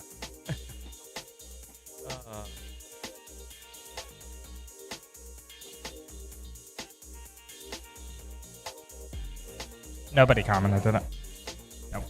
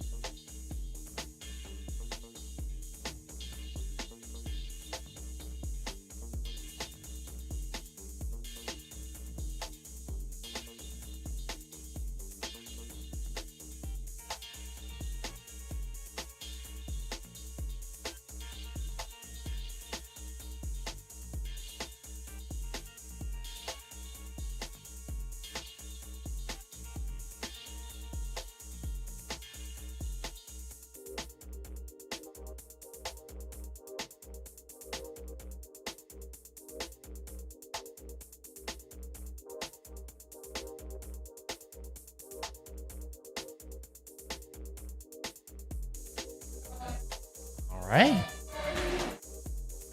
And we got a powerhouse matchup here. I'm excited for this Red Alliance here. At Red Alliance, yeah, we've said it before. 67, the hot team. 33, the Killer Bees. Alongside, I believe they're putting in 43-27, Q Branch. Yep, 43-27 is right, Chris. Wow, I did it. Wow, did you look at that? Who else is on that alliance? Who's sitting out this match, Chris? Rounding out that Red Alliance, 15-02. That's technical difficulties. Yeah, and then over on our Blue Alliance, we have 245, the Atom Bots, 1023, the Bedford Express. And to round off that alliance, 6642, Harrison Stingers of Steel, with 548, the Robostangs, sitting out this match. Little interesting that they're sitting out the Robostangs with that ground intake. I think it's because the idea that everybody has to play a match in playoffs.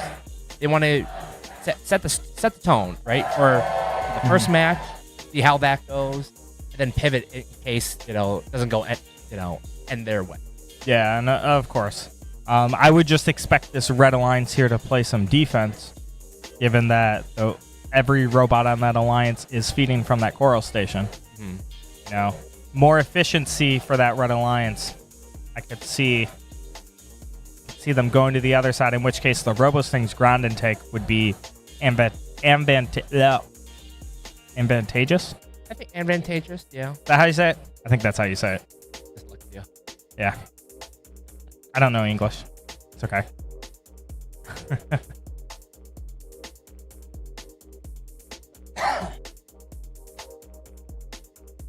Field is green here. Waiting on that last gate. Yeah. Yep, that one gate.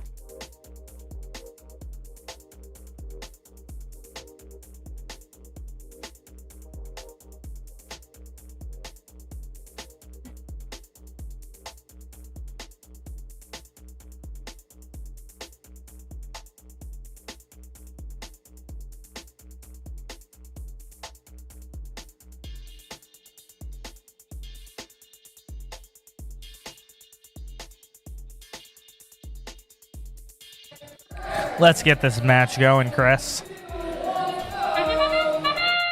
Oh, 43-27 is the only bot. Oh, there they go. Yeah, all six are off the black auto Looking line. to score that L4. The swing and a miss by them, but the Killer Bees will match it. Same with the Hot Bot, scoring a quick L4s. Killer Bees don't get the final one out, but they will score it as soon as our teleoperated period ends. High scoring after auto, 51 red, blue 44.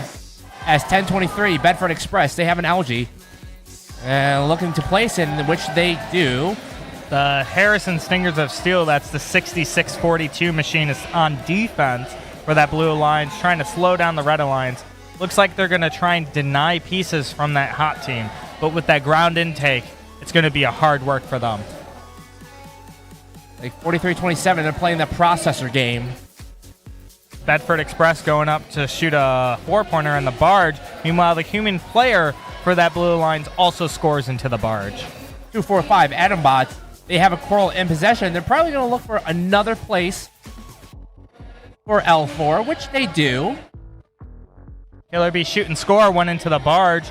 Meanwhile, the hot team goes up with that Coral and slam dunks it onto that L4. Killer Bees are pivoting around that defense to hit the opposite Coral Station. They go up, shoot and score an L4 Coral. That L4 side of that wreath is looking pretty full. But I think the Blue Alliance has a couple more Coral than that red. 50 seconds left. Can still go either way here.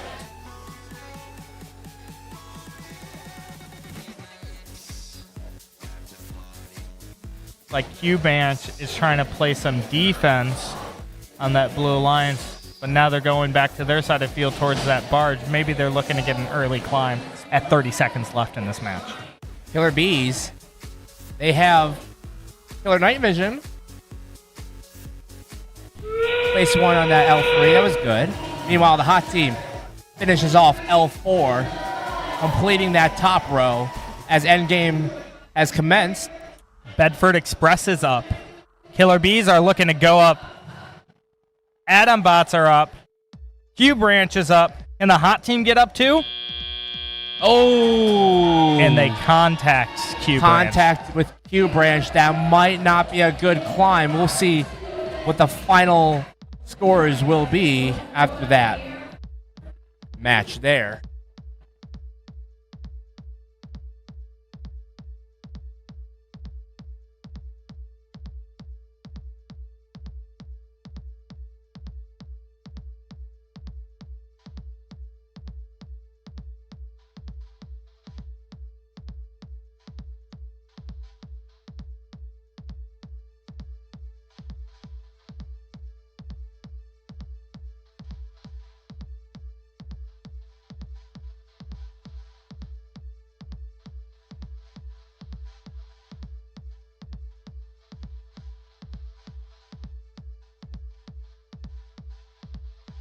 Scores. Let's look at our scores. And it's going to be the Red Alliance taking this win. 182 to the Blues 133. The Red Alliance will advance onto the upper bracket. So your number 2 alliance and your number 7 alliance will advance to the lower bracket. That was a clean match too, and really the biggest difference of this match was really, look at the algae play. The amount of algae that was produced by the number 2 alliance was quite a bit. And you got to think those L4 corals in auto. Oh, absolutely. Bonus points for every coral they score on that L4. I believe it's 2 points. 2 points, yeah. 2 points per coral. And when both your partners can do 4 coral in that autonomous period, that's a lot of points that add up quickly. You saw, the fast pattern. You saw how Bedford Express, they were trying their best to keep up with algae, but just the power at 33 and 67 to just cycle algae is just nuts. I want to take a look back at the replay for that autonomous period. Can you update our replay? Thanks, Owen. Looking. Yeah, I want autonomous though.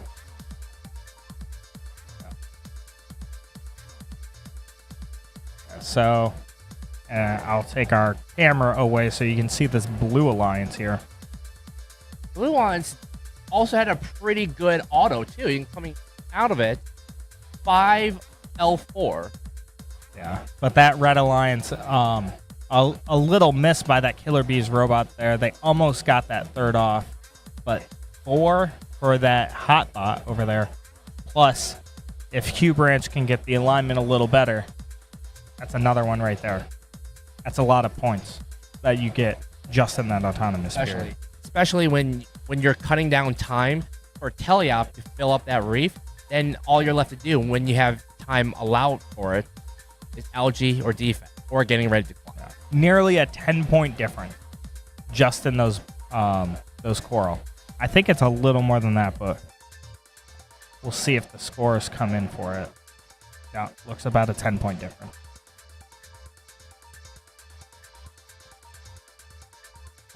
Here, yeah. Goonettes 1023 places an algae. Man, Killer Bees are right on their tails, as well as the hot team. Yeah, it was an impressive match. It was awesome.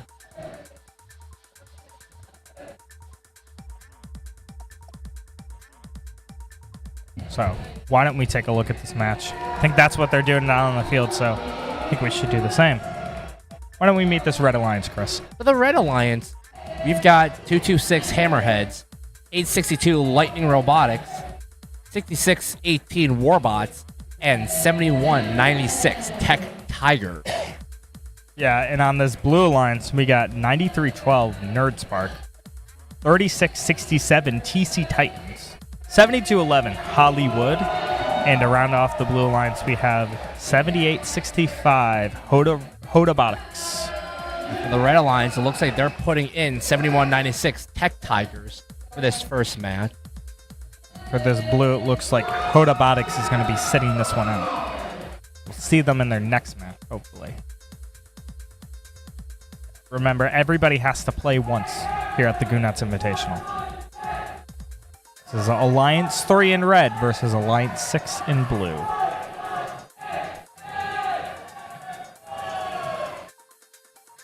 Loud chants, loud chants.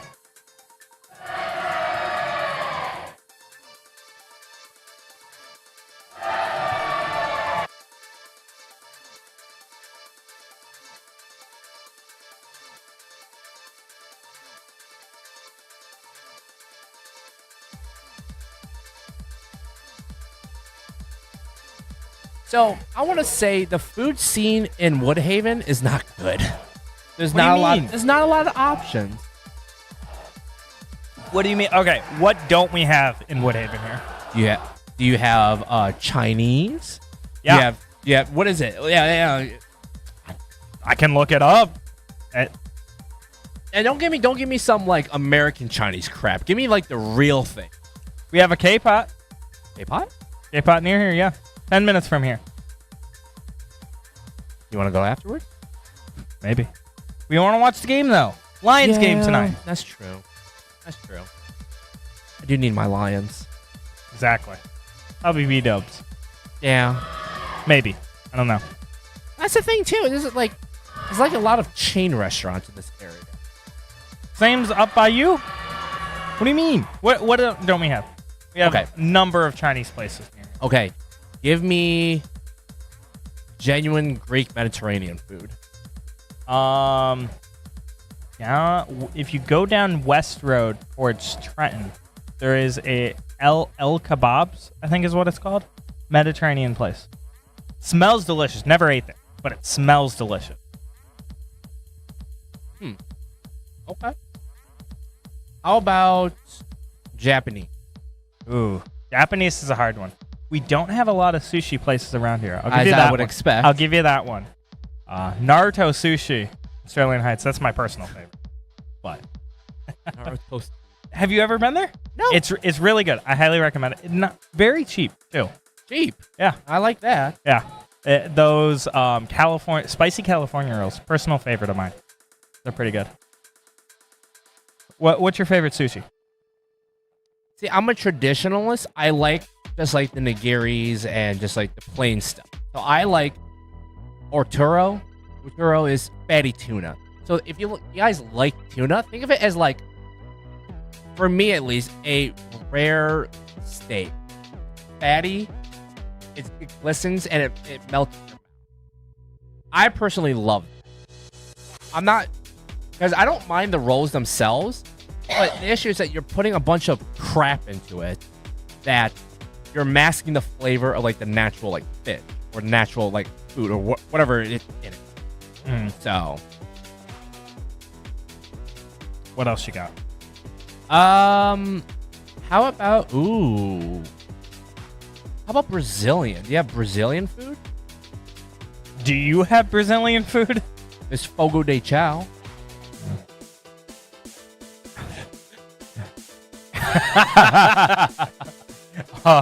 Ian heard that one.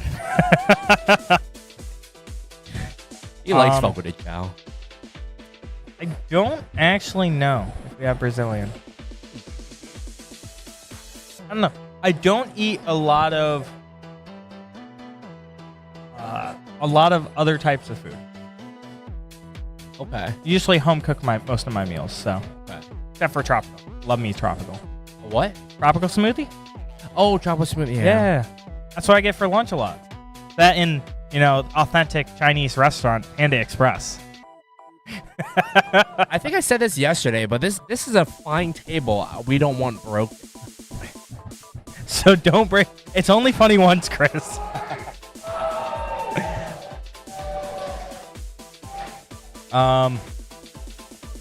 Let's see. What's the best steak place by you?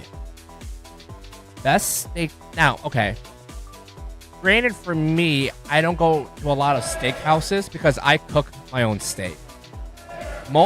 most of the time, the cook is wrong.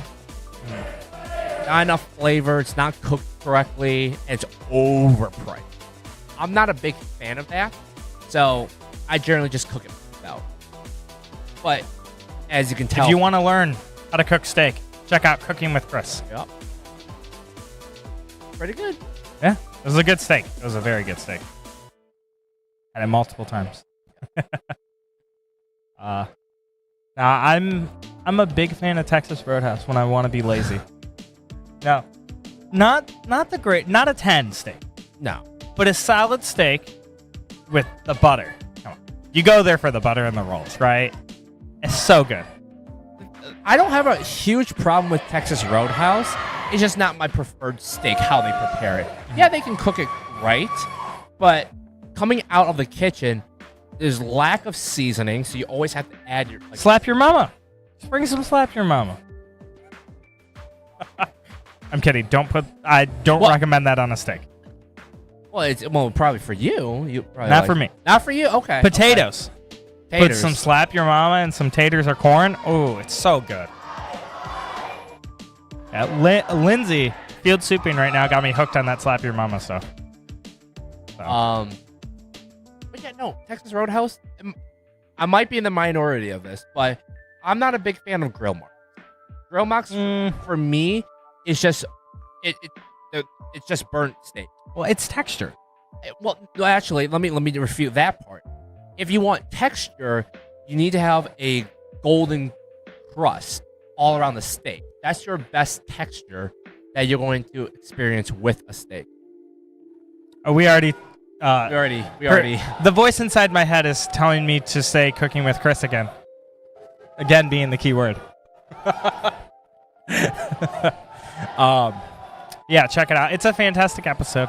We really enjoyed making that. That's next to Jeopardy. That's probably one of our favorite episodes we've made. It was my favorite too. As Ian scores a touchdown in Madden. Yeah.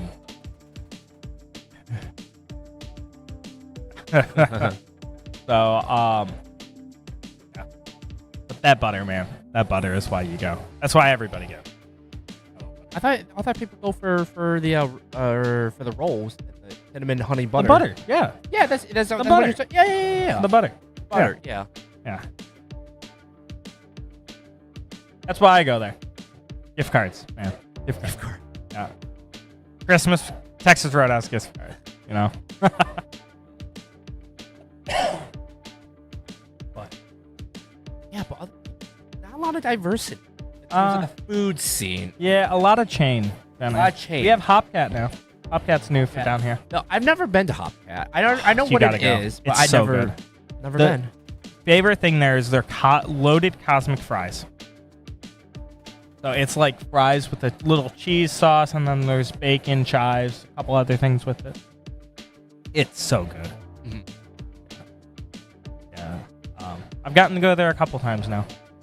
One of mine and my girlfriend's favorite places to go. So. But what else is new around this place? A-Pot just moved in a couple months ago. We should be getting a what's it called? What's my favorite chicken place outside in Ohio? Raising Cane's. Raising Cane's. Yeah, Raising Cane's. We should be getting a Southeast one soon. I don't know if it's going to be quite this far down, but somewhere between you and me, there's supposed to be one coming in. Okay. Daniel goes, why is 33B being called the Killer Night Vision? Well, that's because Night Vision and Night Vision and Killer Bees are actually partnering together for this event. So they're both driving the Killer Bees robot at this event. Yeah. 3175 is that number on Night Vision.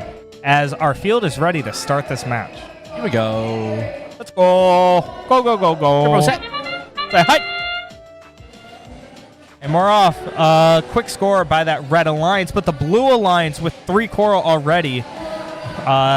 7211 running that auto that we saw at States, the 2 LG processor plus a coral.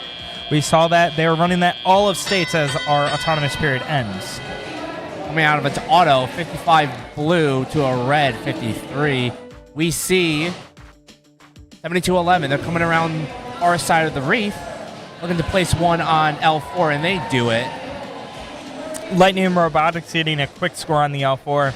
Maybe they're thinking about an LG now, or just getting their bearings as they go back to get another coral. 7211 lining up for that L4 coral on the backside of the race. They shoot, they score! Meanwhile, 226, the Hammerheads, looking to place down L3, and they go ahead and do it. You know, almost A62 knocking off that L4, but they place another one right next to it, so all good in that department. TC Titans with that ground intake looking to make those cycles super short for that Blue Alliance. They're going to remove that algae and then score a level 3 on that side of the reef. Quick one by that machine. Tech Tigers are looking to play defense on the blue side of that human player station. So it looks like Hollywood and TC Titans really have to coordinate utilizing that one player station. Yes. Will we see a blue robot go defending on this alliance? Of course, we have a ground intake from TC Titans. 7211 and their partners still have to grab, NerdSpark still have to grab from that coral station as they just are going to push Tech Tigers out of the way to attempt to get a coral from this human player. As 7211 gets it from the human player, looking to score it on that level 3 of the blue side of the reef. Quick one by that machine. Like NerdSpark going to try to find any place to score that last coral before Endgame. As Endgame is here, looks like we've got the Red Alliance, A62, 226, looking to get a deep climb. 7211 is lining up as well as their partners, TC Titans. TC Titans go up. 7211 is up, and then we have a park by NerdSpark at the end of that match. Can't quite tell if that's 3 and 3 up, or 3 and 2 up, or if that's 2 and 2 up. We'll have to wait till the end of that thing to finalize the scores. We'll have to wait for our refs to tell us what the scores are. Oh.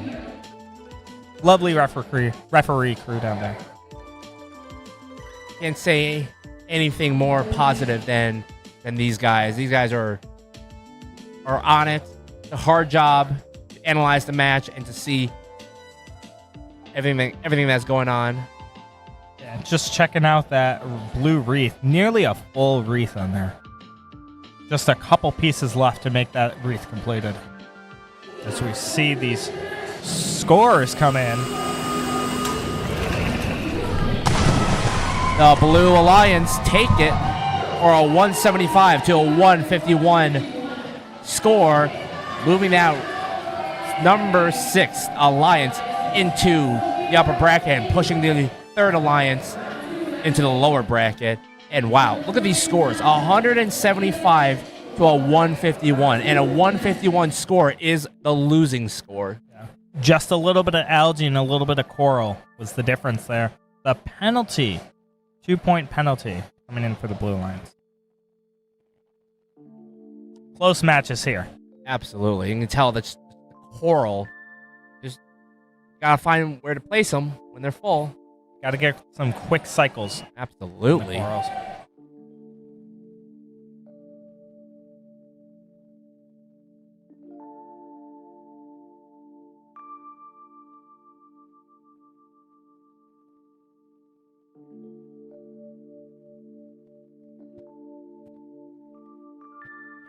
Playoffs, man. I tell you what, there's some fast cycling that's happening. Excitement through and through for these matches.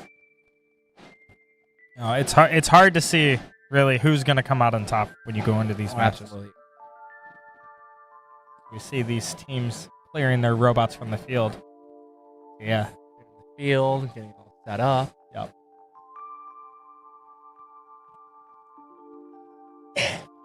Going into our next match, it looks like it's going to be Alliance 8 versus Alliance 5.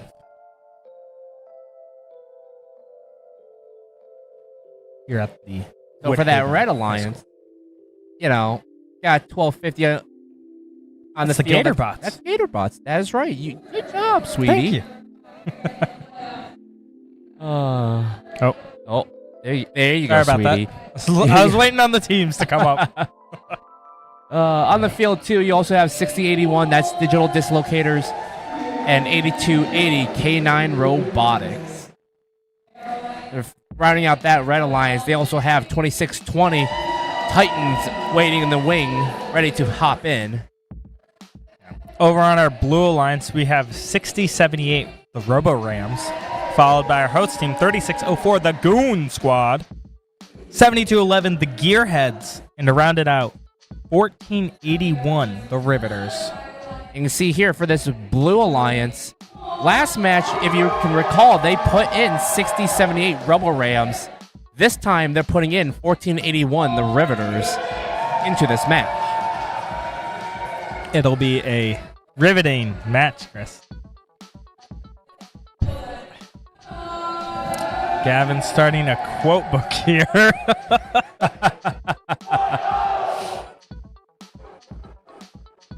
As we just wait for the last humans to exit the field to start this match.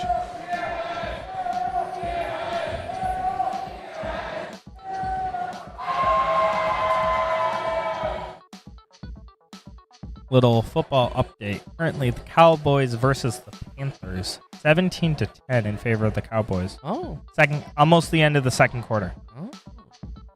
You know what? That's good. That means I've got Brandon Aubrey as a kicker for one of my fantasy leagues. Give me points then. Let's take a look at my fantasy league. see if I'm doing up. Still early in the day, but looks like I'm leading both my leagues. Dak Prescott's got 13 Jay points. Taylor is doing pretty bad. Predicted to get 16, and he's only getting 7 right now. Let me take a look. Is he benched? I don't think it'll tell me, actually. Kicker's doing good, though.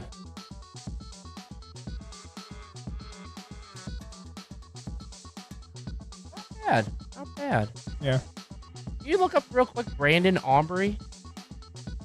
Do you have him on your league?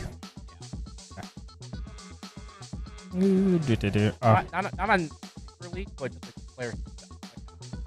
Go. Players. Brandon. Yep. Oh, easy.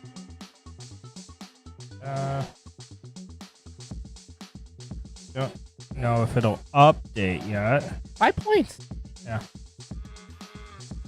Not bad. Not bad. I think my kicker's in the 6th. So, get wrecked. Oh, and they're ready to start the match down on the field. Lights out and away we go as the Goon Squad looks to get a quick L4. Swing and a miss by them, but they're going to grab a second from that human player to try and score it up. Meanwhile, the Gatorbots score 1 in that barge as we end our autonomous period. Red Alliance 34 to a blue 13. It's like 1481. The Riveters are looking to place algae into the reef, or excuse me, the barge. Now it looks like they're pivoting to coral as they go up for that L4 coral here.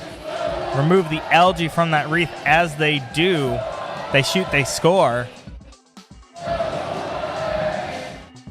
Gatorbots, this is a 1250 machine for the Red Alliance, trying to fill that barge. They shoot another 4-pointer as they quickly go to grab another off that floor, making sure their partners don't get hung up on that algae.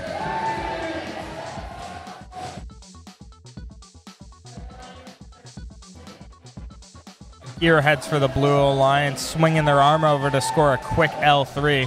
They're going to keep cycling from that human player after they remove the algae. No super cycles for that team. Just quick coral cycles for that You one. see why 1250 was picked up very early on in an alliance selection. just absolutely hammering down their red barge.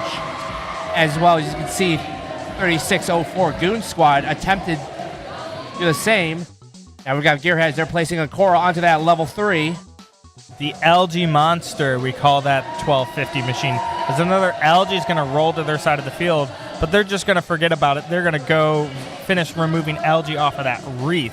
Meanwhile, their partners, that is going to be K9 Robotics, looking to get a quick score across that reef. As 30 seconds left in some chain, and we're going to start 1250 Gatorbots are still going for that algae. They got one more. Can they grab that last one? Looks like they're going for it. Teams start looking to climb. Looks like 8280 is up. Riveters are trying to get up. Gearheads up. Can Goon Squad get up as well? Oh. Swing and a miss by that Gatorbots machine as they almost get hung up on the barge. I think I saw a flag go up near at the end. Like 2 for red, 1 for blue. Oh, yeah, the end of the match. Yeah.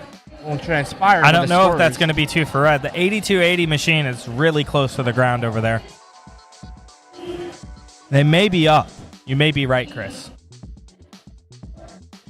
Very important for these end games that you have your bot clearly above the ground. Sometimes it's really hard to see if they're up in the ground or not. Especially from up here. That's why we have our lovely referees down there. Absolutely. Tell us for sure. They do the hard job. As he's twirling that flag around. Fun little fidget toy. Absolutely.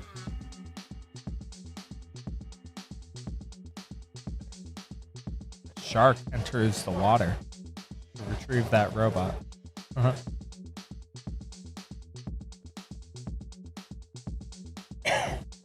Scores. Chris will tell us our scores. I will? Oh, I guess I will. It's the Red Alliance.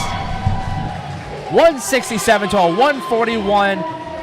That keeps the number 8 Alliance moving forward in that lower bracket, as we'll have to say goodbye to that number 5 Alliance, consisting of 1189 Gearheads, 3604 Goon Squad, 1481 the Riveters, as well as 6078 the Robo Rams.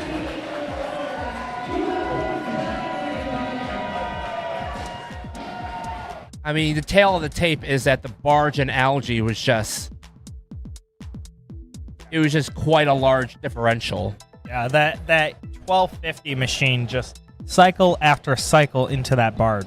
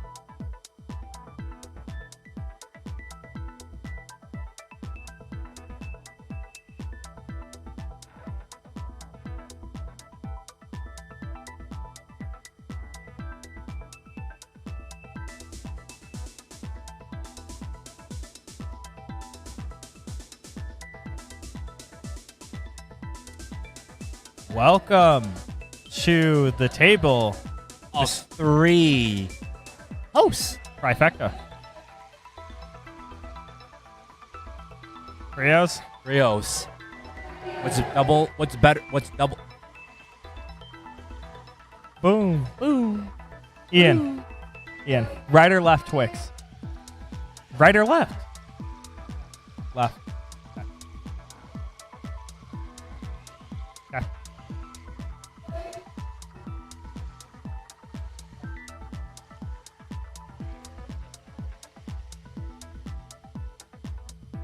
Yeah. Did you win your Madden game?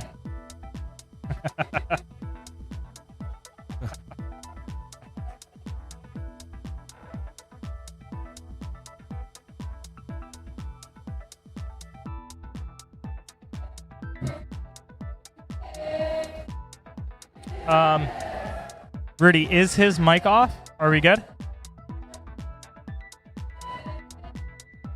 I'm not sure. Yeah. We're just going to hold off a minute. We're going to wait for chat to confirm that. How are you doing today, Ian? How was lunch? So the pit crew can only hear the question but not the answer. Okay. Give me a second. I'll hop up and check. Oh my God.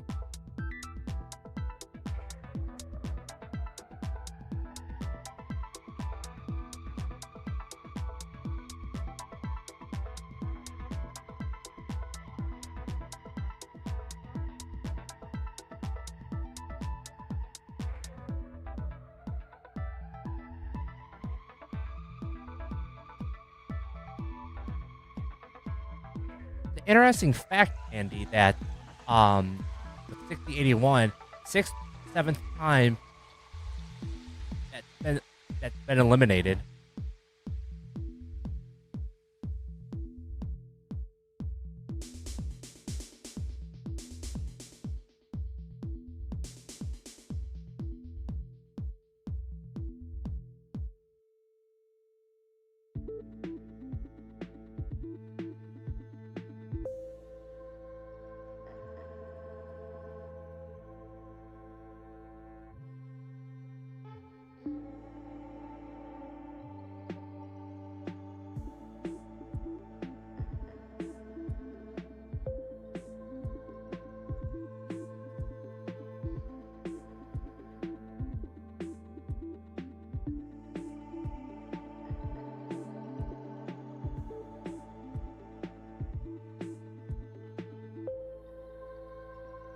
Someday we will get to play together with 3604.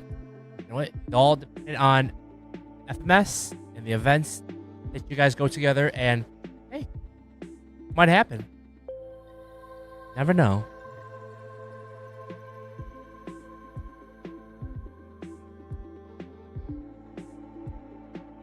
What do I do?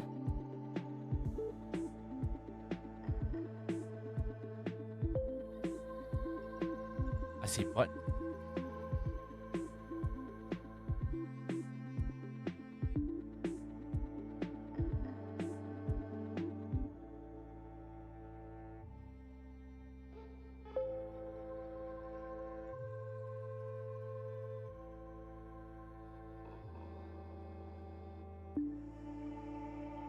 All right, can anyone hear me now? Looking at you, Rudy. You are the MVP in chat right now. In case chat can hear me now, yeah, Andy, that is a, well, it's probably not a very fun fact for 3604, but, oh, now I can't hear myself at all. But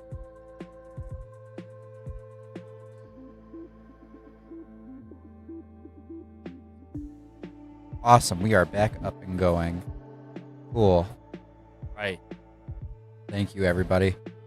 Very good. Very good. So, Chris, Alliance 3, Alliance 7. We got Michael coming back in now, too. Michael, thank you for going to troubleshoot really quick while Owen stepped away. No problem. So, what did I miss? I was, full time. Our first matches 1 through 4 in the upper bracket. I wasn't able to look very closely. Was preoccupied. Who stood out, you guys, in the early going? Early going, I mean, it's hard to deny 33 and 67 and 43-27 with, I believe, our alliance partner 1502. I think, yeah. That is correct. That alliance is insanely fast with the amount of game pieces scored. Yeah. Excuse me. I would agree. That 4-core auto from both alliances, potential from the Bees, and a guaranteed from that Hotbot, it's just hard to beat. And especially when that Hot has the ground intake. As we start our match, apparently. Whoop, there we go. Turbo set. They hike. We got all 6 robots moving. Lots of pieces flying up in auto.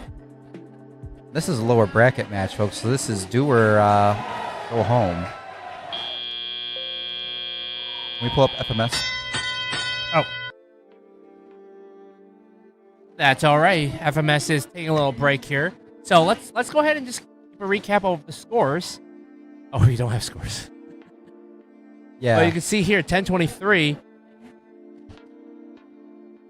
Yeah, keeping an eye out on what is going on. Looks like all 3 robots on the red side around that reef. We see team... Who is that? See here, that's 548 was using their ground intake. Looks like they're going to spit that piece back looks like out. 245. The Atom bots are stuck on that algae. They're trying everything they can to get off of that algae. Yeah, we'll see if one of their teammates can come knock them loose. On the blue side of the field, I have team 862. They're going up. They're going to score a piece of coral on that backside of the reef. Very hard to score on the backside there, Chris. But they will get it in for 4 points, that L3 piece of coral. See here, 862 Lightning Robotics and 226 the Hammerheads working in tandem to try to finish off every piece of the reef. With Warbots coming in for the assist, looking for a spot, it looks like maybe for L2 or L3. It's 79-81 in favor of Blue. The Blue Alliance, I think we heard. Michael giving us the update. Apologize for the technical difficulties on the audience display, folks. We're getting that back up. We're down to about 30 seconds to play now. We're going to see endgame begin in just a moment.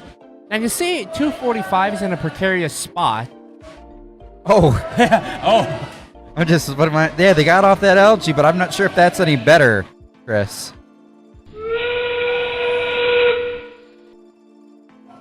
Endgame begins. Yeah, these points could be all the difference in a close match. I think 548's not moving. All 3 blue bots are in the barge. Warbots are up, as well as Hammerhead. Almost Lightning Robotics. Bedford is up. So we got 2 for blue, 1 for red. So I believe 113 to 79 was our unofficial score. Blue Alliance with the advantage there. We'll give you the official scores if we can't show them in just a moment.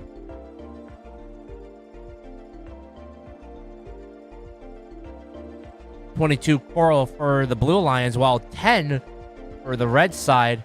Yeah, and you can see that just looking at the reefs, right, Chris? Red Alliance, the only coral up on that L4 level there. Blue Alliance, a bit more diverse. You got to think Atombot's getting stuck. I mean, that's a tough break, but probably did not do the Red Alliance any favors.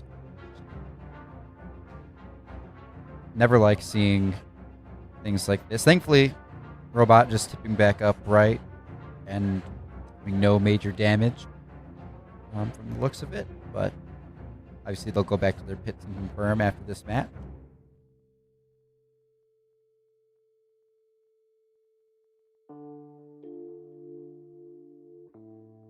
Waiting for our scores in chat, we see Rudy asking a reason 67 and 92.45 didn't work together, and yeah, Gavin kind of pointing it out. Alliance 1 picked 92-45 before 67 had a chance to do so.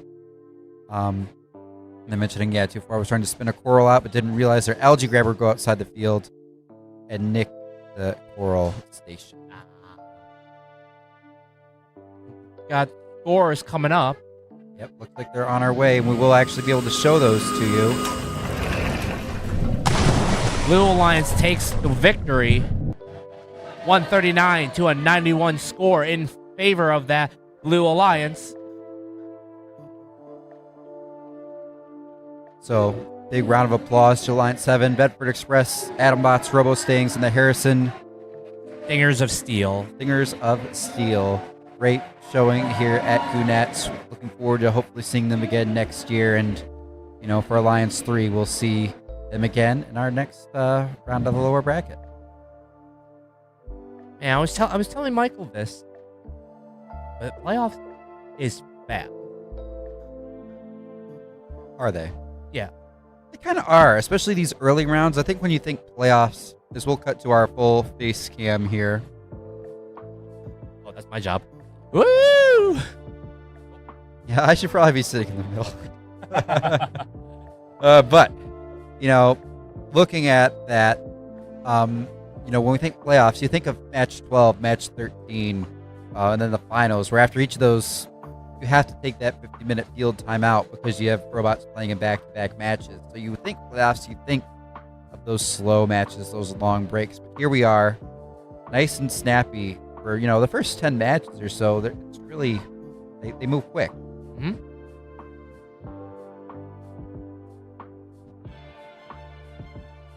Hey, you only get 2 chances before you get knocked out. Yep, yeah, so we've eliminated 2 teams here. Matches 9 and 10. We'll see 2 more make an exit. Then yeah, you get your end of the lower bracket, figure out who finished 4th, who finished 3rd, who goes to your final. Determine our champion. Best of 3. Finals round here in First Robotics. It's kind of interesting when you think about double elimination. Like if you look at it outside the context of First Robotics, usually the way it would work, right? Because the double elimination, it's you lose twice, right?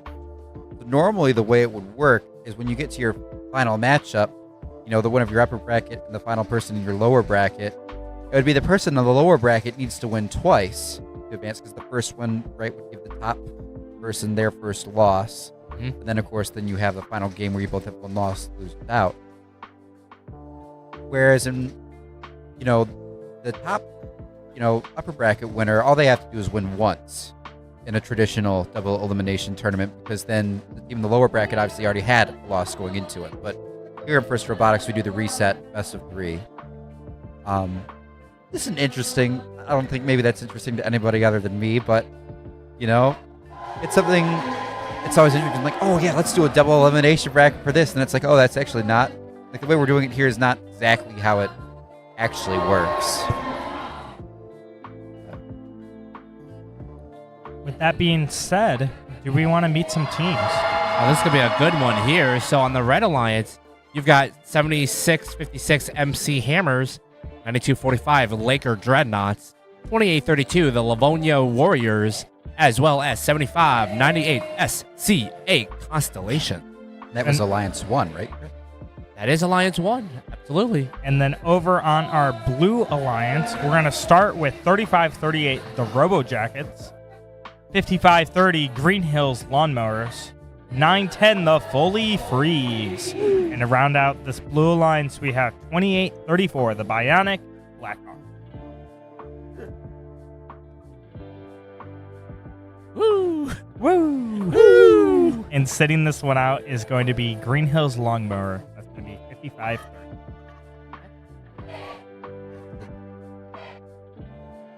Will be the MC Hammers sitting it out for the red number 1 seeded alliance.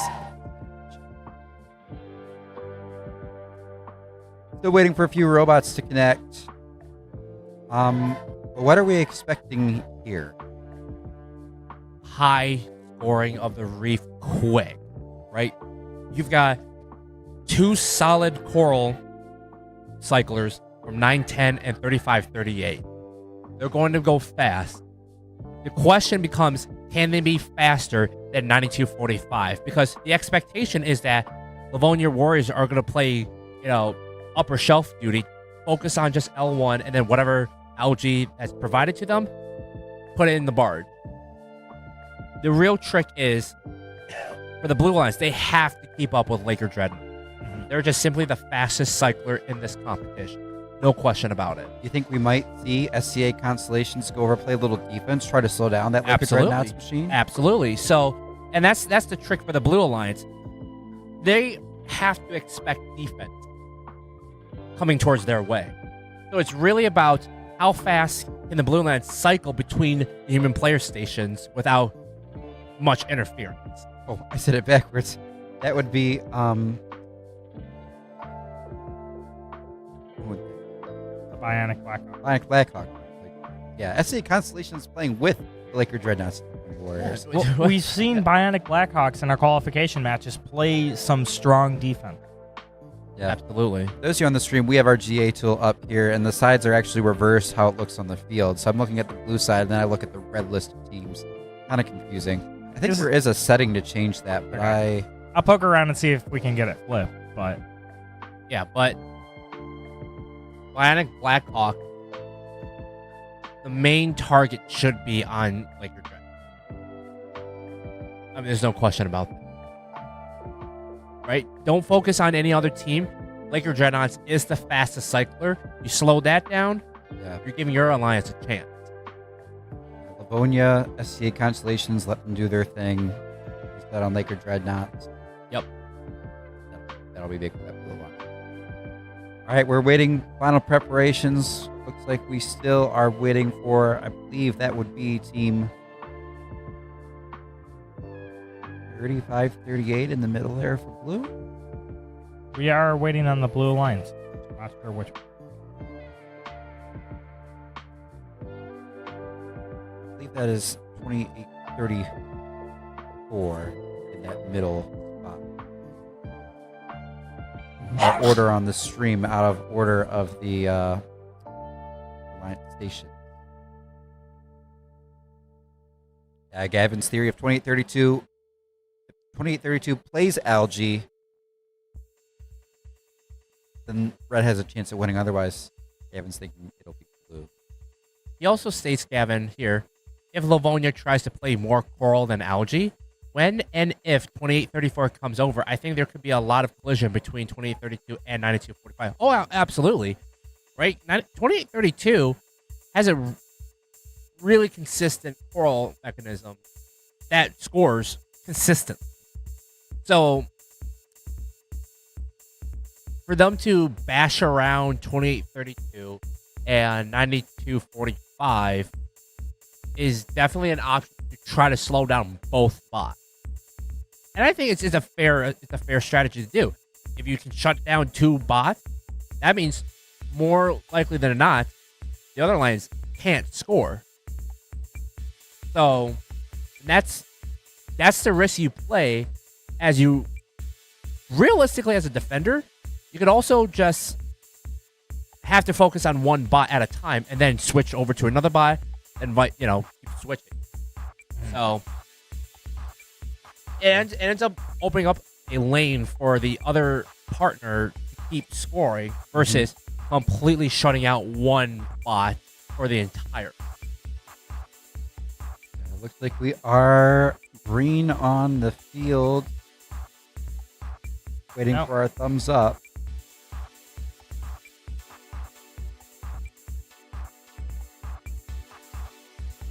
Like there's still some discussions going on. Field is good. Strong. That 5 in this going to week. his spot. Oh, gate is opening. Red Alliance side. It's like some tape repair. For maybe that April tag? For the April tag, yeah. Looks like probably the bolt. Heated.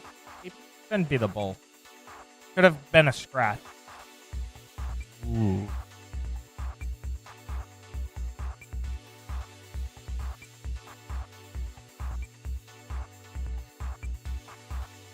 Ian?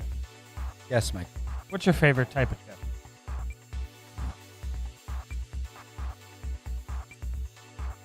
My favorite type of chip is a nice corn chip, not too salty, like something like a Frito. Way too much salt, dries your mouth, dries your whole body. Nice corn chip, you know, it works well in like a nacho. It works well with some cheese. Versatile. Very good. Now, potato chips are good. There's a lot of different like dust flavor, like a nice barbecue potato chip, a hot potato chip. They work. But like, you don't want to take a barbecue Lay's or Better Made chip and then put like taco on it. Then it's weird. Not as versatile, but good, better on their own, maybe. What about you, Mike? We'll have to find out after this match. So stay As we go tuned. lights out and away we go. Everybody's off of that auto line. 35-38 slams an algae into the bar. He's looking for a second. Meanwhile, the Pop Laker one. Dreadnoughts do their consistent auto, that 4 coral auto, that 2L3, 2L2, as they grab the 5th as time expires. Red 43 to a blue 45. Neck and neck, and we do see over on that blue side of the field, we got a red robot playing some defense. That is the SCA Constellations over there. Not seeing Bionic Blackhawks play defense at this point yet on the Red Alliance. Livonia Warriors are trying to get that algae out, that all-important algae.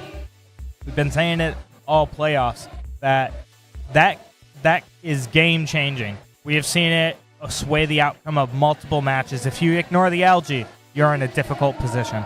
You can see here the Red Reef, they're fully cleared out of that algae, as well as the Blue Alliance. From this point on, it's going to be a coral game for that Red Alliance, as the 910, the fully freeze machine, is actually going to come play defense and pin the Livonia Warriors against the wall. They do a spin move to get out of it as they look to place an L4 coral on that wreath. Swinging and missed by that machine as they go to get another. Yeah, like I said earlier, 910 got stuck on some algae there, but that honestly doesn't surprise me, 910 going to play defense. Like I mentioned, we'd worked with them on my team back in 2017. First blue banner I ever won as a student, and yeah, they are not afraid to go out of the box to get the they think will be the best to get the victory. And not to interrupt you, but it looks like we have 2 E-stops on this field. The fully freeze machine is stopped on that Blue Alliance or Red Alliance side as they're beached on an algae, as well as the SCA Constellations on the blue side of the field are currently disabled in front of that coral station. Really interested why those robots E-stop. More than likely, and it's probably damage to their robot. Don't want to see that, especially here in the playoffs this late in the season. But heading into our end game, the Royal Shirtery cage cam is up. Red Alliance is up by about 20. Ooh, 28-32. I hear a pop as Livonia Warriors can't come off that cage. It looks like it's going to be 1-1 for these alliances. Yeah, neck and neck, and looks like Red Alliance might be continuing in that upper bracket. We'll wait for our final scores. Look at the reef for both sides. Nearly full, with the exception of probably one face of the reef untouched.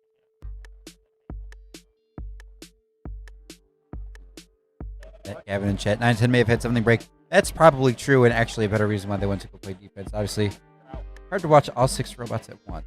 But I think we have our scores, Chris. Red Alliance takes it. 154 to a blue 141. Pushes the number 1 alliance into the upper bracket, while they move the number 4 alliance into the lower bracket now. They have to fight their way to meet back into the finals. Yep, 2 really good scores here, Chris. We'll see, like you said, Alliance 4 again in the not-so-distant future, and then Alliance 1 advancing to Match 11, that upper bracket finals for a spot in the actual. See, for the Red Alliance, the real difference is you can tell in the scores, coral and algae. Just a little more algae and a couple more coral scored. That was all it took to take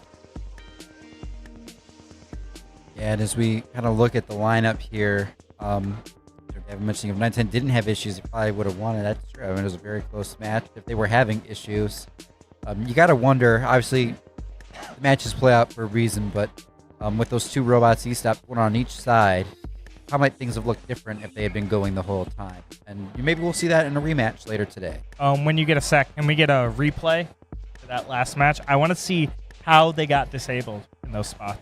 Absolutely. So let's go to the replay. Look.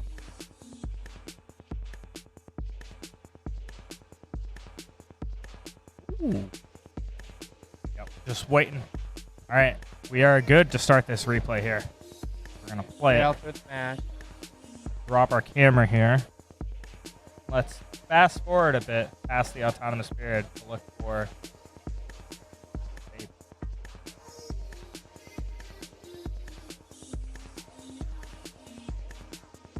Yeah. Oh, it happened right there. Yeah, I'm looking at SCA Constellations on the Blue Alliance side of the field. They're just pushing. They're in a pushing match. And then they just disable. I'm not sure what happened there. Yeah, that's really weird, Michael. You'd think there's no damage. I mean, the only thing I can think, you want to E-Stop there, so just so that way you can guarantee you're just going to sit in front of that station the rest of the match. But I think you'd want the flexibility to still move around and go park at the end. So hopefully no damage. Yep. Teams still have more matches to play, so hope they can get it repaired quickly and get ready for the next match. Quickly, though, I do want to look at this blue robot getting beat there. And then it looks like... They do eventually get off. They do end up getting off of that, right? Because right here, they appear to be E-Stop at their driver station. Which is what interests me. Oh, I'm thinking of adding about a couple matches. It looks like they may have gotten E-Stop by the field there. I am unsure about that. But let's take it back to the current match here. Oh, So here on the Red Alliance, we got 33, the Killer Bees. Or excuse me, Killer Knights? Killer Knights. My mistake. I always forget that they do the swap here. We also have 43-27 Q Branch, 67 the Hot Team, and 15-02. That's technical difficulties. Yeah, and over on our Blue Alliance, we have 37-67. That's TC Titan. 93-12. That's Nerd Spark driving Batman. Okay, 72-11 Hollywood, and 78-65 Robotics. Love Robotics. Yep. Fun name to say. For the Red Alliance, they're putting in 15-02 to get the job done here. And it looks like Nerd Spark will not be playing on this Blue Alliance for this match, as we are still in the upper bracket for this competition.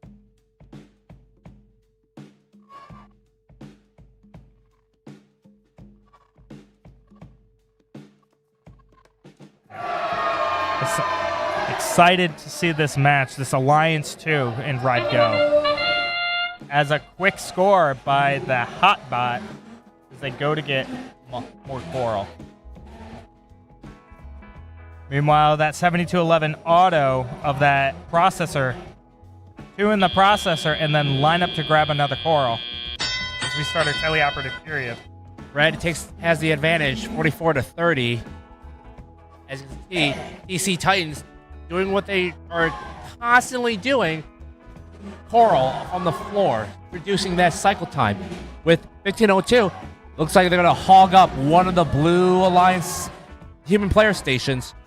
Super cycles by that 33 machine. They score that coral and then take Algae up to that barge for a quick 4-pointer there. Followed by the Hot Team coming around to score inside that barge. That's going to be the heroes of tomorrow.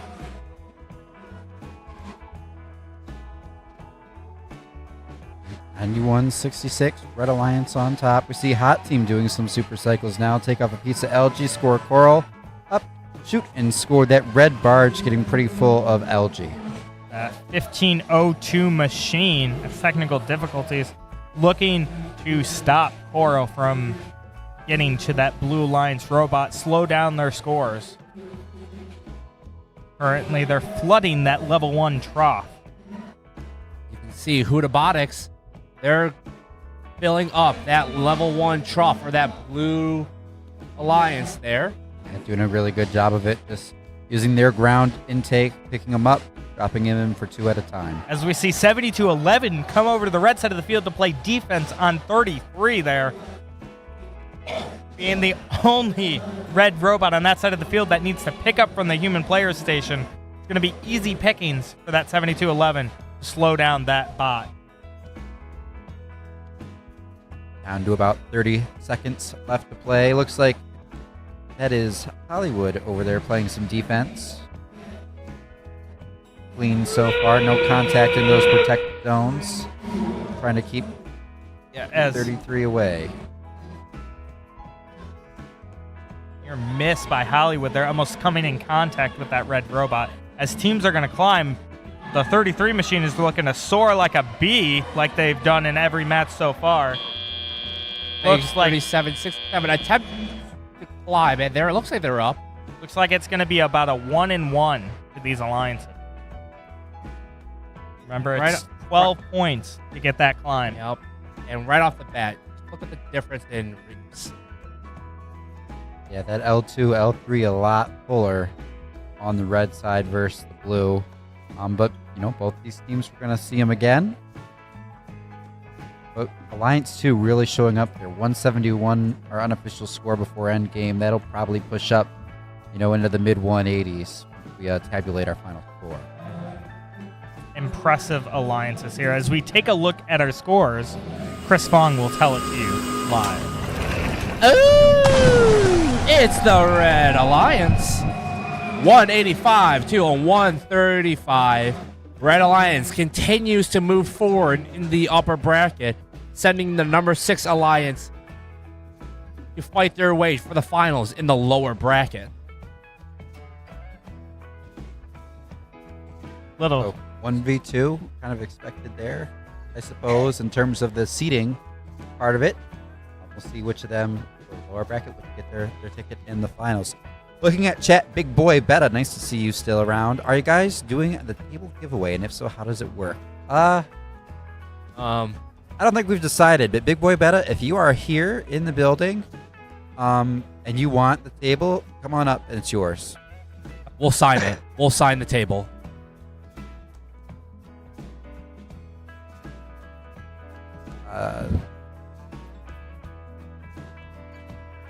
There's no e-stop. Yeah.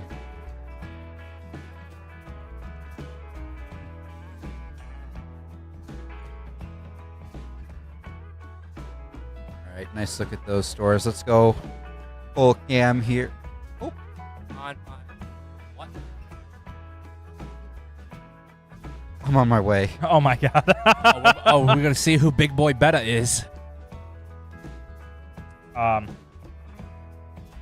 Little football update. Owen is currently beating me in fantasy. And about a half an hour ago, I was over 10 points ahead. Or 10% ahead of him in fantasy. Check out my fantasy. It looks like... it looks like... Yeah.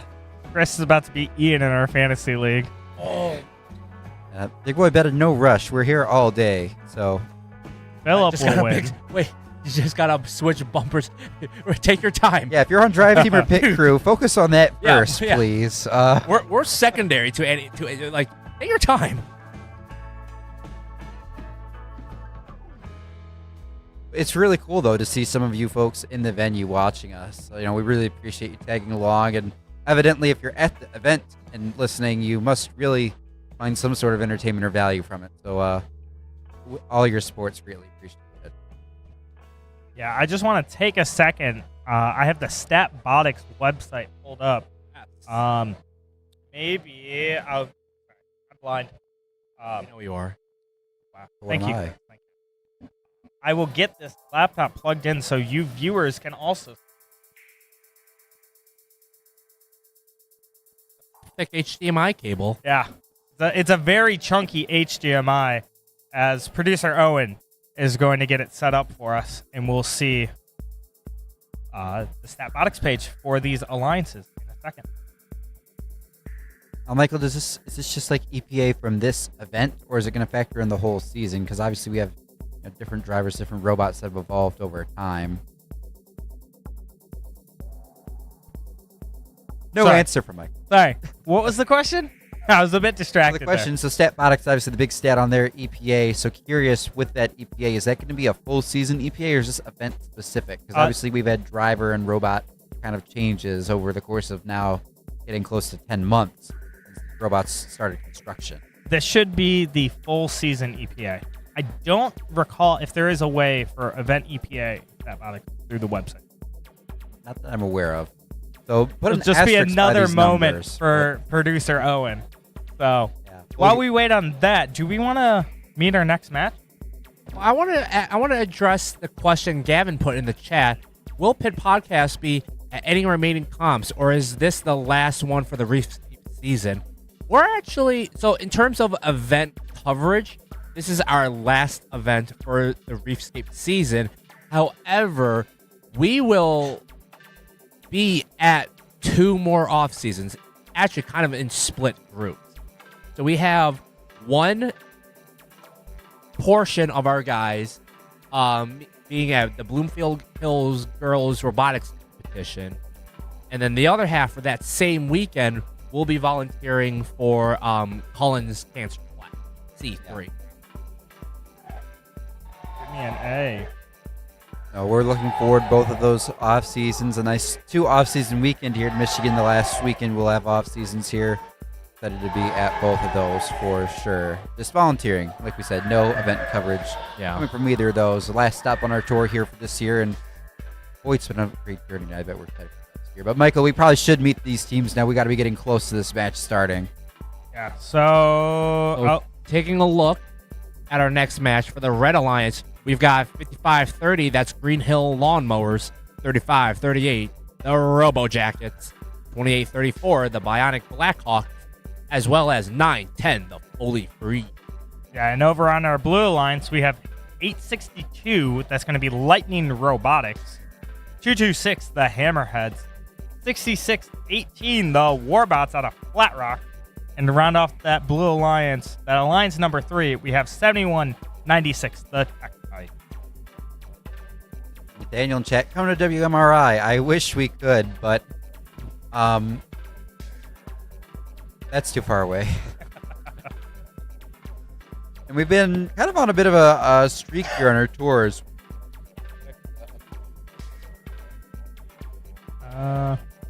It's for sure been a bit of a tour for our whole group. Obviously, we had 4 weeks in a row for some of us back in July and August. We had some folks at Rainbow Rumble, Kettering, All-Stars, Mark, Wolverine Robotics Competition, then a few weeks off, and then we've been right back at it, Chris, and some more teams competing at Kettering Kickoff. Obviously, here at Goonettes now, we were out at Ferris State for a good chunk of us, and now obviously here at Goonettes, and splitting next weekend at West Bloomfield and Cullen. Cullen's Cancer Clash, the C3. Great event. Lots of off super seasons excited for this to pit compete pod. there. Really excited for that one. Yeah, absolutely. And to support. Is that our great? who I think it is? We're going to take a quick pause here, pit crew. We're going to hear to meet Big Boy.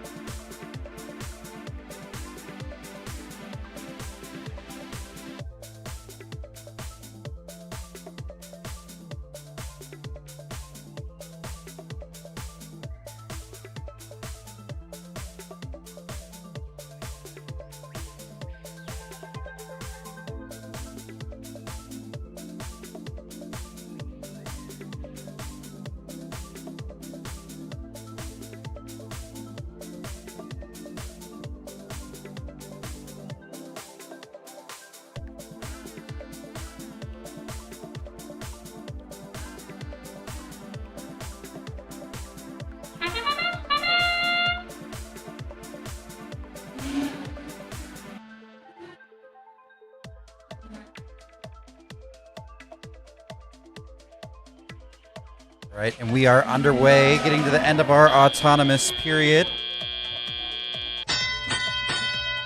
36-31, the Blue Alliance advantage. Nice and tight. All these autos have been tight in playoffs, guys. Exactly. This Lightning Robotics machine is what I just looked at. That was a quick cycle on the L4 as they reach up for another lineup. Will they shoot? They score. And we've got, looks like 35-38, grabbing an algae. Loading up, and they put one in the barge. So does 66-18. That's Warbot. Love those Warbot. Out of Flat Rock. Larry Bird. Over on our Red Alliance, we have triple offense going on. That's going to be the Bionic Blackhawks, Fully Freeze, and Robo Jackets quickly scoring Coral onto that wreath. It is a Coral game. They're just pushing that LG out of the way. They don't care about that. Robo Jackets go up, they shoot, they score an L4. And this number 3 Alliance in blue, just barely. I mean, this is neck and neck. The slight lead by that number 3 Alliance in the blue bumper. Oh, now it flips to Alliance 4 in the red with the slight edge. Yeah, tight matches all day here in our lower bracket match. Currently match 9. You see that strategy from the Red Alliance, that L4 nearly full, and they're doing a great job on that L3 as well. Blue Alliance, you can see there, some of that LG being handled by the Flat Rock machine, but that L3 level not as full. So that's kind of accounting for that deficit. Warbot's going up for that barge. They throw it in for a 4-pointer. Larry Bird. As it looked, with 30 seconds left, it looks like they're going to try and climb. Yep. Our pit cam powered by Royal Shirtery coming up. Or is that a pit cam? What's this? A cage cam? Cage cam. Cage cam. Hey, we should go to pit cam at some point. Just going on at concessions. Well, in our last 10 seconds, everybody's looking to climb. We have Hammerheads up. 226 Hammerheads are up. It looks like A62 as well. 2 for the Blue Alliance, none for the Red. That could make things a little interesting. I don't know if that's going to be enough for the Blue Alliance looking at our live score. That's 24 points. It would be tight. Be tight here. But this is going to be, it's going to be very, very interesting. Very tight match. Tough to see one of these two alliances go home, guys, because they both, even in this match, right down to the wire, it looks like. Scores. Ian, what are our scores? Well, let's take a look at our scores. Michael, they're on our way. It's going to be the Red Alliance, the number... that would be our number 4 seeded alliance, captained by the Fully Freeze, the Robo Jackets, Bionic Blackhawks, Green Hill Lawnmowers, advancing. Huge congratulations to Alliance 3, led by the Hammerheads, their first pick, Lightning Robotics, and then the Warbots and Tech Tigers. Great showing this weekend. A 5-point differential. That's how competitive Goonettes is. A 5-point differential. 170s. Yeah, look at the LG and the barge from that Blue Alliance. They put everything into that. So tight, Mark.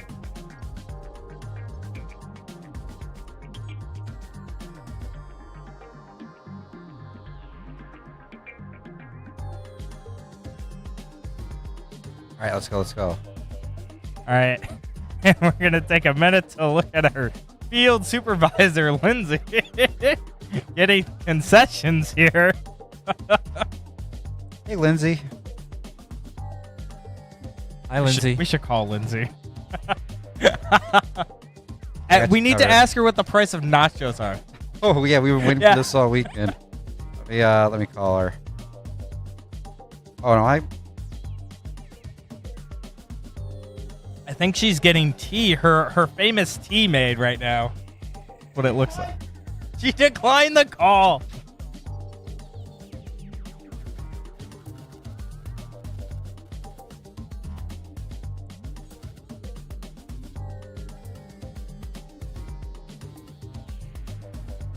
Come on, Lindsay. Pick up the phone.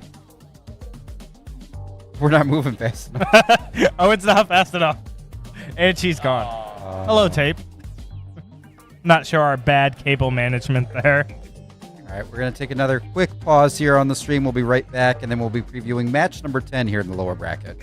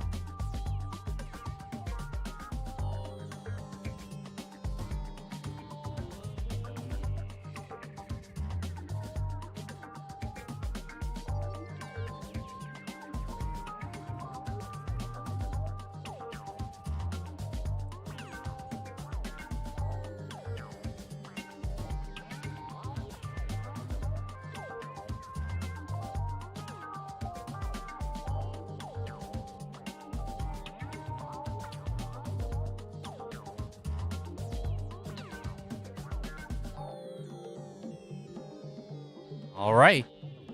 Coming up for this next match for the Red Alliance, we've got 93-12 Nerd Spark, 37-67 TC Titans, 78-65 Robotics, and 72-11 Hollywood, your number 6 Alliance.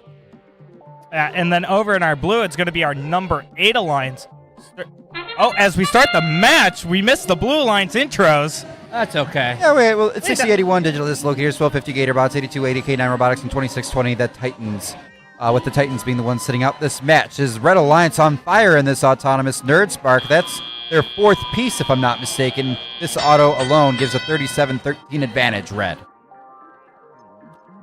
Yeah, we're looking at the Gator bots right now as they grab that LG, going up to the barge, doing what they do best. They shoot, they score another 4-pointer. Almost said a 12-pointer. That would certainly put some more focus on LG, Michael. Well, they're going to make it a 12th set of LG points if they get that one in. It's a swing and a miss. We'll see if they'll bounce back with their next piece, no doubt. Love these Gator bots out of Dearborn. Yeah, going over to the other side of the field, we're looking at the Nerd Spark Alliance, looking for that L3 Cora with their triple pivot arm over there. At 72-11, rolls off of that LG. That's what we said earlier. LG can be dangerous for these robots if not cleaned up properly. Yeah, you just think about the number of robots, not even all season, but even just this weekend, we've seen get stuck on that LG. See here, 8280 K9 Robotics looking to be the solo L4 bot. Actually, with 6081 Digital Dislocators assisting with the L4. Yeah. Our blue line, the K9 team, looking quick cycles. We talked about their vision system earlier. It's a point-and-click adventure. Been saying that a lot today, but that's what most teams have here. Consistent and precise programming here at the Goonettes Invitational. 11, looking to find a spot on that top shelf, and they complete off. With 30 seconds left, teams are going to start thinking about their climbs in the end game. Currently, our Red Alliance is in the lead, 135 to 117, the Blue Alliance. As we hear our sonar ping go off. Looks like we have 4 robots looking to climb their cages. We see Nerdspark go up. We see Hollywood go up. We see K9 go up. We see Dislocators go up in a quick park by that Nerdspark robot. 2 for red, 2 for blue. Unofficial score, 142 red, blue, 117. We'll have those finalized scores in a moment here. It looks like that third Gatorbot robot looks to maybe be stuck on an algae there. I didn't see that happen during the match. I'm not sure if that's anything that they're stuck on algae or some other problem. I don't see where that ball would be. Yeah, it could have been just a quick score in the end. Look at that red wreath. Nearly complete as we take a look at our scores. And it's going to be the Red Alliance takes it. With a score of 168 to the Blues 141. Yeah, so congratulations on Alliance number 6. We'll see them again in match number 12. Huge round of applause. Well, we're not in the venue, so you guys don't need to applaud, but I mean, just congratulations to Alliance 8. K9 Robotics, Digital Dislocators, Gatorbots, Titans, 4 great teams, great showing. This is the last event of the season for them. They have a lot to be proud of. Absolutely, 100%.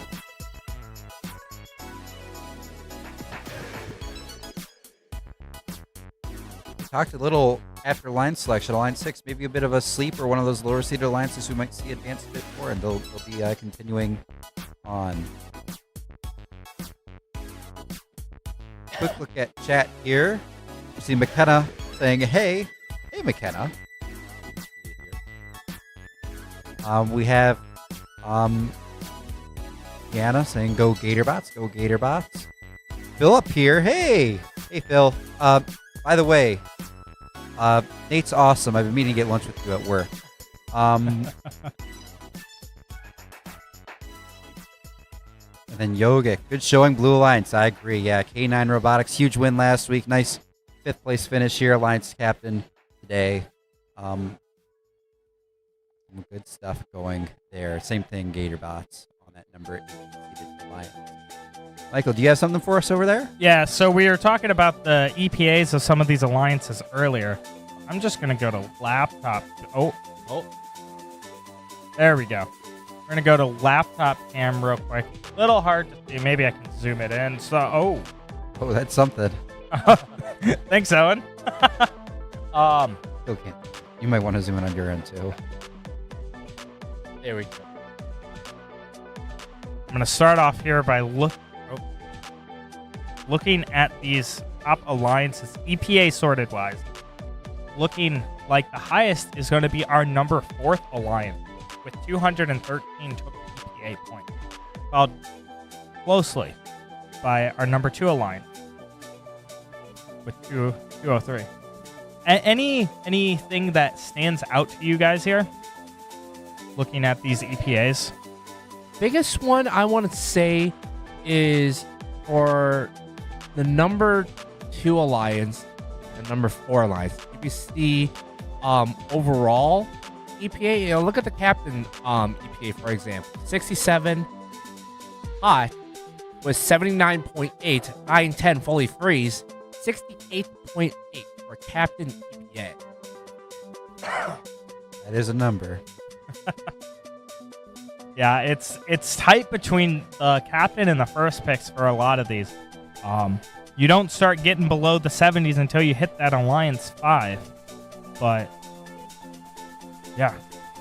And I'm shocked how high these EPAs really are. They really are. Now, Michael, I mean, the one thing we talked about earlier, I guess what stands out to me, I'm looking at these, my personal perspective, I'm throwing these out. These EPAs haven't been updated since in season. We know Robotics doesn't update for off seasons, is my understanding of it. And even then, when you factor in, the in season versus out of season, when new drive teams, new pit crews, people have graduated. Some teams, maybe they're working on their robots over the summer, continue to make some small iterations. It's not fair to look at these EPAs that would look at things if they competed week 1 or week 2 versus where these robots are now. So I'm not really sure what I'm taking from this. From my personal perspective, it's the way I see it, and producer Owen, also voice inside of our head, mentioned it too, is it was what these bots are capable of at the champs or at their last event, right? Evolution will change this, but this was the last time we saw metric of their performance. So it's just interesting to see this and how they do at the Goonettes. So far, I mean, a lot of those alliances, we see towards the top, everyone's still playing. Yep.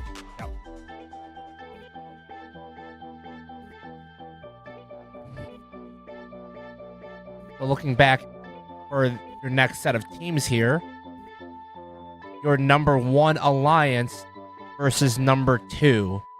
The number 1 alliance on the red side, you've got 2832, the Livonia Warriors, 9245, Laker Dreadnought, 7598, SCA Constellation, as well as 7656, that's MC Hammer. Yeah, and over on our blue alliance, we have Team 67. That's the hot team, the heroes of tomorrow. Then we have 1502 technical difficulties, followed by 33, the Killer Knights. And to round off that blue alliance, we have 4327 Q-Brand. And it looks like it's going to be technical difficulties sitting out this match, assuming the hot team does take the field, as that last robot is who we're waiting on here. As we see the hot team rolling down the walkway there, so they will be taking the last spot for that blue line.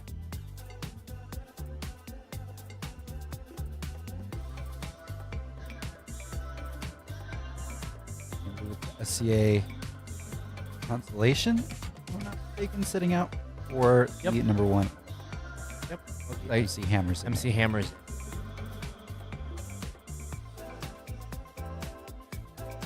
Big boy beta, we will tag 910 and use the hashtag and the @ FRC 910. the posts. FRC 910. 910. Holy freeze. A little chilly in here.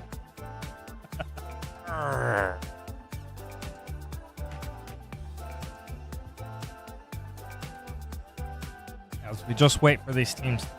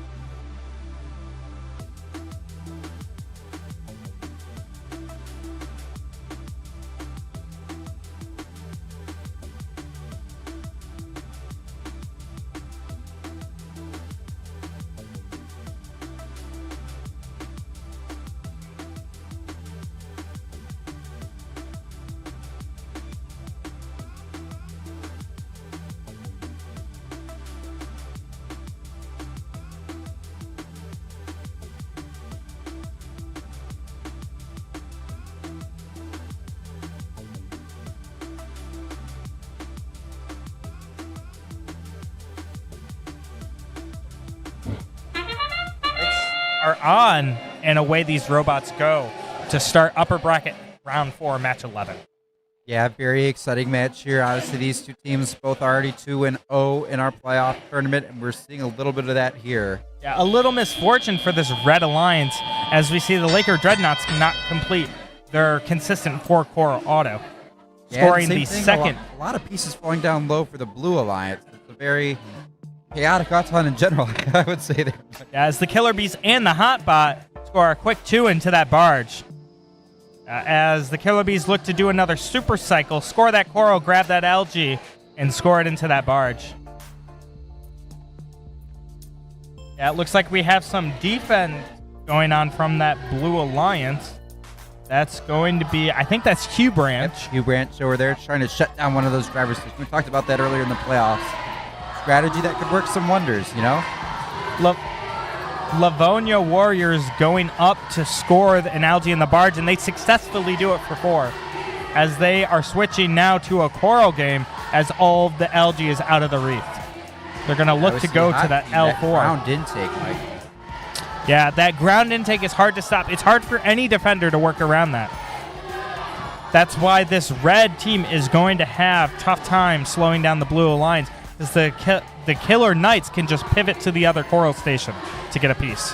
Yeah, there's a little chaos here. That MC Hammers group over there in the red bumpers shutting down that driver station. Normally, 67, they could just have that coral chucked at them.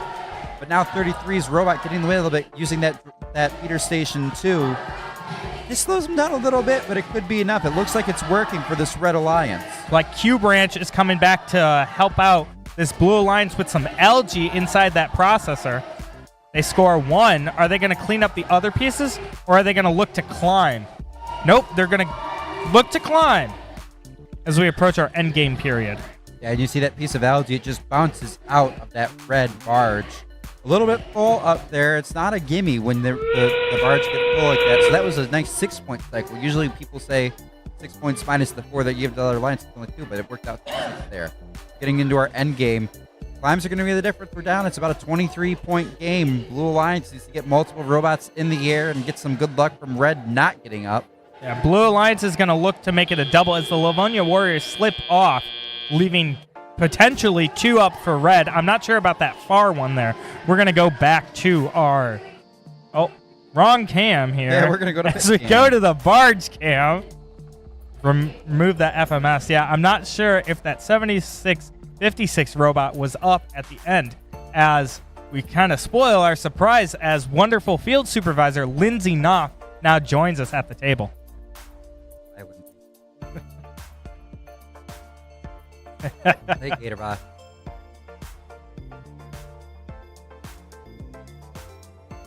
Little in frame. I know it's... Yeah, she was. She said hi. As we take a look at our scores, and it's going to be the Red Alliance taking it. Woo! Woo! For 184 to a close match, 173. Yeah, really close. And again, upper bracket, Alliance number 2. They'll be playing in match 13, the play-in game for the finals, facing the winner of our lower bracket.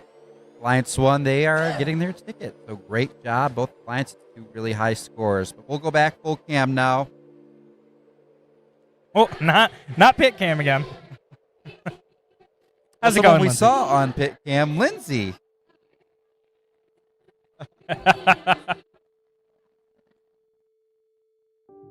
Yeah. We're trying to call you to find out what the price of nachos are down there. You're like, this can't be good. Didn't think to turn around to look at the camera staring you down. That's good then. That means we did our job well there. So, how's it been going down on that field?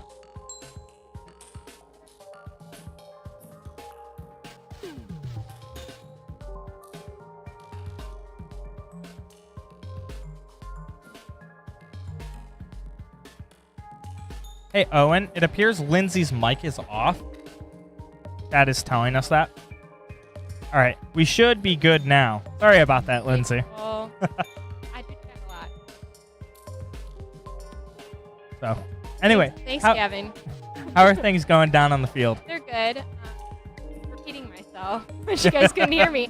The first 15 matches or so usually are relatively slow because obviously, usually with events like these, there's a lot of new tribes that have never done it before, so they're trying to figure things out. They don't know the flow, new resetters, all that kind of stuff. So things are really slow. But once you get into that second day, it's everything's moving. We're getting into the competitive part where tensions are very high. So like, oh, I got 5 here. So I'm still a little tense. Things happen. Well, we appreciate you taking time out of your busy day to come up here and talk to us and the viewers. Also, they didn't get to say hi, so I was like, hi, girly. And hi, Gatorbots Pit. I know they're streaming the pit. And also, hi, McKenna. I saw this. I had to say hi. Hi, McKenna. I like to do it. Well, McKenna's awesome. You know, we all, That's so all miss true. her. So, Lindsay, obviously you're volunteering at the event. You're a field supervisor. Now, we might have some viewers who didn't watch our podcast where you talked about everything being Lindsay. What does it mean to be a field supervisor? Being a field supervisor is essentially in the name. You're supervising the field. You're making sure that the field is in perfect playing condition, or at least good enough, so that all teams have a fair chance. And then I also manage the... Okay, I'm realizing I don't know where to look. I'm like, do I look at, do I you look can at either you look guys? towards us or look at the camera. Oh, I'm supposed to be like... I usually look inwards. I manage the resetters. To make sure they're good. This feels really weird. Like, Yeah, we can look. souls. We can just have a conversation. We can look inwards. So yeah, I'm really managing the setters and then also making sure the field is how it should be. So like, for example, just a very recent example before I walked up here, the April tags on one of the reefs had like a big gash in it. So making sure that that is the way it should be, so that way autos and everything work correctly. As a real world example. So just making sure everything's good to go. Yeah, and let's see. So I gotta ask Lindsay. So I've been coming to the Goonettes event for the last couple of years, and I know you have as well. What makes you keep coming back here? It's just fun. Like that's one of the things about events is when you're surrounded by people that you love and care about, which this event has everybody. It's just like you have to. And also just like the support. Obviously, I know people can get frustrated because that first part where you have that new drive team and they're just really getting to figure it out, they're getting to try an opportunity that they might not have had in the past. So it's like, if I can give them a good experience, this is with any event, but this one, it's like we have all this support, and it's just such a good event. Like, I know I sound like I'm just like kissing butt over here, but like such a good event that it's like every year it's like, tell me when the dates are, I'll be there, like I'm here. So it's just good stuff, and like getting to train new people and just the support I really enjoy. So Yeah, we love this event here. yeah, it's good stuff. Like I said, it's my first time ever coming to this event. I know. I'm so excited so for happy you. I got to be here for it. You know. Let's see. So you said you were heating up some water for some tea. What kind of tea are you? I drink green tea every day in the afternoon. I actually had somebody. Okay, so for those that don't know, I am a woman of structure. Like, I love a routine. Okay, in the morning, I have a banana. In the afternoon, between 1 and 2:30. That's a loose estimate. In the afternoon after lunchtime, I have an apple because it's like natural caffeine, and then I have green tea in the afternoon. And then I'll have tea before bed. Just, I'm a woman of routine, so. It is good. We'll take a pause in the conversation here in the playoffs. Oh, yeah. I can stay through the break, so. All right. Awesome. We're going to take it down to this match as autonomous period ends. Our number 4 alliance in blue against our number 6 alliance in red. Looks like an early lead for the red alliance by 1 point. And it's closing in quickly, Michael. Really competitive here. Like you said, Alliance 6 versus Alliance 4. Match 12, loser of this match gets the 4th place designation. Winner gets to face that number 2 Alliance for a spot in the finals in match 13.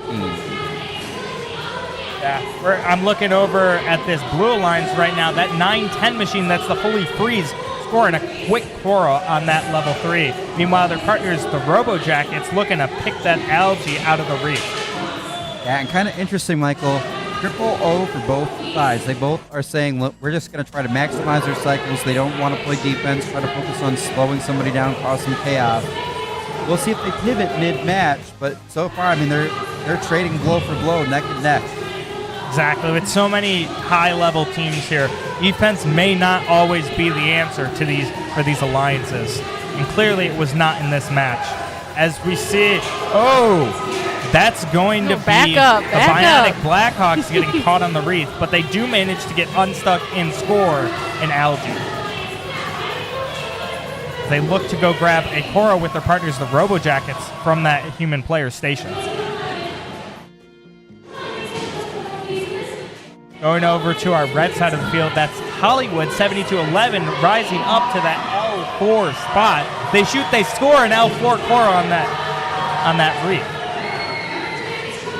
And we have, like we mentioned earlier, PC Titans with that ground intake. Honestly, Blue Lions is making it work without it, but I've noticed watching the cycles on the red side, it's helping PC Titans to not have to go to one of those feeder stations to grab their Cora. With less than 20 seconds left, we're still 2-point difference between these teams as we see the Bionic Blackhawks are up. 9-10 is up. 37-67 is up. Can Hollywood get up too to make it a double-double? And they do! Oh my. With 93-12 getting a park in the end. Our unofficial score is a 1-point difference in favor of this Blue Alliance. But if you see, the Red Alliance has a park there as well. Yeah, if we go over to our barge cam here, a little change since the end of the match. We obviously scored 3 seconds after, like you mentioned, Red was 155, 156. Red was behind by a point. Remember that. We had 2 climbs on each side. Those will offset. What's our difference right here? Look, 93-12. What are they doing? Park. That's 2 points for Red. If our unofficial scores were correct, heading in this endgame, it'll be a 1-point win for the Red Alliance. Neck and neck, but it looks like Alliance 6 the advancing match number 13 if this holds. Unofficial, of course. We wait on our referees to tell us the final call here. Michael, the energy that you had during that match, I was like, I have not seen that side of you. Thank you. Thank you. I'm trying to be energetic for our viewers. Yeah, that was awesome. Yeah, this is probably your first experience at this table hearing us. I know. Yeah, you've been busy this event. I know. I'm always needed, and it's always like, oh my God, there's a fire, and we need you to take care of it immediately. It's like, oh, there's just a ball that's a little low. But I mean, good problems to have, right? The thing is to me, because I've seen so many things, this happens all the time. I'm just like, oh yeah, okay. But at the end of the day, that ball could be the reason that a team possibly couldn't win, right? So, I got to remember that at the end of the day. So it's like, yes, it may seem like a fire them, but at the end of the day, if I have a calm composure, hopefully they'll have a calm composure too. So that's me hoping, try my best. The best is all we can do. Yeah. So, Lindsay. Mm-hmm. Jesse and Barbara. I don't know what I want to... I don't know what I'm going to say, As we take a look at our scores for a moment. There we go. That'll fill the air. For match number 12. Lower bracket. Round 4, match number 12. Logo kind of reminds me of Halloween. Ooh, I got it. I got this. And it's the Red Alliance winning with a score of 175 to 175. It's a tie. Comes down to the penalty points. God, he just does it so much better. Yeah, That is going to be your number 6 alliance advancing. Thank you to our number 4 alliance of 9-10, the Fully Freeze, 35-38, the Robo Jackets, 28-34, the Bionic Blackhawks, and 55-30, Green Hills Longmowers.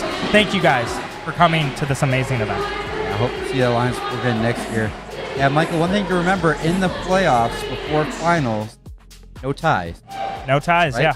So we have a series of tiebreakers. The first tiebreaker goes by penalty points. You can see Blue Alliance evidently do tech fouls at some point during that match. That gave the Red Alliance the victory. We will see Alliance 6 again, facing off against Alliance 2 after a field timeout. Full screen here back. Lindsay Knopf, our amazing senior operations manager on the Pit podcast and field supervisor here at the Goonettes Invitational. That's me, all right. Ian Barber, manager. Michael Spatula. Michelle, director. Hey, Mr. Now hosting. Barber. You can call me Ian. Ian? Ian. Barber? Is Ian short for something? Not. I know it's not, but what could it be? Christian. What? Last 3 letters of the word Christian, Ian. Okay, I guess. Where your mind goes, Ian, I will never know.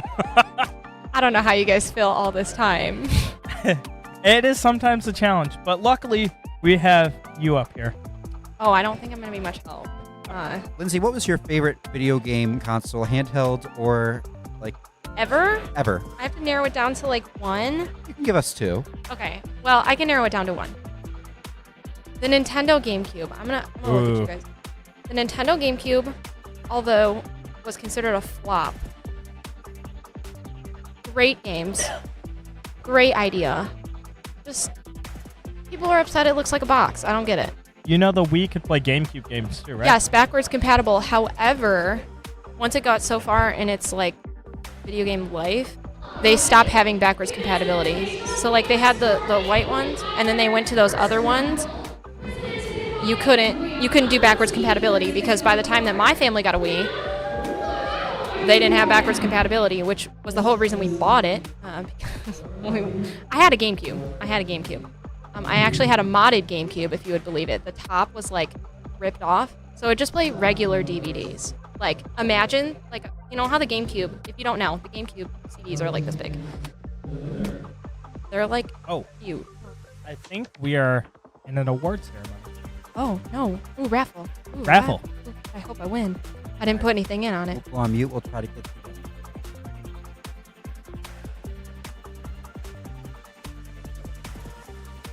Cameron Rod R from FRC team 2853. 2832. Yeah. I'm sorry. I can repeat it. Let me see. Oh, he's right there. Right here. Right over here. Onto the field. Come on out.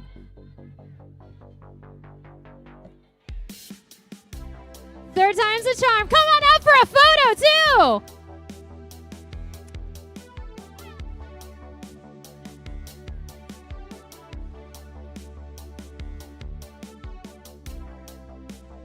Congratulations! In one moment, we will be presenting our other Mentor of the Year award.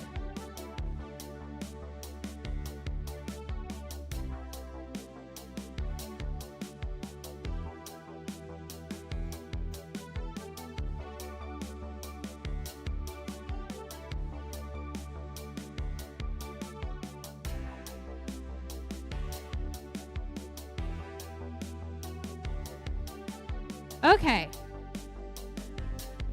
Welcome back. I'm back on the field, and we will be presenting our next Mentor of the Year award.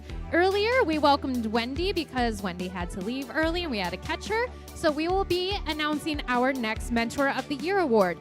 Just a reminder that these awards you become eligible when your students submit for them. We had over 10 teams submit this year. I would love to see that number climb in the future, so thank you to those teams that submitted. We loved reading all of your essays.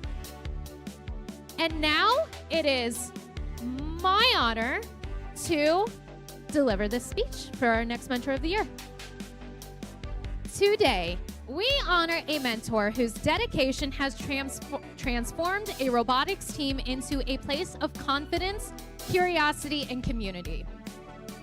Since this team's re-establishment, she has devoted herself to empowering young women in STEAM, first as a student leader and now as a mentor who continues to inspire every day.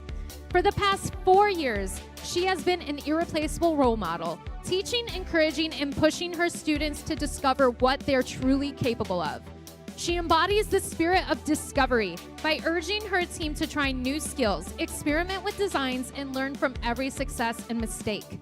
She even created a full hands-on training program herself, making sure that every member, no matter their experience, can step into any subgroup with confidence. At competitions, she leads by empowering. She lets students problem solve, build, and fix the robots themselves, not interfering unless safety is involved. She helps create a student-led culture rooted in inclusion, collaboration, and fun. And when the pressure builds or doubt creeps in, she is the first to remind her students that they belong in STEAM, that their voices matter, and their ideas have power.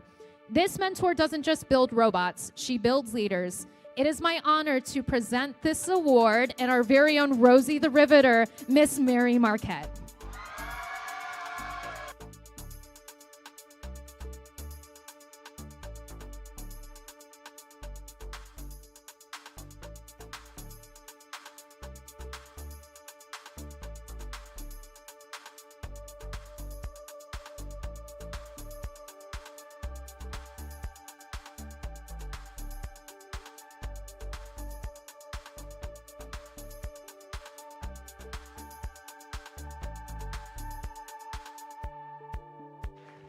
Congratulations. We'll be back to you in our next break with more raffles and our first Volunteer of the Year award.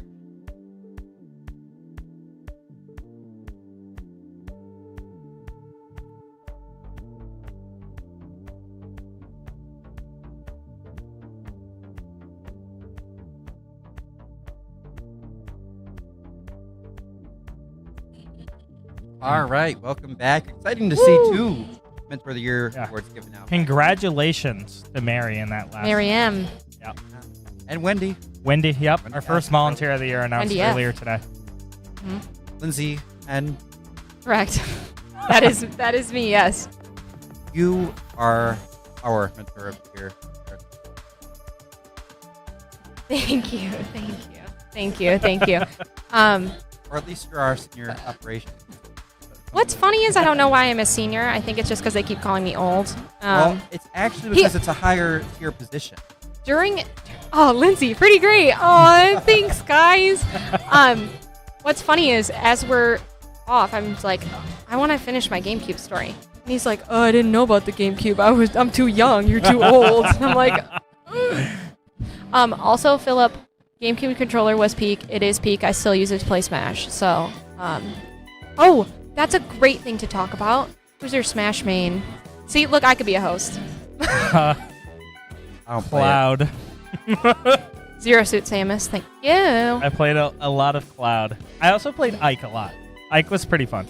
Guys, I have a funny story about BMO. I was having dinner with him and some Gatorbots mentors, and I asked him if he'd played Mario Kart before. And he was like, yeah, I played the one for the Wii. And I was like, okay, but who's your main? Like, who do you play as? And he goes, I don't know. Kirby? And I was like, you're so close. You could play him in Smash, though. Who do you play in Mario Kart? In Mario Kart, I typically play as, was it Rose Gold Peach? Whoa. Holy Nerds. Isa. Hey, guys, welcome to my ASMR. Nerds. I have no idea where that came What's from. going on? Uh-oh, I think I might be getting summoned to have to go back to work. Am I getting summoned to go back to work? Okay. No, I think well, I you're guess good. Hey guys, welcome back. Who was your Mario Kart main, Lindsay? Rose Gold Peach. I like a lot. It depends. Okay, so I learned that the meta of it is that you want to have like really high acceleration. We're talking Mario Kart 8 Deluxe, by the way. Yep. We're talking Mario Kart Double Dash. But was it Bowser Jr.? Is that what I call? Yep, Bowser Jr. And then I can't think. Why can't I think of it? I'm blanking because I'm on camera. But Diddy Kong. You want 2 lightweight, high acceleration. Both of their specials. We're talking like Double Dash. So if you're old like me, you know what I'm talking about. They have specials that occur more often than other people's. So, okay. Mine was always Shy Guy. I love Shy Guy. Okay, so what I was saying, Mario Kart 8 Deluxe. Obviously, if you guys don't know, I get off topic very easily. I'm learning that the meta is like you want super high acceleration. So you want like the little tiny roller wheels. You want I think the newest meta is like the teddy bear. I'm talking Mario Kart 8 Deluxe right now. Owen's, it feels weird that he's like the talking voice to me. inside. Yeah, head, the voices in my head are telling me. Oh, light blue Yoshi all the way. I like the color specific. I like playing as the orange shy guy, which is super fun because like red's a little bit boring. But also it's like a little buggy that has the little wings on it. That was the original meta and with the little rolly wheels. But I just like Rose Gold Peach because she's heavy and fast, and usually I can avoid things because I'm pretty good at Mario Kart, so I don't really need the acceleration. Just to be cocky. I hear a Mario Kart tournament incoming. Yes, yeah. I love Mario Kart. A Madden tournament? Oh, I would totally lose at that. Oh, absolutely not even close. We're gonna just do a bunch of tournaments. Yeah. Oh, we can comment there. Bowser Jr. and the Wing Koopa Troopa for Double Dash. Yes, Andy, absolutely. Wing Koopa Troopa. Would you do the red one or the green one? Because the red one has the homing shells. Because if you pick the green one, you don't get the triple homing shells. But I absolutely Bowser Jr. for sure. Andy gets me. We got this. No, Gavin. Throwing things at the speakers is not the new thing. Don't be like people that go to concerts and they're like, I'm gonna throw you my bracelet right in the face. Yeah, please don't. Don't do that. I don't think you guys are famous enough for that anyways. Yeah, don't throw things at us, because otherwise, our volunteer coordinator walked by. Actually, as that was happening, did not look very happy about the fact we're getting hit with nerds. So. Okay, wait. Who do you main in Mario Kart? Mario Kart 8 Deluxe. Who do you main as? Well, it doesn't matter the game. I don't care about stats. I'm going original Yoshi. My friend in elementary school, who first got me into the whole Mario thing, played as Yoshi, so I just copied him. Andy, red one. Yes. We get it. We got it. I have been... Okay, I feel like we're on this video game thing. Chat, are we enjoying the video game talk? Do we want me to talk about something else? How much longer is this timeout? I don't know. The head ref is still sitting on the field, so I think I'm okay. After the field timeout, I'm going to go back, but... Well, we appreciate you. Yes. Happy to be here. Happy to be part of the Pit Podcast, as always. It's always fun getting together to... I appreciate the newest setup that we have is me and Michael and like the behind the, pit admin, right? Behind the table. We have a little mic now, so that way I can do my little chime in. Because sometimes it's like, I just have a little comment. A little spicy comment. Sassy comment, usually. So.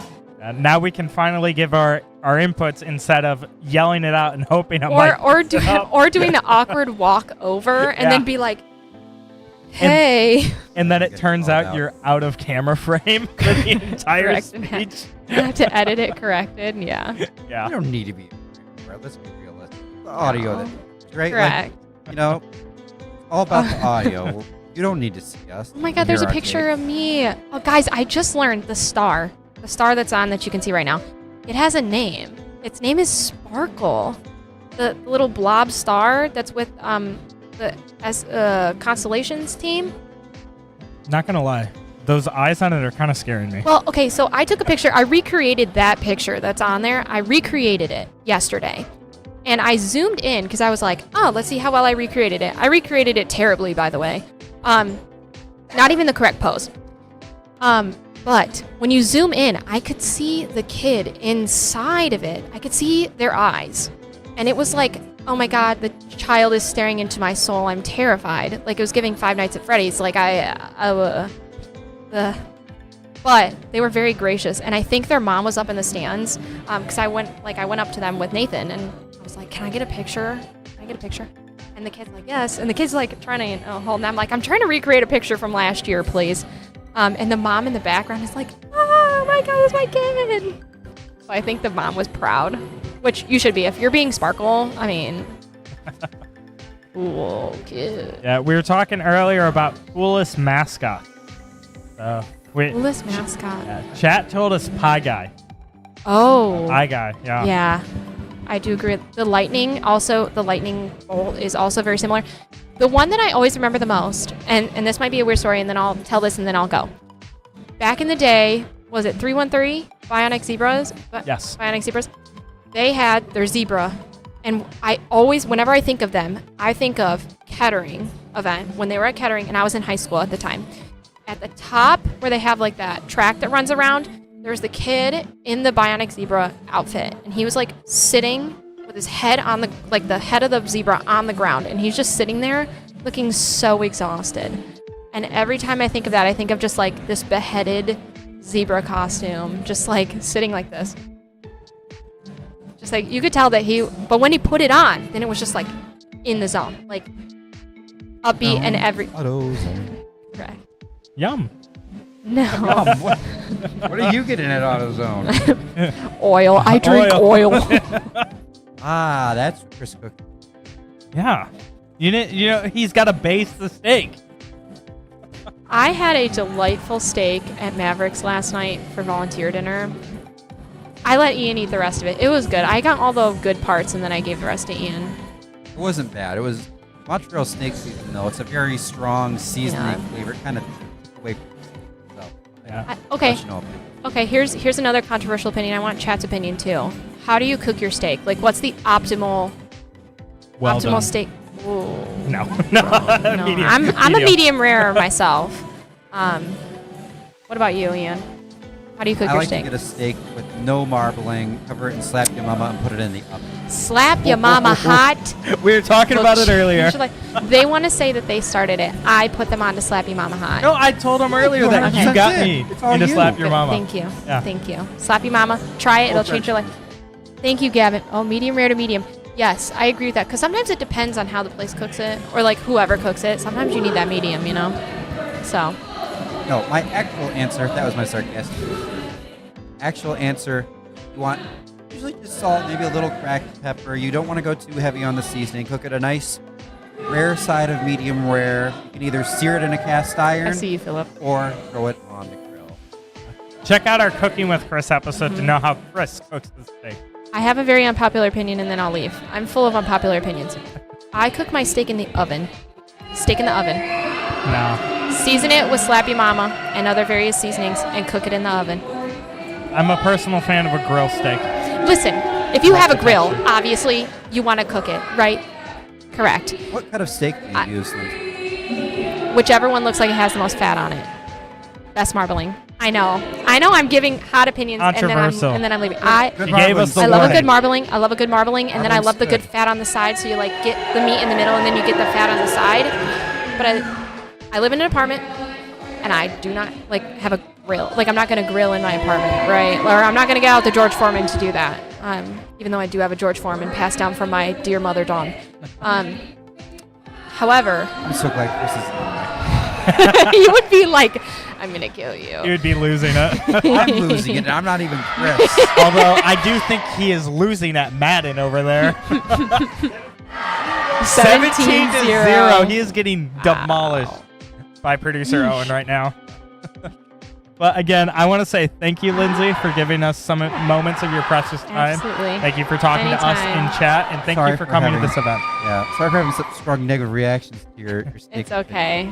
I know what I like, and that's okay. Everyone has what they like. You like it. That's the most important thing with all food. If you like it, that's what matters. Ignore everybody else. Yes. Sorry I didn't talk about the event very much, or really what a field supervisor does. I just feel like when I talk about that, I sound really boring. So, and if you want to know about being a field supervisor, you can watch a video. Ugh. But Ew. One of our more recent ones. No, that was disgusting. Don't forget to like and subscribe. But with that said, it looks like we just got our thumbs up. Okay, bye guys. Bye girls. Thank you. Lindsay. Thank you, Russ, for joining. I'm taking these nerds with me. Oh, what a nerd. Love you, Lindsay. All right. Michael, we got to meet our teams here really quick still. We've obviously done it many times before, but we have on Alliance, the red bumpers, it's Alliance number 2, and then in the blue bumpers, it's Alliance number 6. We talked about it. It was one of our sleepers, me and Chris had discussed. So you see the lineups on the screen. we're going to get this match started right now. Yeah, quickly, as we're in this autonomous period, we're going to start off with our Red Alliance from Ian. Is 33 killer. See the numbers. Fine. We know who these teams are. We've been with them all weekend long. Let's see how this match goes. Currently, the Blue Alliance in the lead, 62 to the Reds, 37. Yeah, and you look at that Blue Alliance auto. They had 6 different, or it looked like a 5-piece L4 auto, already a 6th piece up there. But sorry to interrupt you. A little worrying on our Red Alliance right now is 67. The hot team appears to not be moving. That can be I can't talk. It can be damaging for this alliance, as we're currently a 10-point game as the Killer Bees and Q Branch try and keep this score even, while hopefully 67 comes back into this match. Yeah, losing 67, and especially in a do or go home match, is really, really tough. Exactly. No one wants to go out like this. We'll continue to monitor it. On the blue side, we do see TC Titans picking up off the ground. Similar strategy to match 12 for this Blue Alliance, doing the ground, or the triple offense, ground pickup for TC Titans, and then Hollywood and Nerd Spark each taking a feeder station, 1 apiece. Yeah. Following closely on our Red Alliance here, Team 33 is trying to score all the points they can. They're just peppering that Wreath and Coral, hitting every L4 and L3 they can. Well, I would assume 67 has some kind of can issue preventing them from playing in this match. Yeah, good potential diagnosis from a experienced FDAA there in the form of Michael Stapulas. Yeah, still no action from 67, but we do see Q Branch and Killer Bees, or Killer Knight, doing a good job filling up that thing there. And I think we see Hot Team moving now, Michael. Yeah, the Hot Team appears to be back. My diagnosis may have been wrong, and it could have been a code or some other type of issue. But with less than 20 seconds left, teams are going to look to get this climb. Yeah, Blue Alliance up by 30, and we already see Hollywood up for Blue. We got 2 robots up for Red, 2 for Blue now. Everyone's flying in the air. Hot Team's just going to park. Final remaining robots of both alliances parking. We end this match unofficially with Blue 163 to the Reds 133. And Michael, again, unofficial scores, but it looked like it was going to be pretty much a match there on that end game. So if these unofficial scores hold. Yeah, it looked tied up going into that end game. And unfortunately, that will not be enough for this Red Alliance. Yeah, and after we finish this match, just a heads up, we'll have some quick analysis, but then we're going to take it down to the field. Our first Volunteer of the Year award being given here at the Goonettes Invitational. Yeah, as we see teams field resetters start to clean up, we take a look at our scores for match number 13 of the lower bracket. And it's going to be the Blue Alliance who takes it with 189 to the Reds 159. That's going to be Alliance 6 advancing in our bracket. Thank you to Alliance 2. That is going to be Team 67, the Hot Team. Team 33, the Killer Bees. 43-27 Q Branch. And 15-02 Technical Difficulties. Thank you. And an honorary shout out to 3175 to the other part of Team 33. Killer Bees, Team 3175, Night Vision. Them. Thank you for that. Yeah. Yep, we're muted.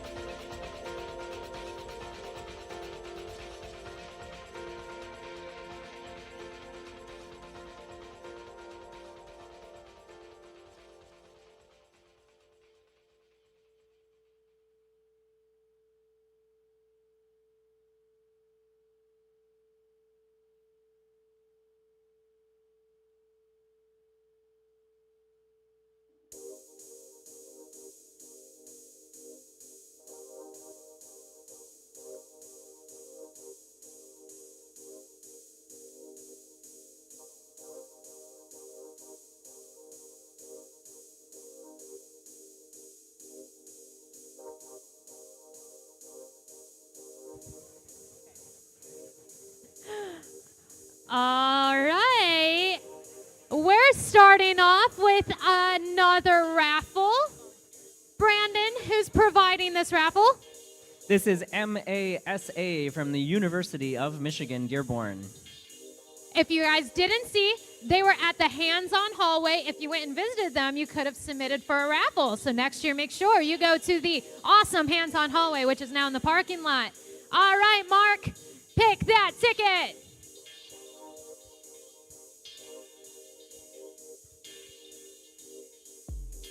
All right, the ticket number with no name is 151-880-29.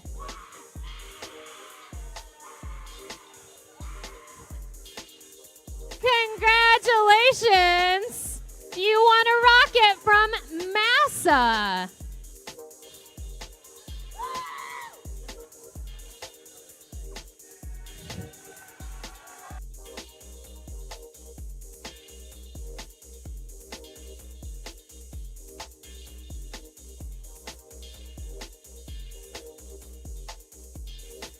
Congratulations. We hope you enjoy your rocket. Give us one moment and then we will be presenting our first Volunteer of the Year award.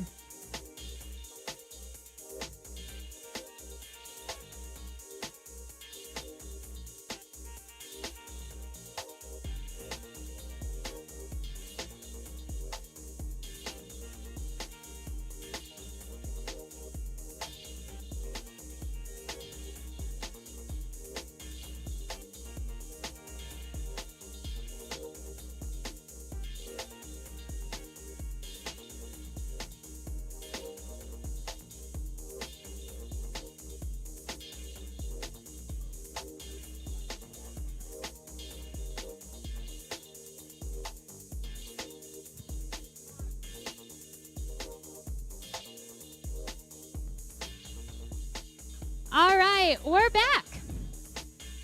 And now I locked the script. Hold on. All right, and now we are going to present our first of 2 Volunteer of the Year awards. So, like every off-season and regular season competition, the competitions would not be what they are without the volunteers. So one more time, can we please give a big round of applause to all of your volunteers that made this weekend possible. We've been working long hours to make sure that you guys are having fun. And now it is my distinct honor to present our very first Volunteer of the Year award. If you are a volunteer, keep in mind, volunteers also submit nominations for Volunteer of the Year, and then we pick from the nominations. This first volunteer. At the heart of FIRST Robotics are a few powerful values, our core values: discovery, innovation, impact, inclusion, teamwork, and fun. Today, we honor our first Volunteer of the Year. We celebrate somebody who truly lives these values every day they volunteer. They embody discovery, always eager to learn and to help others grow. Through innovation, they find creative ways to problem solve and inspire students and other volunteers they come across through the competition seasons. This volunteer has been a difference maker to the Goonettes Invitational since 2022, but she has been a difference maker in FIRST for so much longer, stemming from FIRST as an alumni. This volunteer always makes everyone feel welcome, showing the spirit of inclusion that makes FIRST so special. They remind us that real strength comes from teamwork and that learning and service can be and should be filled with fun.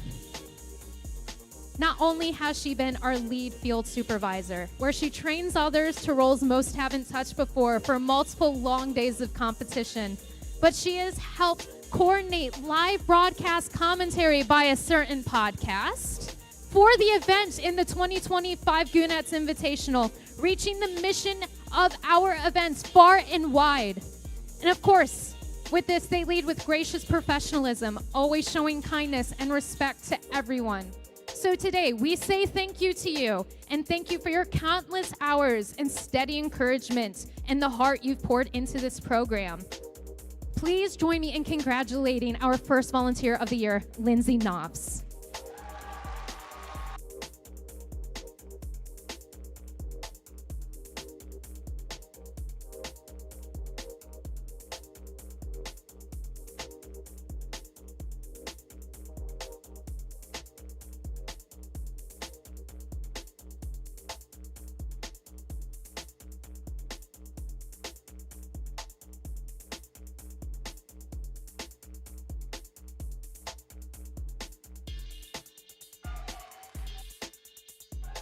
Congratulations. We will be back to you after our first finals match with one more raffle and our second Volunteer of the Year award.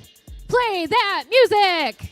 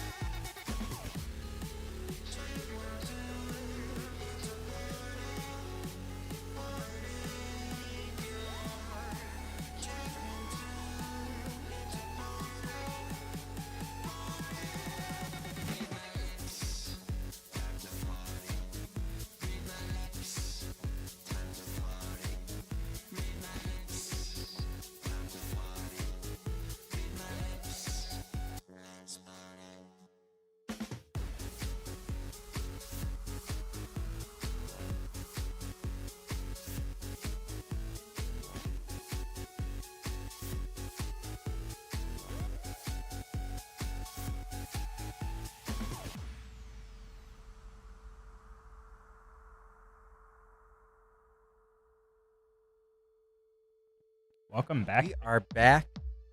Me and Michael. Yeah. And Pit Crew. I think we should start with congratulations. Our very own Lindsay One of our Knopf. own, Lindsay. Yeah. Absolutely amazing. Well deserved. Long time volunteer, coming. Mentor, podcast friend. Yeah. I mean, I'm just happy.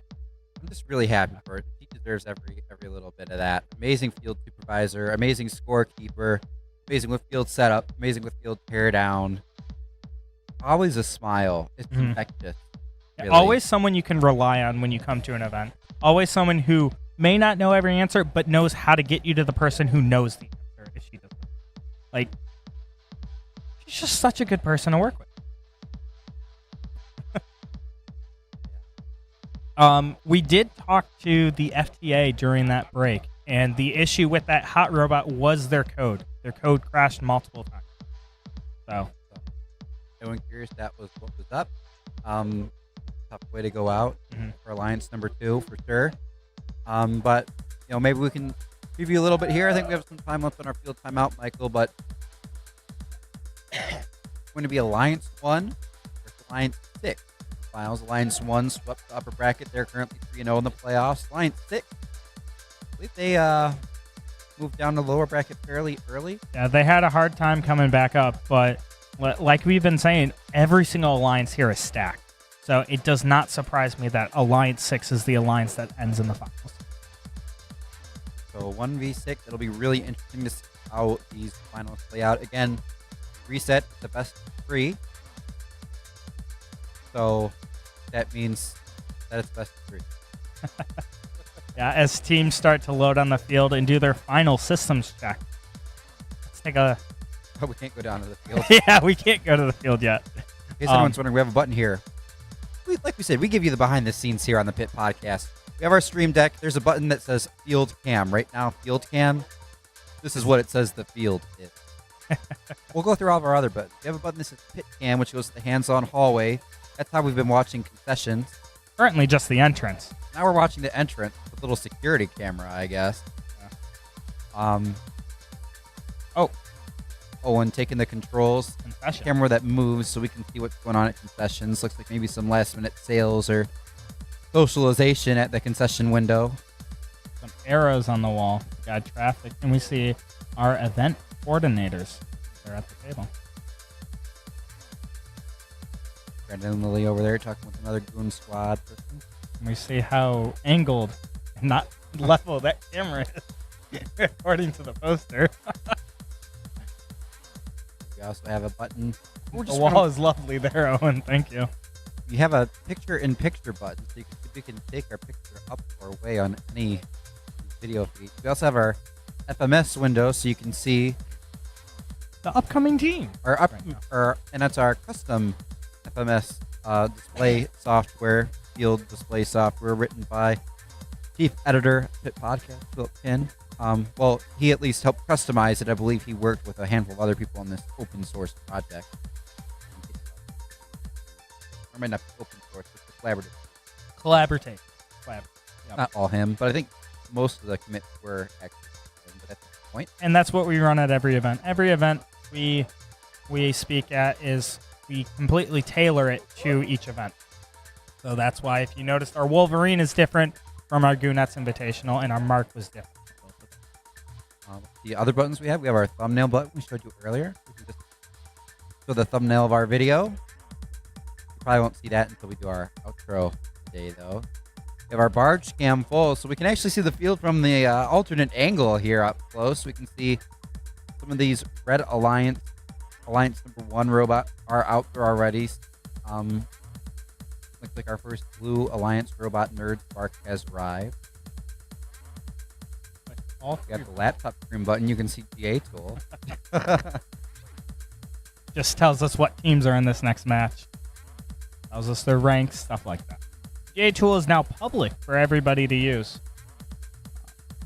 Okay, very neat tool. I've been using it for a lot of years now. Anytime you need a game, it is very helpful because you can use it in the match. The number, the city, the team name, a bunch of other stats, and a helpful widget.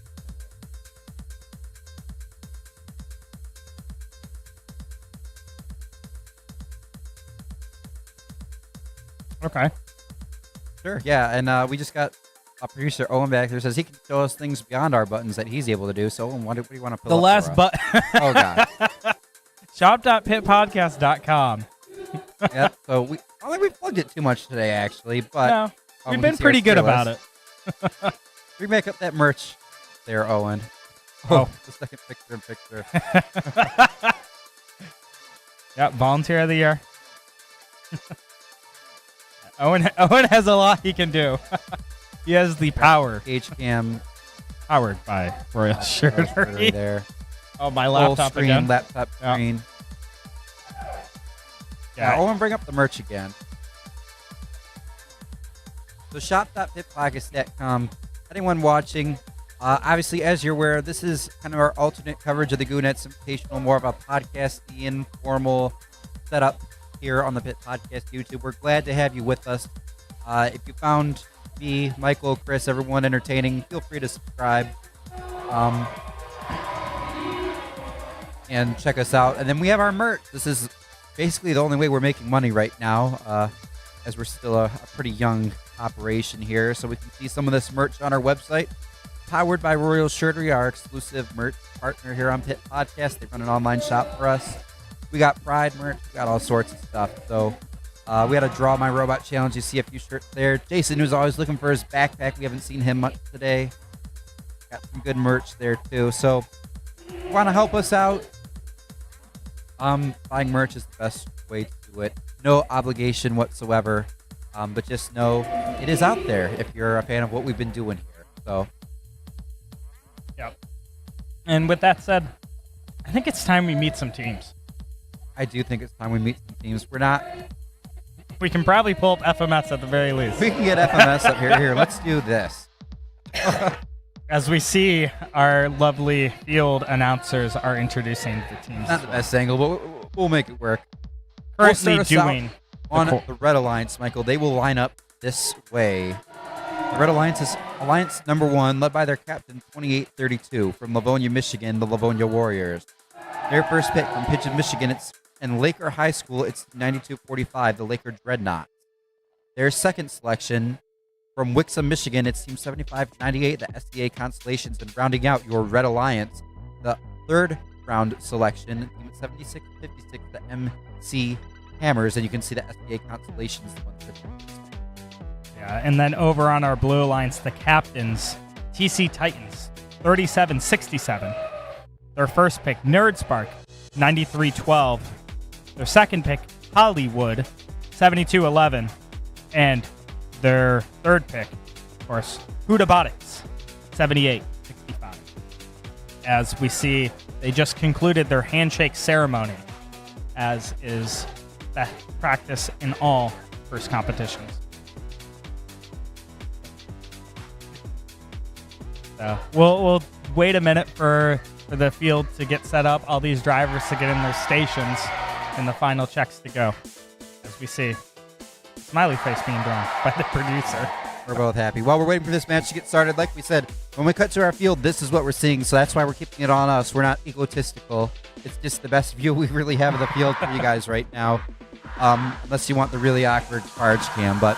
Taking a look at chat, you are right, 70 subscribers left to go, Jack. And 70 subscribers for what, you may ask? Well, our very own Chris Long has said if we reach 500 subscribers by the end of this stream, he is going to shave his head. And we are going to record him shaving his head.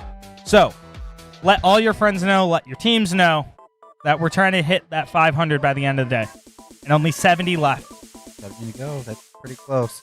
You see Nathaniel, I'm assuming from Team 231. Of all the off-seasons you've attended, which one's been your favorite? Their personal favorite is Pezzy Champ. Pezzy Champs looked pretty fun. Watched it on stream, couldn't attend, but... I've obviously never attended. IRI a few years ago was really cool. I think of our tour this year, my favorite stop.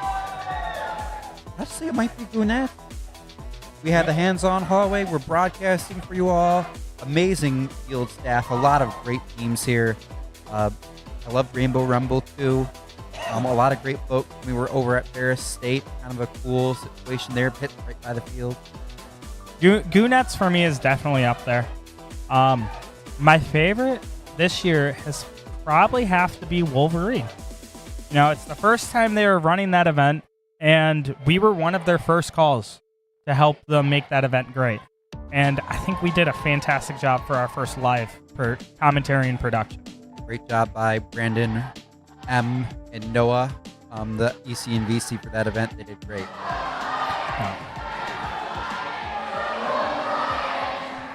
As we see someone try and sneak through. Lights out and away we go as 7211 scores that coral and gets a quick algae into that processor as they've done all playoffs. They make it 2. Meanwhile, in the Red Alliance, we have the Laker Dreadnoughts scoring 3 out of the 4 they're known for as time expires on these heroes.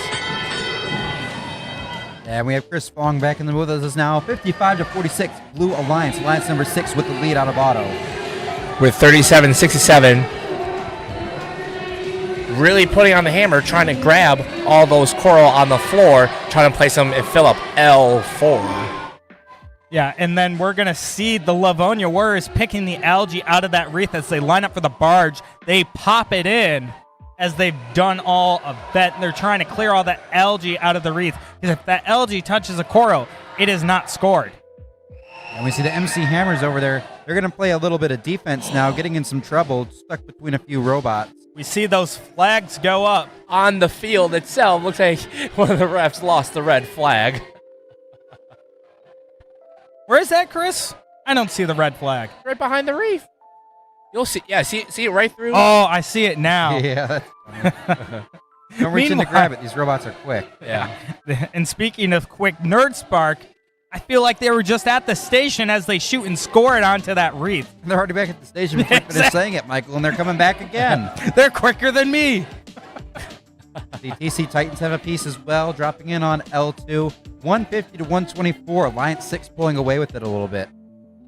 Yeah, looking over at the Red Alliance, the Laker Dreadnoughts are looking to fill the last couple coral in that wreath. We talked about them all day. They're an L3, L2 monster. Meanwhile, the Livonia Warriors score the L4. They're going to complete that top level. Just a few left to go. But it looks like on the blue, oh, they're back in it. Nerd Spark had a bit of a moment there where they were thinking about what to do. They know what they do. They got to score that coral. And Michael, I'm looking at the red side of the field. That reef is very, I don't think it's full. I see a few open pegs, but it's really close. And we got some algae on that red side too. I wonder, I think that live score is, we might see some changes here. I'm not sure if this is 100% accurate. Very close between these two alliances as we got all 3 on the red side. Oh, baby, a triple from the Red Alliance. All 3 red bots are in the air.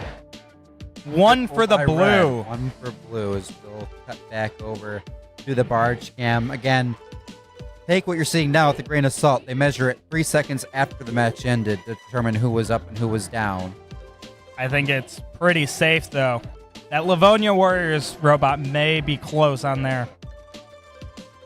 And then if they're touching, if Livonia Warriors are on the ground and they touch the Laker Dreadnoughts there, their climb also counts as a part. We'll wait to see what our refs saw it seconds after. Oh, snap. We just lost our chat. Oh.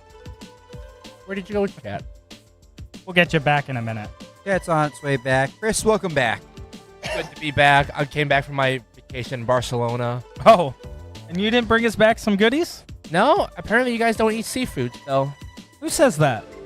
I like a good salmon, a good codfish. You like lobster?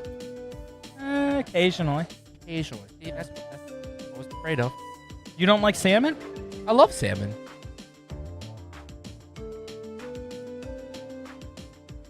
You want to move the camera? Oh. Oh. Sorry about that. A little miscommunication between us. It's okay, though, as we get our chat going back. Welcome back, chat. Yeah, lots of chaos right now. Appreciate producer Owen doing a lot of heavy getting us lifting. all back in frame, you know. Remember ourselves 1, 2, 3 with a specific purpose for a reason. Filling the camera frame. I'm going to pause you for a minute as we go down for our scores.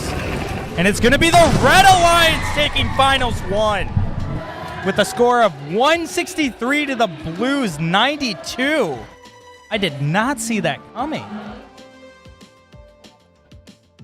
Yeah, I didn't either, Michael. I know we've had some bugs with our software in playoff before. I wonder if that might be what's up here.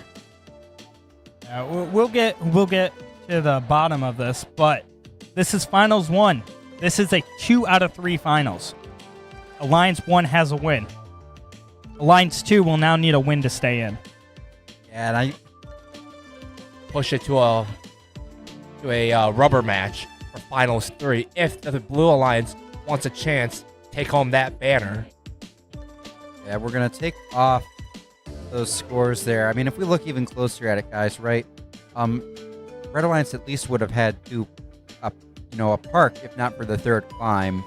And there was no algae on the blue side of the field. That was all red, and it was more than just 2. So these aren't the scores for this match, but it was a Red Alliance win. That we do know for sure. So we're going to try to figure that out. Michael or Owen is on it, I believe.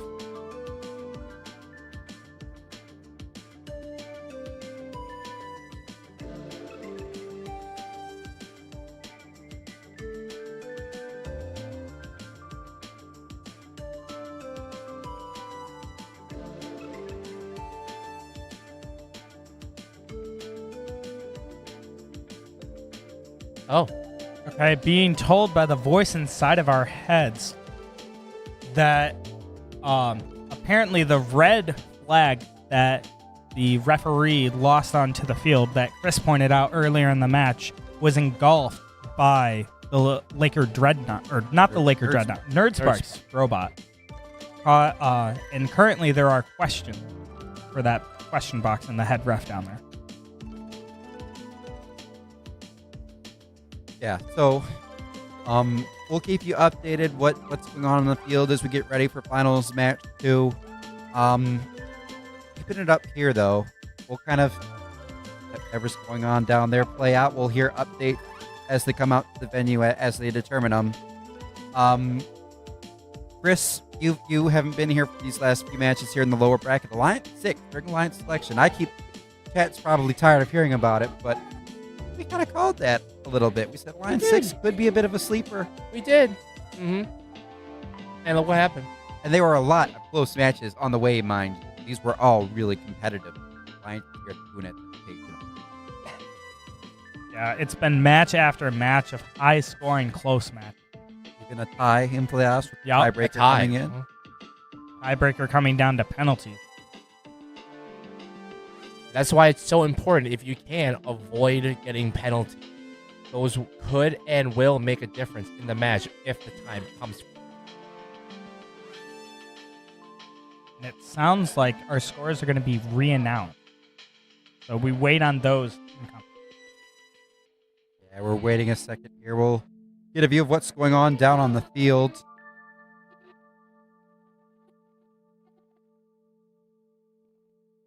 As we see, that's Nerdspark's robot.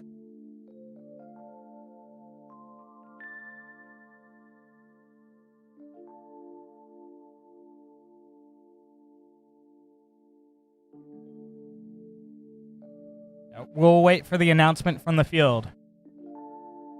Yeah, so we see going on the field. We have Red Alliance, a couple of bots already kind of staging up the Finals 2. A lot of these robots, you know, they've gone an entire season and countless off seasons. A lot of them are just bulletproof at this time, where they could just leave their robot on the field and change the battery, right? They don't need to do much maintenance to a lot of these robots here. As we do see, the Red Alliance is taking that robot off the field. Maybe for some last-minute maintenance, last-minute button.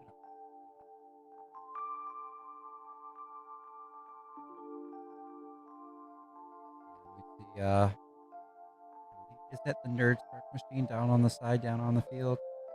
I believe they are still on the field, on that blue Alliance. The Nerds. This is more so just trying to clean out their module there, their wheel. Okay, so we do have final scores here. It is going to be 205 to 179 in favor of your number 1 alliance. So the win does not change. is still the number 1 alliance, and blue needs a win to stay in.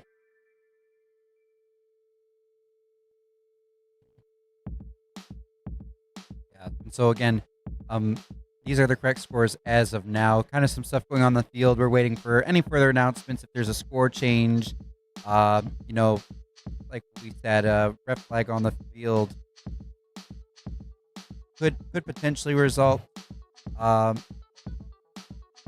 in other situations that we're just kind of going to leave it to the FDA and head referee to figure out what our next steps are. So keeping it up here, Chris, Michael, got some time to fill. What are we wanting to chat about? How about just like in general, like all things fall, like fall activities, fall food, things to look forward to into the fall. I gotta say, so I had those of you who are on us early this morning. I'm not a morning person. I had some Timmies up here with me, and what they have every fall is they have a pumpkin donut. It is a pumpkin spice donut. You know, it is so good. Tim Hortons one. I love that donut. Wow. Wow. Did you look at that? Of all things in the fall, that Timmy Hortons pumpkin donut. You're big. Michael, are you a Pepsi man? Yeah, thank you, Alex. I am a Pepsi man. Oh, you're outing our viewers. I am outing you. Wow. Chris, what you Hey, look for? I have to tell you guys, they went to Shoe Burgers without us. Schubert. Remember that Place in, really that we never get to get to when we go to in Ferris? Ferris? The really good burger place? Yeah. Okay. He sent me a photo of the restaurant the other day. So I am outing you. Oh, we go on our college tour. All right. We'll go. Yeah. We'll schedule it around the hours they're open. We can make our stop Yeah. at Ferris. Chris, what do you look forward to in the fall? Food activities? Yeah, I mean, of course, the food, just like the good old, turkey and turkey leg, stuffing. So you're just thinking Thanksgiving. Well, not just Thanksgiving. Not only the food on Thanksgiving, but the Thanksgiving game. See, this year we've got the Packers. Revenge tour. Being selling, and this game is going to be back at Ford Field. Ooh, home game too. Home game. Home field advantage. Absolutely. No. I'm glad I didn't answer yet because, Chris, you inspired my answer now. Best part about fall? Football. Bell football, college football, FCS football, Division II college football. High school football is kind of, but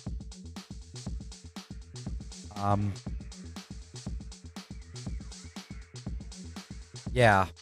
Cider malls, I think, also kind of nice. Ooh. I'm not a big apple cider? Big apple cider guy, but the donuts are okay. Fresh They're a bit cider. overhyped, though, if I'm going to be honest. The whole cider mill experience. Fresh cider donuts and apple cider. It's so good.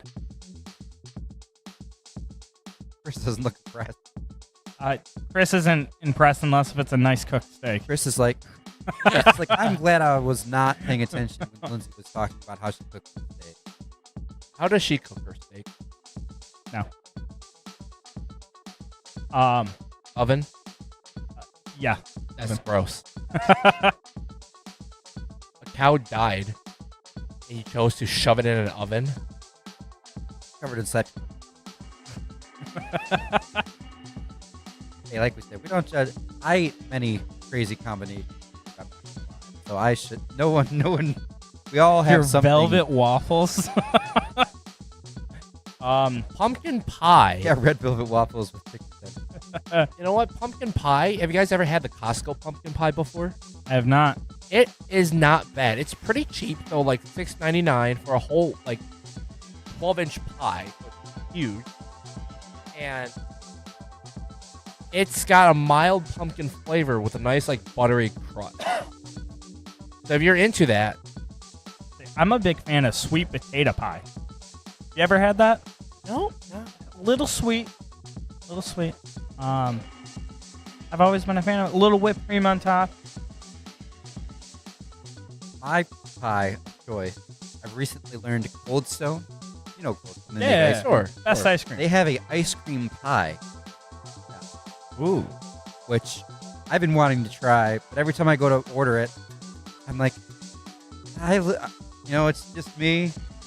There's no one else to eat this pie. I'm like, I can't be eating this pie. Too much. Save it for later. Yeah, but even if I eat it for a whole week, that's a whole pie I've eaten all week. That's too much. Little sweet every night doesn't hurt anybody. Yeah. After you eat your broccoli and be like, ooh, Yeah. Eat your vegetables. Well, vegetables are good. So, of course, all right. Next topic. What do we think of the league going I think it can look very cool. I prefer winter. So, if you've ever, because I used to take a lot of photos, so when I was on campus, everything was snowfall, and you see the trees, right? Leaves are gone. It's just the brown with icicles coming off and stuff. It looks so cool. Makes for some great photos. That's a rant. That's not fall related, but I actually have a rant on this. So on the occasion, on the occasion that I golf in the fall, all the leaves get on to the fairway and the green, and when you hit your golf ball, you can't find where your ball is. Like it's hidden by all the leaves. oh, you're gonna get Ian a little angry there about that Tigers game. Yeah. Didn't you stay up for the Tigers game? So I'm a big Tigers fan. For those of you who don't have any idea, in case you're just tuning in, not a fan of the Pit Podcast, we have Chris Fong, Michael Stapula, Ian Barber here with you, all mentors, volunteers, now part of this podcast, broadcasting for you all. Filling some time while we wait for any update about the status of Finals Match 1 and Finals Match 2 here at the Goonettes Invitational. Thoughts on the Tigers game? I attended Game 3 at Comerica Park. It was pretty ugly, and then I stayed up watching Game 5 on Friday night up until 1:30, and I mean, there's not much to say about the whole series with the Mariners for the Tigers. They had runners on base. They did not capitalize. It wasn't anything one bat was going to fix. It wasn't anything one more pitcher was going to fix. When you have your 3, 4, 5 hitters, you have only Kerry Carpenter in your lineup with a hit through 12 innings, or there's like one hit not by that one player. I mean, you need to be able to string it together. You need more production across the board. Way too much swing and miss the whole playoff.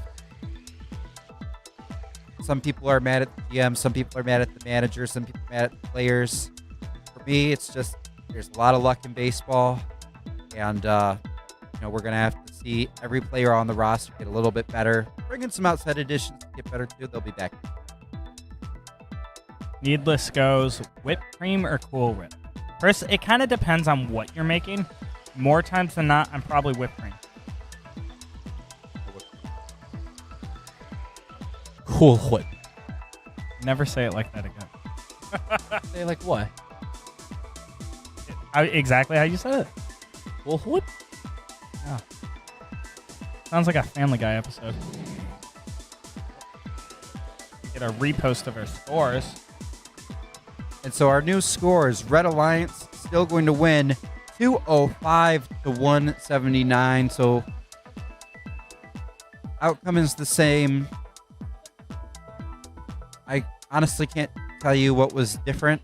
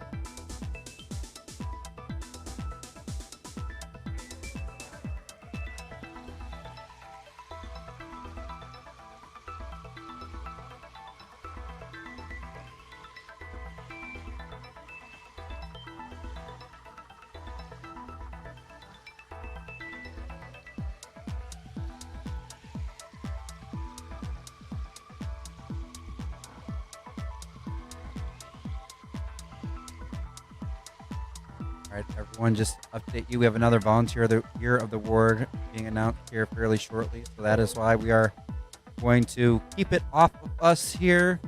Stay tuned. Finals Match 2 and another Volunteer Year of Award coming up in a sec.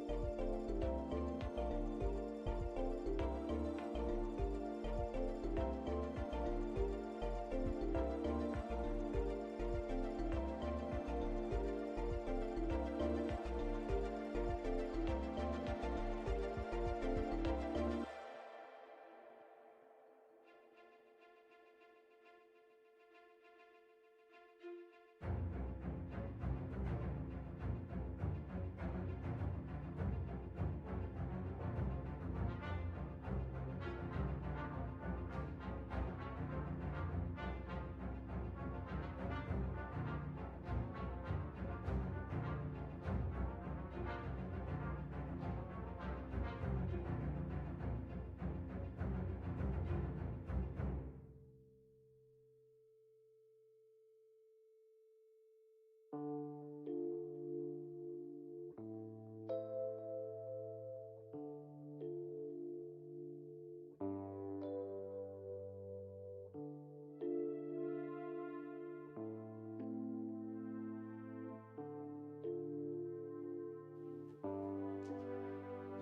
now it is my distinct honor to present our very last award before the finalists and winners awards. This is our second Volunteer of the Year award. And just a reminder to the volunteers that win this award, you guys were nominated by other volunteers from the Goonettes Invitational. In First Robotics, we celebrate the values that make our communities strong, our core values. But tonight, we also recognize something even deeper: the fairness, humility, positivity, and respect that defines what it truly means to be a First Robotics volunteer. This volunteer has embodied all of these values and more since learning them as a student and since 2015, because she's been volunteering for nearly a decade. She's been the voice and the energy of the Goonettes Invitational, keeping the excitement high and teams inspired and the spirit of First shining bright at our events. She brings creativity and heart to every match, award, and every announcement, turning each event into something unforgettable. Her impact reaches far and beyond the microphone. Through fairness, they make sure that every team feels celebrated. And through humility, they remind us that this program isn't about the spotlight, it's about shining that light on others.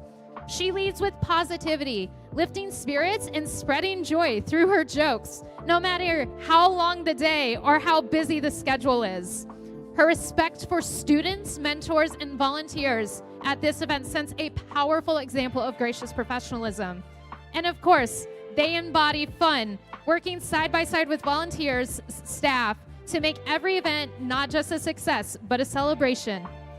Because of her dedication and warmth, she has helped shape the very culture of the Goonettes Invitational and around First in Michigan, one filled with laughter and lasting inspiration. She has inspired many students to volunteer, but has been a leading change for women in volunteering in First. And as a personal note for me, when I was a student, she was the only woman voice I heard at competitions, and she inspired me to volunteer. And look at the change she has since then. Please welcome and joining and celebrating our second 2025 Goonettes Invitational Volunteer of the Year, Sydney Grew.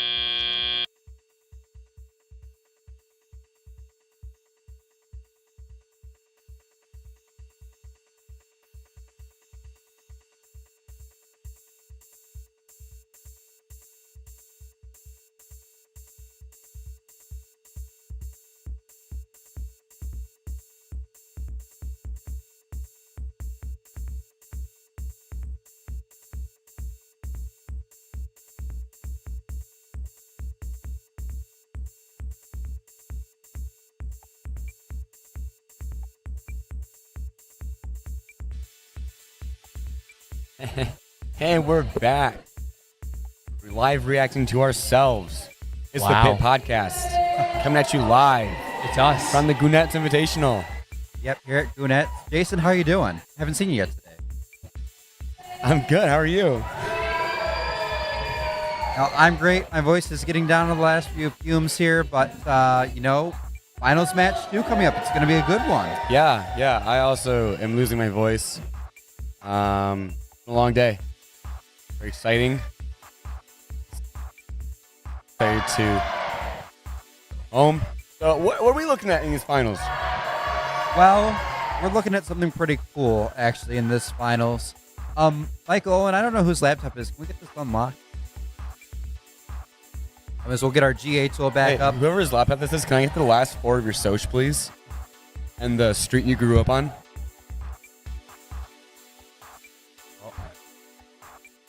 Wonderful. Beautiful. So. What we got, Jason? This is it, right? Catching you up. Yep. So we have Alliance 1 in the red bumpers, Alliance 6 in the blue. Alliance 1 won that first match by 30 points on the strength of their double climb. Or triple climb, actually. Triple it was a climb, triple yeah. climb for Alliance number 1. I think it's the first time they've done that all playoffs. So what was maybe something to keep an eye on in this next match. Can they repeat that? Because that definitely is what set them apart in the final score. Probably kind of got away with only 1 or 2 climbs. They did have a little lead, but the end game is going to be important in this finals too. I'm sure of that.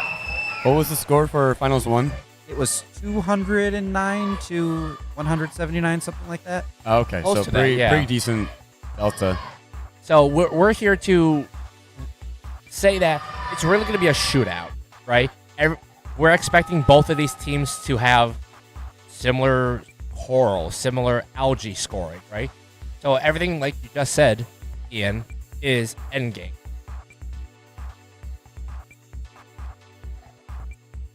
Right, and I think we are about to get this match started.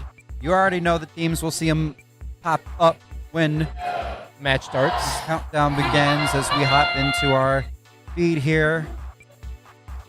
Right off the bat, 7211 barely places a coral on the L3 and goes 1-2 LG into the co-op hole and then parks in front of the barge.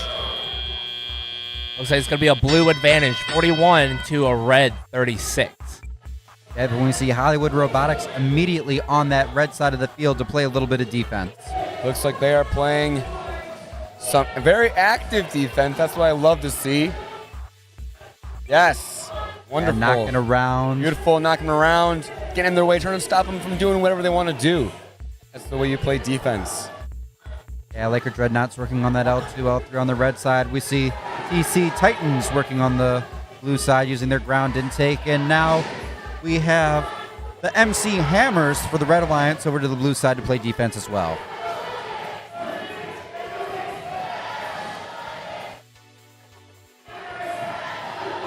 Looks like 72-11. They're coming back to play quote-unquote offensive defense. Either that or might be trying to get a game piece in their robot there. We'll have to see. Some...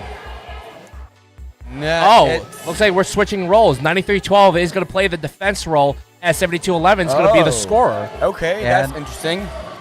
That might mean there's something wrong with that Nerd Spark machine. Did it look like they had anything wrong with them? So 126 to 77. Again, Red Alliance won Finals 1, so if they win again here, they will lock up the victory at this 2025 edition of the Goonettes Invitational. Unfortunately for the Blue Alliance, the Red has a pretty strong lead. The Blue Alliance going to need everything they can get to come back, but 76-56 is stuck on an algae on the blue side of the field. They could be out for the match unless the Blue Alliance is feeling charitable. They only have 30 seconds to match the red reef. And it's going to be a very difficult task to do so. As endgame approaches, we are going to see 28-32 Livonia Warriors, MC Hammers, going up for the climb, as well as Laker Dreadnoughts, Blue Alliance, looking to do the same.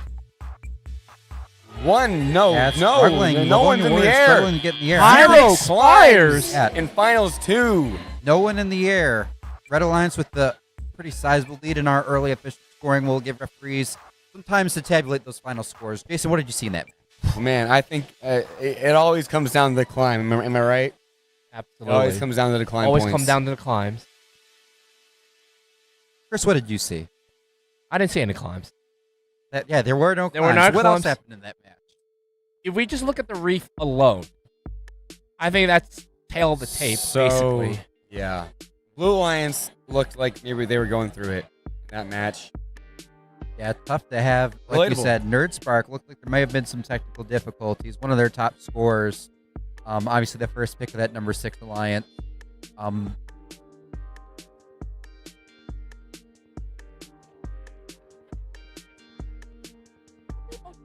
Whoa. For those of you following along, Brian Moorhead, esteemed guest on the Pit Podcast in the past, is here to help with Teardown. So Chris and Jason will get really excited about that. We got the scores coming up, too. Yep, I see a thumbs up from our head referee. We should see the scores in just a second. On their way. And we've got the Red Alliance taking home Goonettes. And that's it. And go ahead and ignore this score here, folks. Again, this is not accurate for this competition. We'll see the official actual scores come up here, 159 to 100. So huge round of applause to our champions, Alliance number 1 and Alliance number 6. Great job being our finalists here today.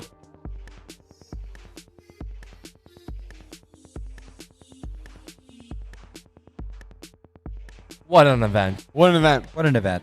So,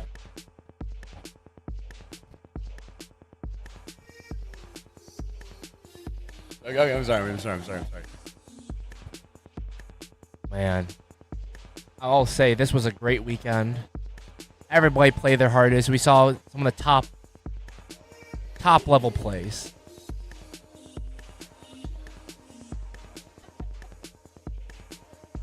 And my goodness. Yeah, we had the stats. We were talking about them all day yesterday, right? By top 24 EPA in the regular season. Most competitive offseason event in Michigan. Most competitive, 6th most competitive offseason in the world by top 8 EPA. Most competitive of any event in Michigan this year, period, including our state's division. A lot of really great robots, a lot of really great experiences here at the Goonettes. A lot of people new to Drive Team, new to First even, as we see some of these rookies joining their teams here early in the school year, now in mid-October, which is crazy to think about. Wow. What really amazing. Really amazing. So we're seeing these robots come off the field. I think we're going to throw it down to the field in a little bit to cover any final awards here. I believe there are orange or purple banners. Purple banners. So we'll see those purple banners distributed.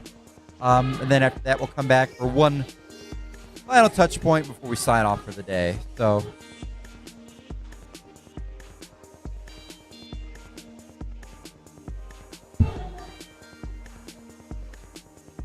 yeah, Jason, how'd your team do? You were with your team for a good chunk this weekend, right? How did that go? Not very well. You know what? Okay. They had fun and they learned a lot. That's all I care about. That is the most important thing. That is, after all, one of the core values of First. Fun.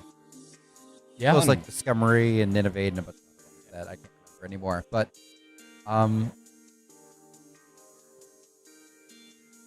yeah, we're seeing this field empty out. Stands emptying pretty quick too. Very few. Oh. We should really have worked on our commentary once the competition. Yeah. We're the Cleveland Browns. So, Browns to the how Super about them Bowl. Ducks? I was really sad to hear that they lost yesterday. The Ducks? Yeah. Yeah, Oregon Ducks. For those of you who aren't college football fans, Oregon Ducks took the loss to the underdog, the Indiana Hoosiers, in college football yesterday. 30-10, Indiana. The Undeserved. victory in Oregon. Undeserved. Autzen Stadium there. Jason, avid Ducks fan his entire life. Always been a huge Ducks fan. Hey, can you tell me why this is significant?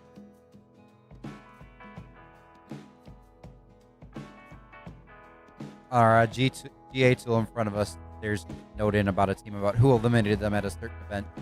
I'm guessing, Jason, some previous game announcer, both of these teams were at an event together and they wanted that note in there so they could bring it up if they face each other in the playoffs or something. Those are from the team's area. I understand now. Yeah, seeing this LG start to come off the field.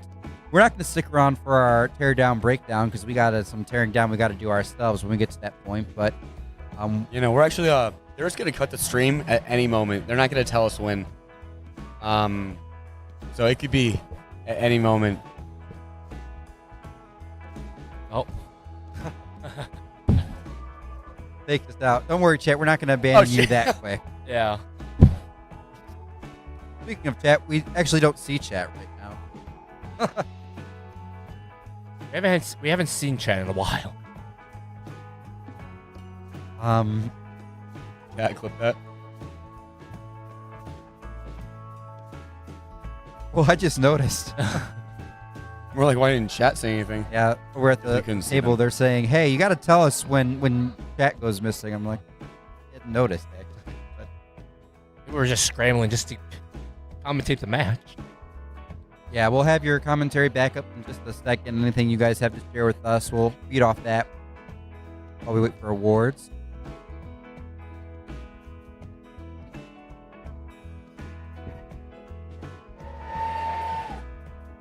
So how about that cage getting ripped off, Barge? Let's see. Can't wait for winner. 2832 just too good at Drew, Gavin. We hit 500 subs. I don't believe that. Can we check if we hit 500 subs? Editor Jack, great job this weekend, Pit Podcast Crew. Thank you, Editor Jack, for following along. Please do your homework. It's an honor to have you with us. 431. Close. No dice here. Yeah, false, no fake dice. news, false information.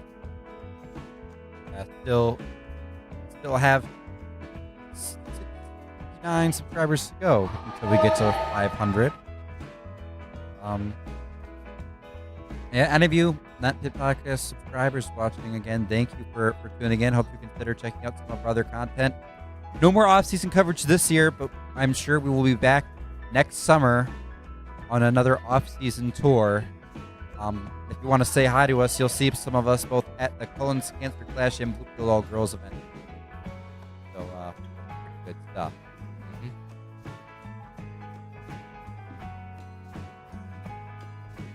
So what was your favorite moment of the day, Chris? Actually, no. What was your favorite moment of the day, Chris? My favorite moment of the day was when our beloved Lindsay Knapp won Volunteer of the Year. Absolutely. I agree. No notes. No notes. No notes. It was a pretty cool moment. Yeah. Great. For our group to see her recognized for that, it is very, very inspiring.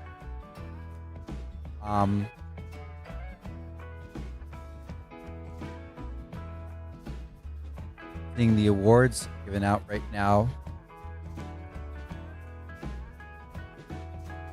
Yeah, we're going to cut to the audio on the field. Listen to these. I believe we're now on the winning awards being handed out, starting with the captains 28-32, California Warriors.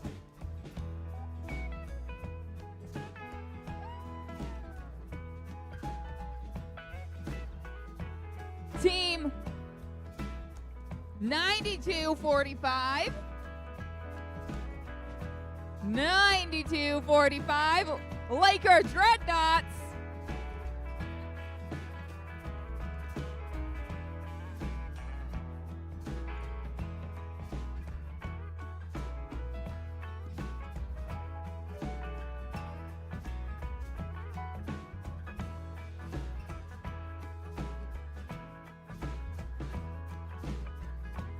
Team 75-98.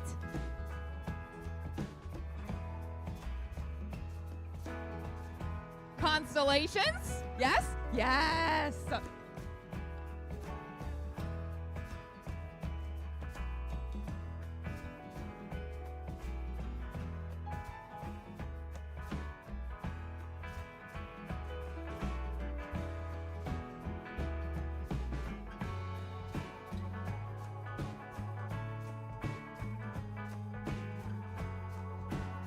And team 7656, MC Hammer.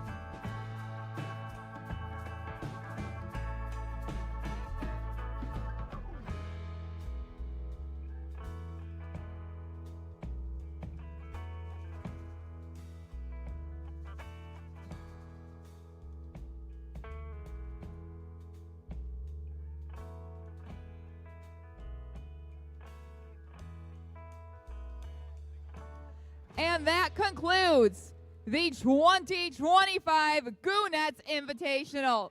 If you can stick around for Teardown, it would be greatly appreciated. Thank you all for an incredible weekend, and we'll see you next year.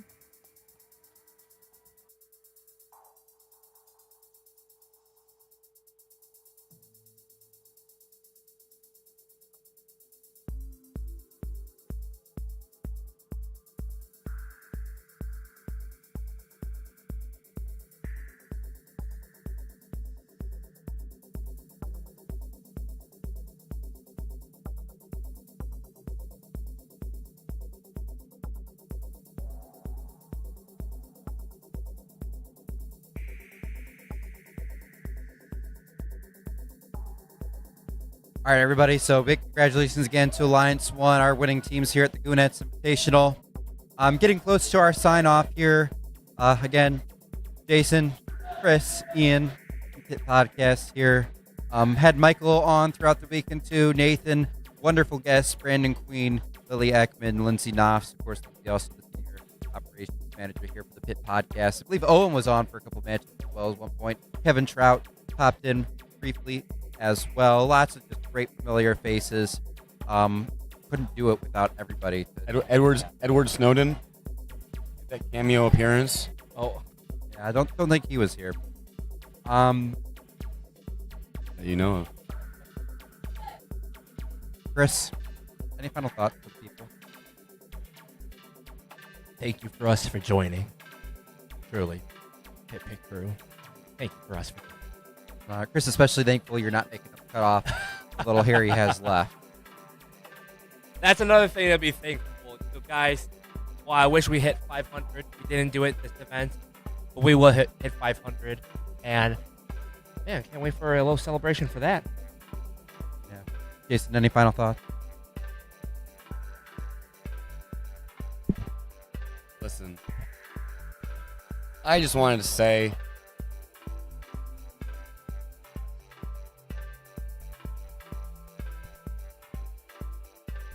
very inspiring, Jason. Wow. You don't get commentary like that anywhere else. That I can say assuredly. All right. I don't think we have anything else. Thank you again, everybody. Thank you for us for joining. We will see you at the next competition.